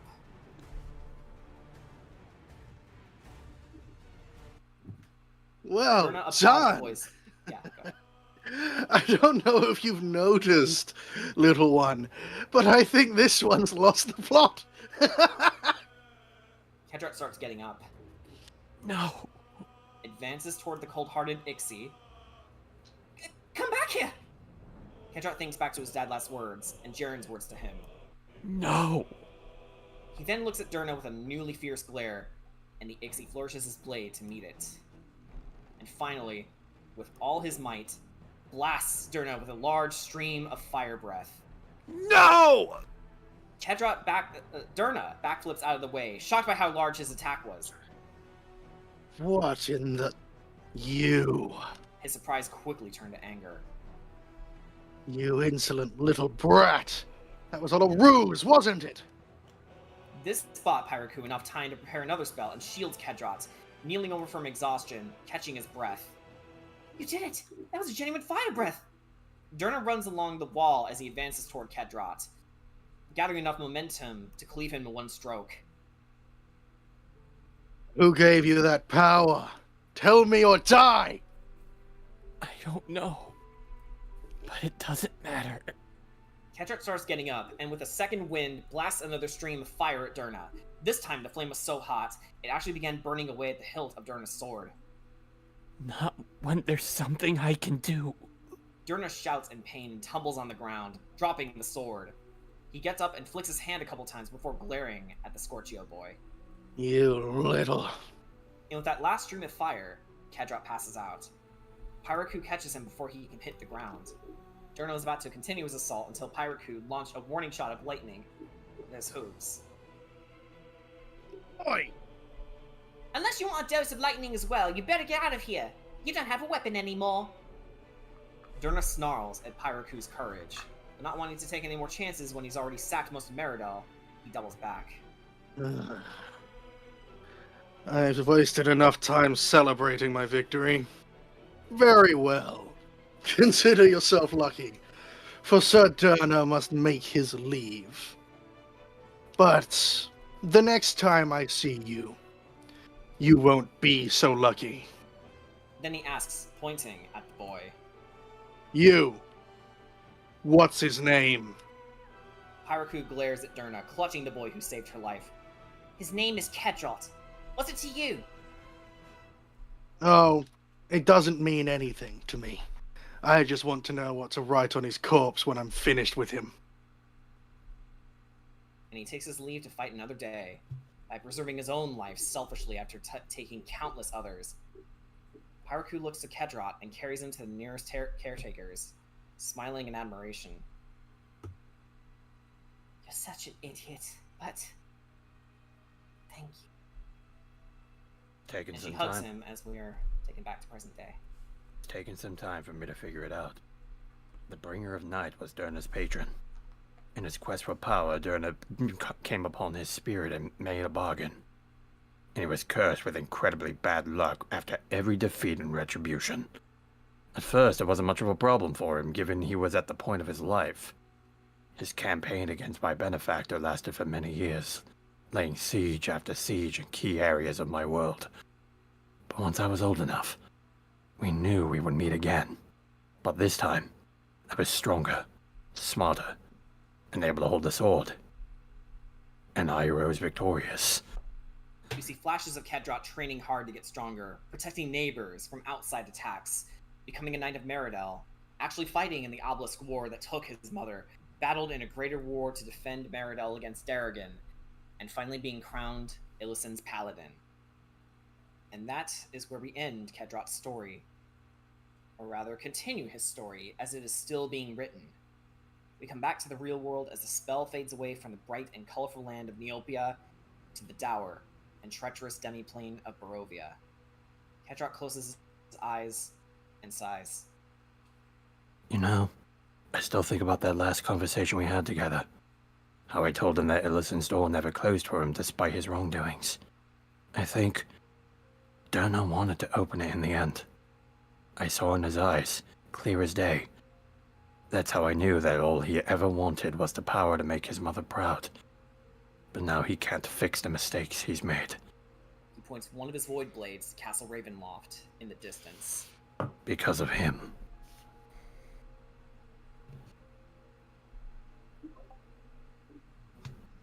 Sugash. Ow. You told me that you didn't quite know what it meant to be a Belmondo. And I told you that's normal.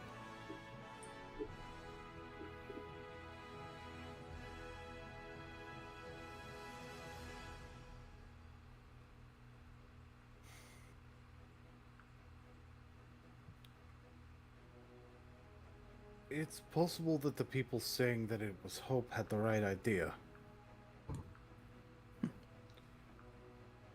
It is certainly the right idea. But the truth is, when we start our journeys, we never know where they're going to take us. I didn't even know where mine was going to take me. But it doesn't matter if we don't know that or not. Because at the end of the day, we are the ones who forge those paths. From the words we hear from others, the inspiration given to us. Sometimes, the hope that we give ourselves. That is the inner strength that allows us to find out how we define who we are.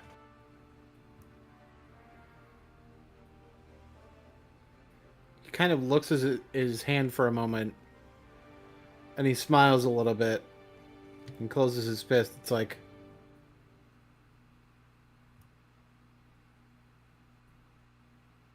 I think there's some degree of truth to that. But I've come to realize that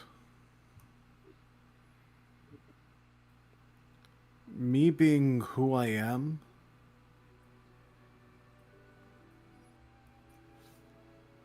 he kind of looks at each hand.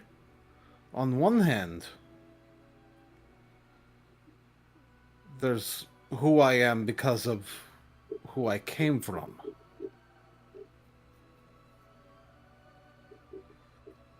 The lineage of the Belmondo. That hand that he's looking at happens to be the one with Leo's ring on it. And the other is the aspect that comes from... And he clenches his fist, and the Seraph's chain appears in his hand. Which, for some of you, it's the first time seeing it. What the fuck is that thing? What the heck? Whoa. It's... new.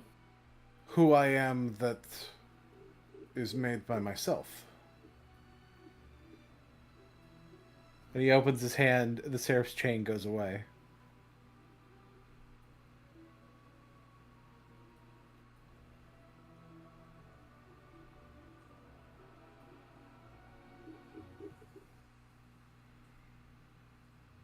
And I think it's going to take both of those things. Sometimes it does. After all, I didn't get here by myself either.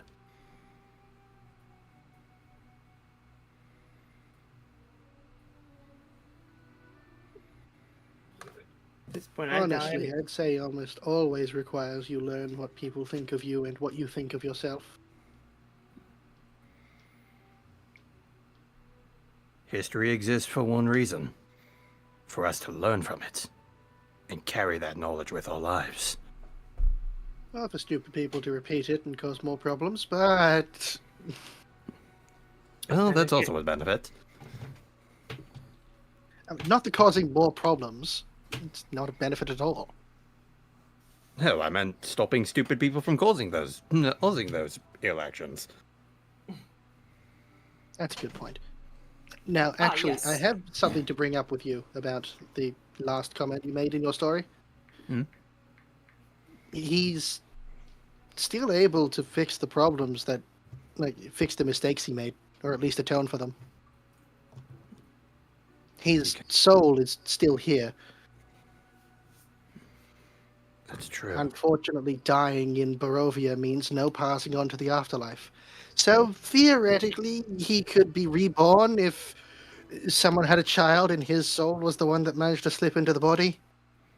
Which is a horrifying thought, because he seemed like he was a massive cunt when he was younger. No.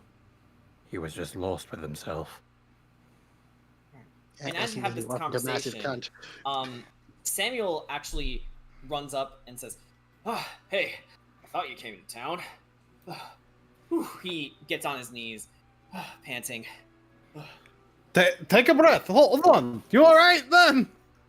Yeah, Jeez. yeah. I wanted to let you know that my brother and I finished that weapon you were wanting. It's the strangest thing too. When we were making it, I think what must have been the spirits of your ancestors showed up and instructed us how to construct it. They told us exactly what to do. So, we made these for you. Sugash, would you like to claim your new Eclipse Cleavers? I would like to claim my new Eclipse Cleavers. We have new art for this as well. Yay. Alright, and... Oh, damn. I believe it was being added that too. Where was that again? Side RP? Show of hands. No, show of hands. Yes, thank you. Okay, Kira's got to give Sugash her mother's body. Yes. His mother's body? Question mark. Yeah. You tapped her mother's body, like who? Yeah, you know what I meant. Yeah. No, Sorry. that's what Jen typed. That's Oh why yeah, you you're read it right. like You're that. right. Yeah. Yeah. Anyway, moving right along. So gosh. He's kind of getting the feel for the Eclipse Cleavers, and then he looks over. It's like, yeah. She opens the bag of holding and gently pulls out, her name again. I know I wrote it down. That's Lugdana. Lugdana's body, which she wrapped it. Is that a fucking corpse? It's Lugdana's body. We got it I have from... missed so much while working with the devils. What the fuck? And I did pull out, do have something for you too, Ricky, if you want to use it. As she opens the bag a little wider and drops the giant werewolf fang. That is taller than I am. Whoa. Okay, hang on a Hey, second. we need a visual. And Ricky walks up and stands next to Kira. It was taller than Kira. He is the size of a 13-year-old.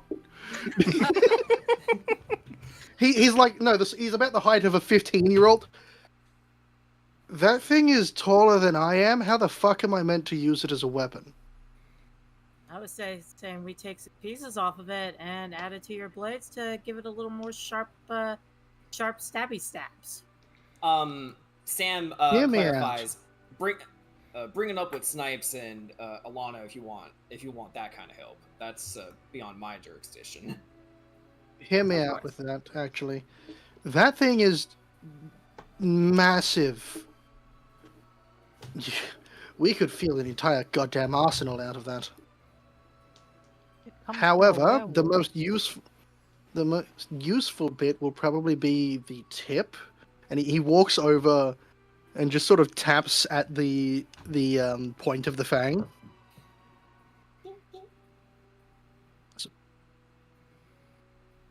I might have an idea for this, but most of the tooth will go to waste. You know, All right. You know, it was impressive when we got the tooth, but in hindsight,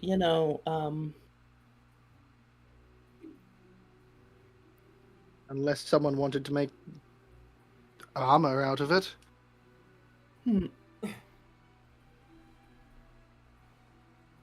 All right. Well, is that possible?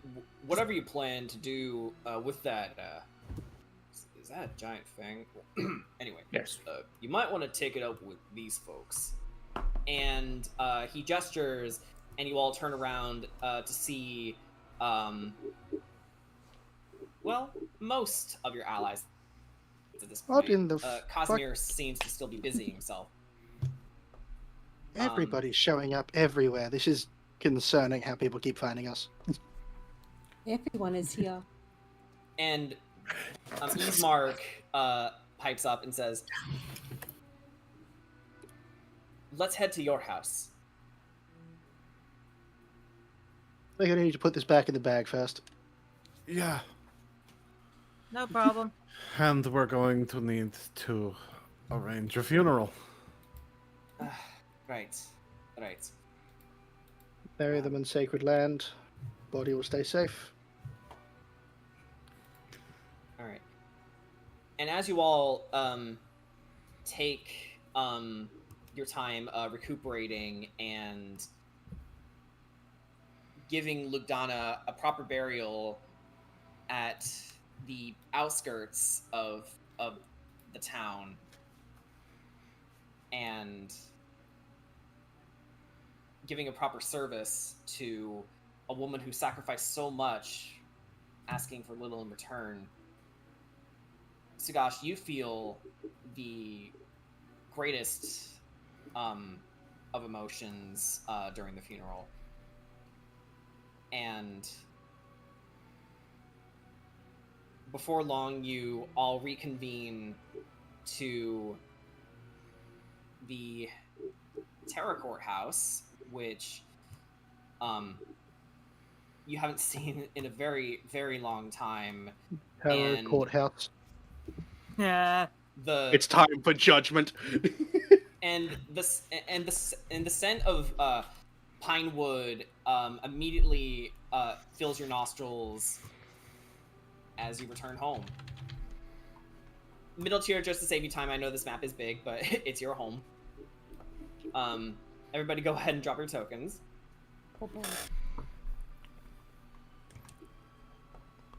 And I do mean everybody drop their tokens, as you have a surprise visitor who's sort of skulking around a bit, trying to hide behind Garl. Says, "Oh, hey, welcome back, everyone." And then you see, still alive! Oh, I'm going to stab them. That's my line. We're talking. Instant groan from Kira. I'm going to stab a ghost today. Okay. No, you're not, says Taka.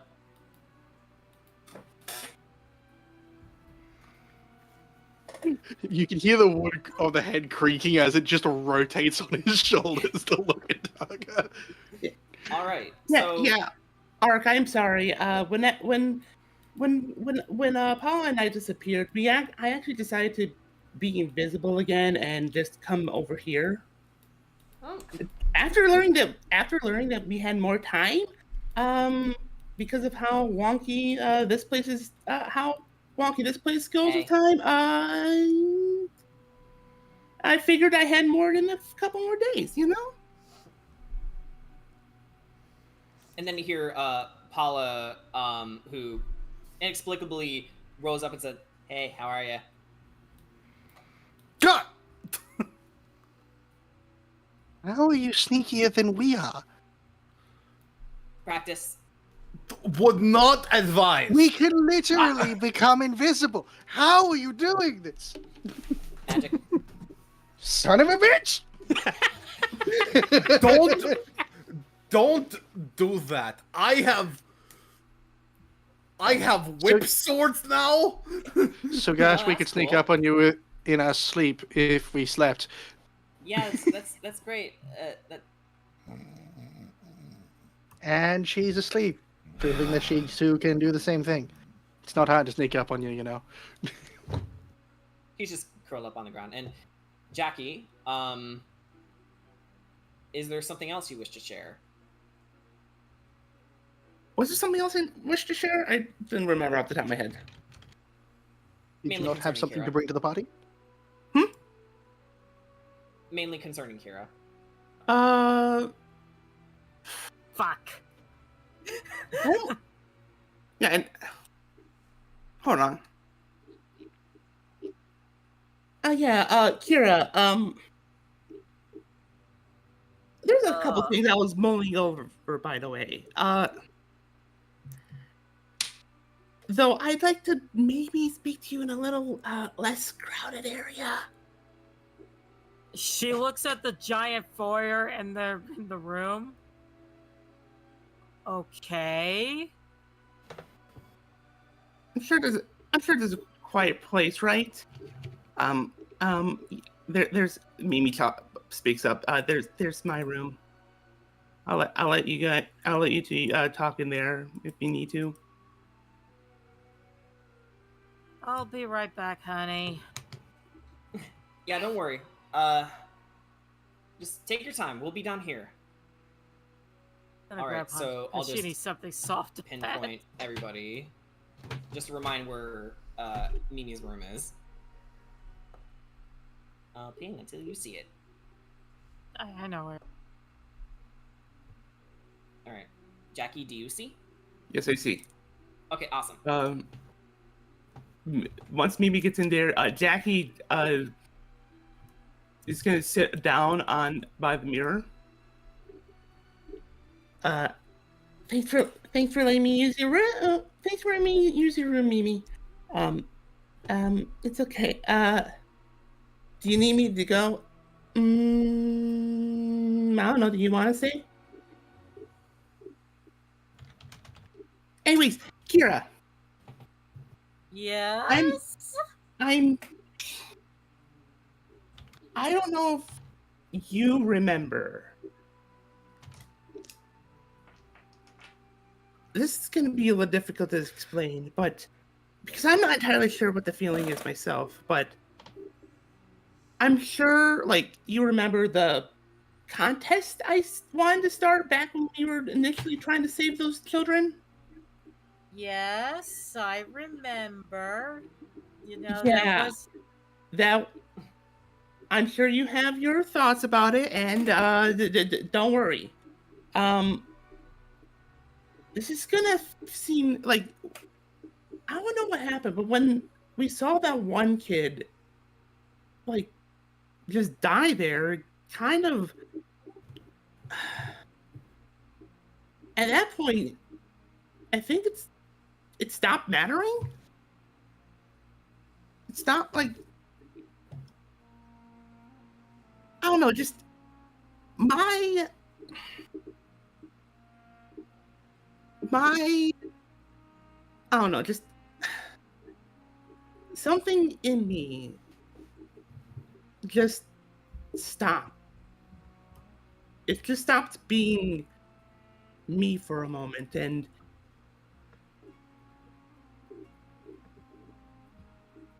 I guess on that note, when I saw you guys initially, I knew that something was up. I knew that, like, Mimi, whatever Mimi was at the time, no offense, I'm taken. Whatever Mimi was, clearly impacted you guys a lot. So I tried to be a little more cheery to maybe lighten the mood, but it might have been a little bit of an overcorrection. And I guess going back to the whole thing with the werewolves, at that point, I stopped. It stopped really, like, it kind of at that point dawned on me just why you guys might have been much more dour than before. I didn't have anything to really bring the kid back. I'm sure if Mimi was there, maybe, but I guess the big thing I wanted to say was that I'm sorry. I wasn't trying to get on the wrong foot with you or anyone, but yeah.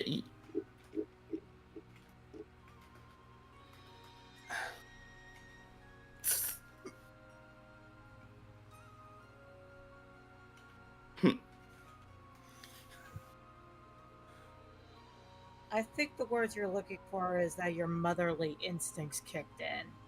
My motherly what now?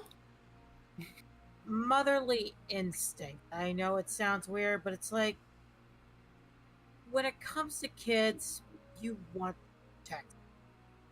You don't want to see them harmed. You don't want to see them die so young.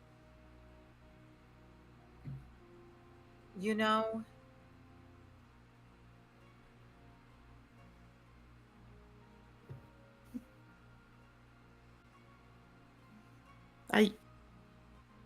I think I understand. Is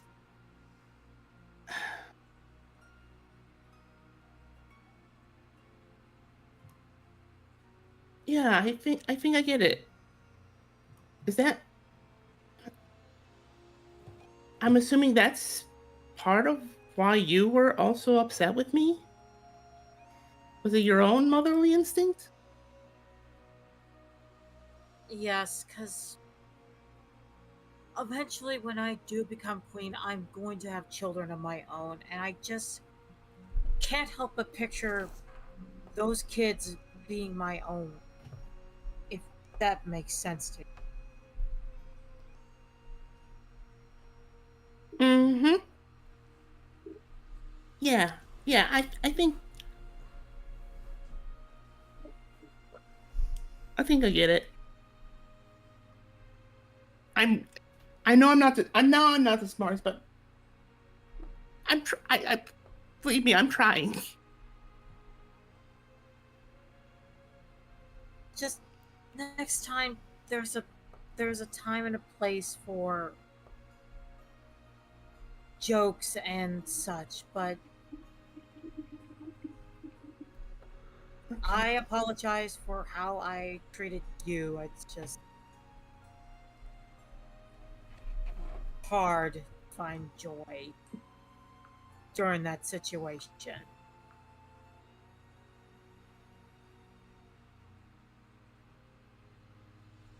Well, in general, it's just that it's not exactly the easiest to find joy in this area in Barovia in general.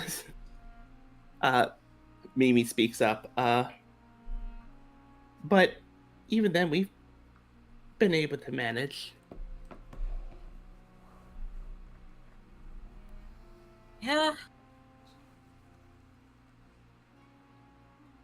Plus, I think I also get Jackie's point of view of trying to be a little more lighthearted. Definitely do, though. Maybe a little dialing back, okay? Okay. Thank you.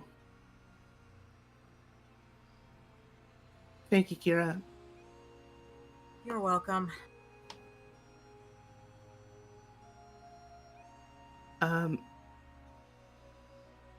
Sure, now that that's done, you want to go and say hi to your hubby, huh? Your future hubby, right? We said hi, all right. Don't mind out with him right now. Oh, I think I know what happened. I'm not saying it out loud, though. Wow. Back downstairs.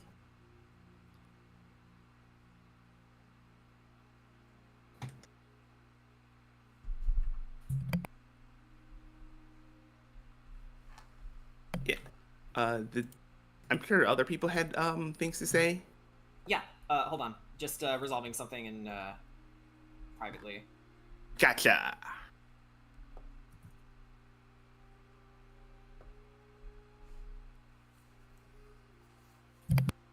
So, let's change the music to something more lighthearted, yeah? And then we cut back downstairs, particularly with Suko, as you see Anastasia looking at the gathering house of allies. What would you like to do? Suko's gonna walk up to Anastasia. It's wild, isn't it? It's a bit different here. Yeah, it really is. To think I was out there trying to skin all 7 of them, and look where we are now.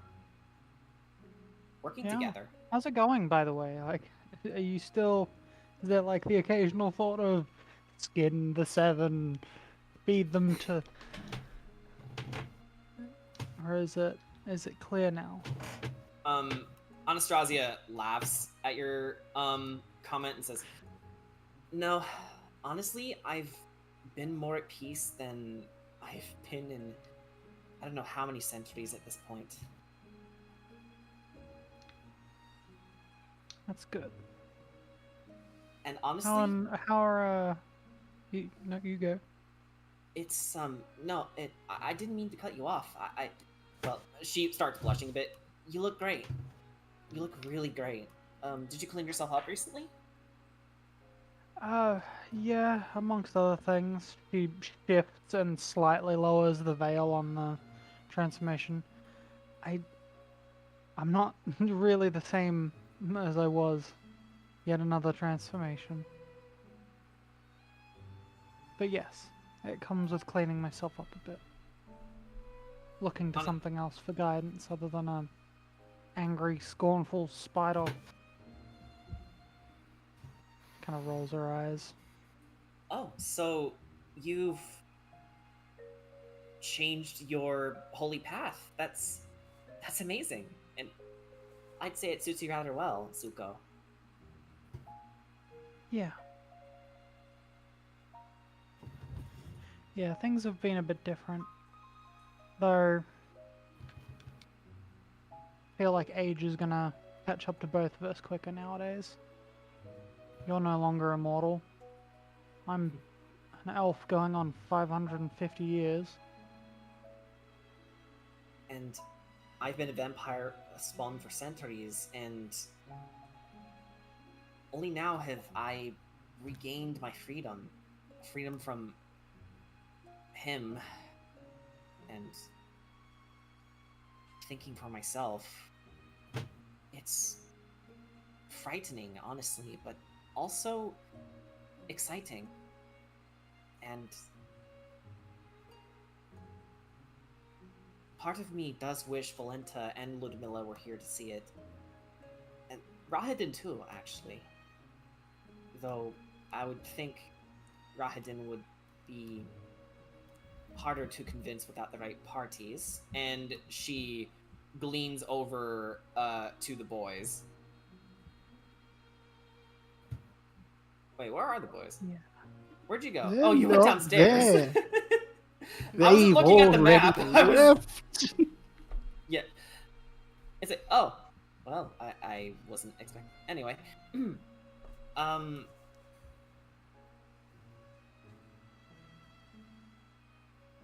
I wanted to check in with you after seeing some other people enjoying the life they have despite everything, the stress that we have to deal with. Stress that, as they say around here, Strudel likes to put on the world. I still think that pet name is stupid, but it's safe. Yeah. Anna, do we want to try again? Caring? Like before you got swept up? Anna starts blushing and says, I wouldn't like anything more, Zuko. Zuko smiles and goes in for a hug, but then like freezes for half a second looking at Scar and Sunder. Are they alright in all of this? Are they used to being inside the city? Town? Well, I also don't want them jumping on me to act like I'm smothering you. just come here. And she goes in for the full hug. Yeah, big hug. And Invisibly, she the even- she- butterfly she wings even kind of gives curl in you- as well. And as you do that, she even gives you like a teasing kiss on the neck.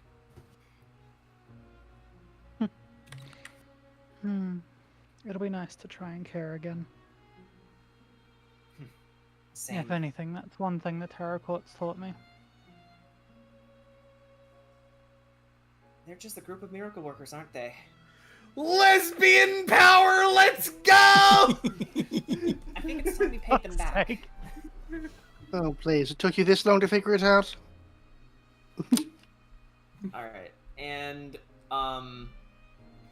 with that in mind, let's go right over to Sugash. Sugash, pretty immediately, like, he looks very stressed out just after the funeral and everything. He walks straight over towards Ismark. Takes his hand. Hey, Sugash. Oh, okay. He kisses his hand.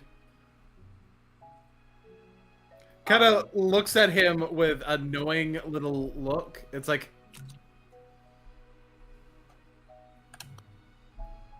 And while still holding his hand, starts going towards the staircase. Ismark just blushes as he's completely being led up by you. Will be not available for a couple hours, I think. And Arena's like, I don't want to hear it, just have fun. You might. I don't know how loud he is. I guess we'll find out together. Honestly, this is my first time. I don't know what I'm doing. It's mine too. Anyway. Oh no. Man, a there's a lot of psychic sex going on in here. A psychic wave goes across the entire the entire building, and everyone hears in their head, "Stop thinking so fucking loudly! I don't need to see this." Shut up! And as that resolves, and we put a curtain on, you know what? Hang on, just for extra immersion, I'm gonna give me a second. Yeah, we don't need to see that. One last prank So, in the Kedra. show of hands. Yep, there we go. Yes, Ketra, what's up? So Kedrat's gonna go up to Kira and say, "So, do you remember what I asked you about when you spoke to me over the sending stone?" Yeah. I had a bit of a thought that could not only potentially get the man off of your back for just a little bit more, but could also be decent at sending a message. Go on. This is going to be a rather odd question to ask, but I'm asking mainly because I need absolute immersion when it comes to this, but what do you typically think about when you slumber at night? So, repeat that? What exactly do you think about when you slumber at night? Sleep. Sleep, food, Taka. Alright. Yes. Now, Taka any asks. more specific, anything specific of the sorts that you're willing to go a bit further with? Well, she will. We can whisper- fucking hear you.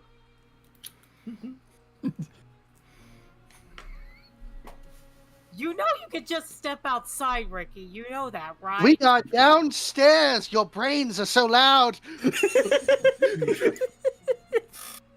We will There's a lot of find. us here. We will find a way to put in some anti-thought walls. Okay. That would be very good. With so many fucking couples in this house, Jesus fucking Christ. Unfortunately, emphasis on the fucking. Yeah. Well, you hear Muriel across the room say, "Sounds like you need some mind blanks." If you could blank their minds, that would be great. So Kedrat then just looks at Kira, and he's gonna get ready to cast a minor illusion around himself. It's like, well, let me ask what you think of this little trick. And he puts a minor illusion around himself to look exactly like Kira. All right, so you see another Kira in front of you, Kira. Just for illustrative purposes. well, you know what? Screw it. Everybody knows. When I think of Taka, I think of the nice love that he gives me. Okay, says Taka. Hey, yeah, Kira. What did I just say? What? Oh, nothing. And then Paula wakes up just in time to see the second Kira and says, "Why is there another Kira?" Wait, why is there two Kiras? Snaps his fingers again to dispel it. Oh, hey, Kedra, where And you the go? second Kira disappears. If he, Kedra, there was a second Kira here. I'm very aware of it. I was just telling them that perhaps sometime later in the night I'll be paying a certain someone a much-needed visit. Hopefully he just stays away from me because, you know what? At this point, I don't care. He just wants to kill me. That's fine. I don't care. Oh, Anastasia shows up to you, Kira, and says, there's something you should know All about right. his plans for you. And to be honest, there's not much I know either. Like I said, he keeps many secrets even from his consorts, but once he has what he wants in terms of your blood, he's just going to sacrifice you like the rest of your teammates. And, well, still beats being his slave for all eternity, just saying. Yeah, as someone who's filled that role for many years, you don't want it. Trust me. Exactly. But, with that in mind, I believe we are waiting for one more person. And, I'll hear a knock on the door. Coming. Who wants to answer? Oh, Mimi. Mimi wants to answer. Okay, Uh, so, Mimi, you... I opened the door a little.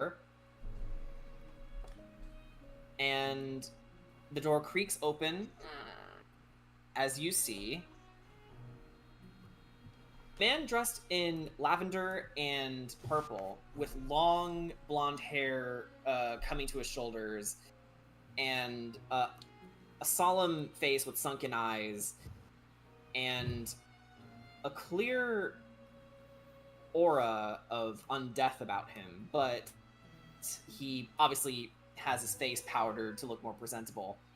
And as soon as he opens his mouth, you see two fangs protruding from it, and he says, "Hello, I am here for the meeting." Meeting? And you all turn and see yet another vampire spawn in your midst.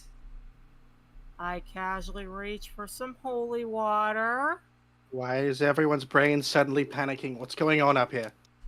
Fucking vampire And here. I think that is where we're going to end tonight's session.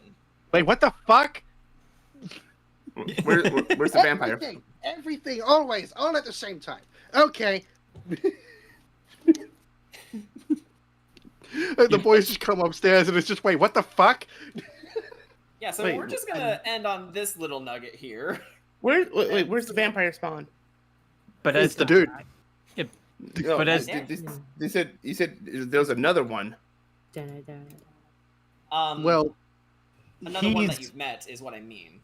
Oh, okay. And making him radiate. Oh, Well, yes. And in case it wasn't clear enough already, you see on his brooch the Ravenloft crest. And Sugash isn't here. Not yet. So- So we will touch upon that next time. Yeah, but no, TP, you're right. There was another vampire spawn. It's fucking Hoopa. I mean, who knows? Spoiler, come on! I was waiting for it to be the last vampire spawn and you fucking spoiled it. You know what? You deserve fireball. Fireball. Fireball. Nothing but fireball. And a thunder No. spell for good measure. I eat the fireball. Okay. Eat it just Okay, I like see how that. this is. So do we level up? Probably. No, not yet. Damn it. Well, hold on, you didn't get all the treasures yet. It's true. We Oh, didn't. God, no. We have a lot of things we still need to do. Yeah, there's a lot you need to do, and again, in the context, because I know it's been a while, you only just leveled up to 8. So, I know the time frame is confusing, but you just leveled up. It wouldn't make any sense to level you up yet. Can we get a complimentary fruit basket instead? I agree. I don't know, but you can have this. Well, Jen, as someone who's like full rogue, this level 9 is like a fucking godsend because it gives me everything. Extra fucking proficiency, extra sneak attack damage, fucking, and something from my archetype. I love level 10, but we haven't done enough to get to... No, not level 10. I love level 9, but we haven't got to level 9 yet. Yeah. So don't worry, you will level up. It's just not that time yet. And I'm not doing it to be a dig. It's just you didn't reach the milestone quite yet because the Sun Sword is locked away, as you know. Yep. But many of that and more will be discussed in the next session of Curse of Strahd, where we need to find out who this mysterious benefactor is and where the party will go from here. Which begs the question. God, if he's still here when Sugash is done. It would be hilarious if it did, but again, we'll get to it when we get to it. Now, just as a friendly reminder, as far as future D&D sessions, there will not be any D&D 2 weeks from now. This is including Strixhaven. So technically the next I might be able to run Ravnica on the 1st. We'll probably know for sure probably on Tuesday of that week if I'm running Ravnica or not. Yeah, because it's just more so like we're just taking the break from Strixhaven, and it's mostly because MomoCon. We have several people. Yeah. We have several people in our group that are going to MomoCon, and it's like, yeah, that's kind of important. So that's why it's like, okay, we are taking the break. So that way they can go to the con, they can enjoy themselves, and, not have to worry about, oh my god, we gotta get home, so that we can do D&D. It's like, nope, take your time, Especially with Tuesday, that's going to be a thing, because Tuesday is the day that both me and TP are leaving for home. Exactly. So that's where, it's like, that's why I'll probably make it back on time because I live only a singular state away. I don't know about TP. Yeah. Not me. Yeah, so that's why we're taking the little bit of a break. We did mention possibly a one shot. Jordan, was there any new updates? Is that going to be happening? Thinking about it more, we may have to put the one shot on hold as well, but that's mainly because we got to get moving out of the apartment by June 1st into a new house. So we will no longer be living in the apartment. We will be moving into a new place. Hopefully. I will definitely drum up some notes for it in the meantime, but finishing it is another matter entirely. So I'll keep you guys updated if it's possible, but it looks like it's no not. promises realistically. Alrighty, so unless Jordan says otherwise, we'll just count that May 28th, which is normally when we would do our next Strixhaven. That is still not happening. So Strixhaven will be coming back in June 11th. Yeah, June 11th. Yeah, so basically in general we'll be coming back in June. Possibly June 1st, but we'll see. Yeah. Though, with that in mind, I know things have been really dreary in the world of Curse of Strahd, but hopefully with this entire session, we can get some light, much-needed light back into it. Mm-hmm. And I hope I succeed. Considering what you ended on, no. Well, it was a mostly positive session. Yeah, as long as it's mostly positive. It was a mostly positive session. The only thing we really had to worry about is the giant werewolf in the sky. Yeah, That tells us why. mistakes were acknowledged and talked about. No one's holding any feelings back anymore, and they got their grievances aired out. JJ's back. Oh yeah. Oh yeah, they Yeah, definitely yeah. got some grievances out, if you know what I mean. Yeah, and there's No, a I- lot of fucking. I'm going to say this kinda one more necessary. fucking time. Please start thinking quieter. I do not need to see these things. Right.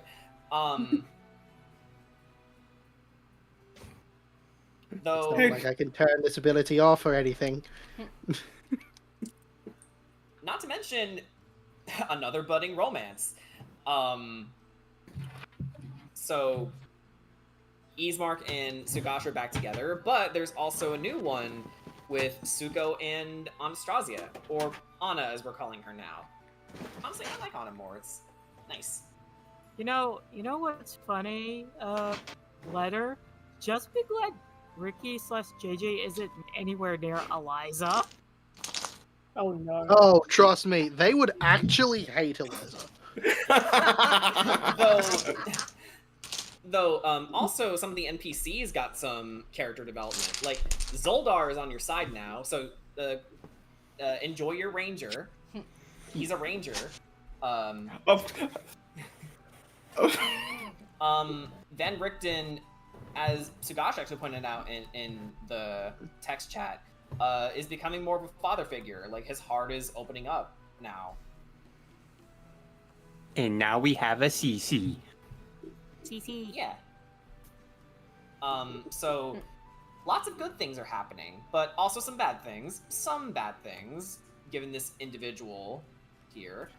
Yeah. But we will see what he wants in the next session. So let's call it a close here, and we'll see you Next guys. time I'm going to make a character whose voice is just Mickey Mouse just to torture you all.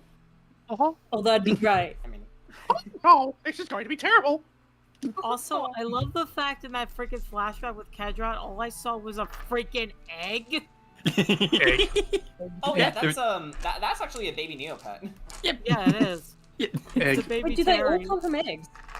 Yes. Oh. That's what a baby Terry looks like. You know, at first when I Okay, good Good night. Goodbye. Bye.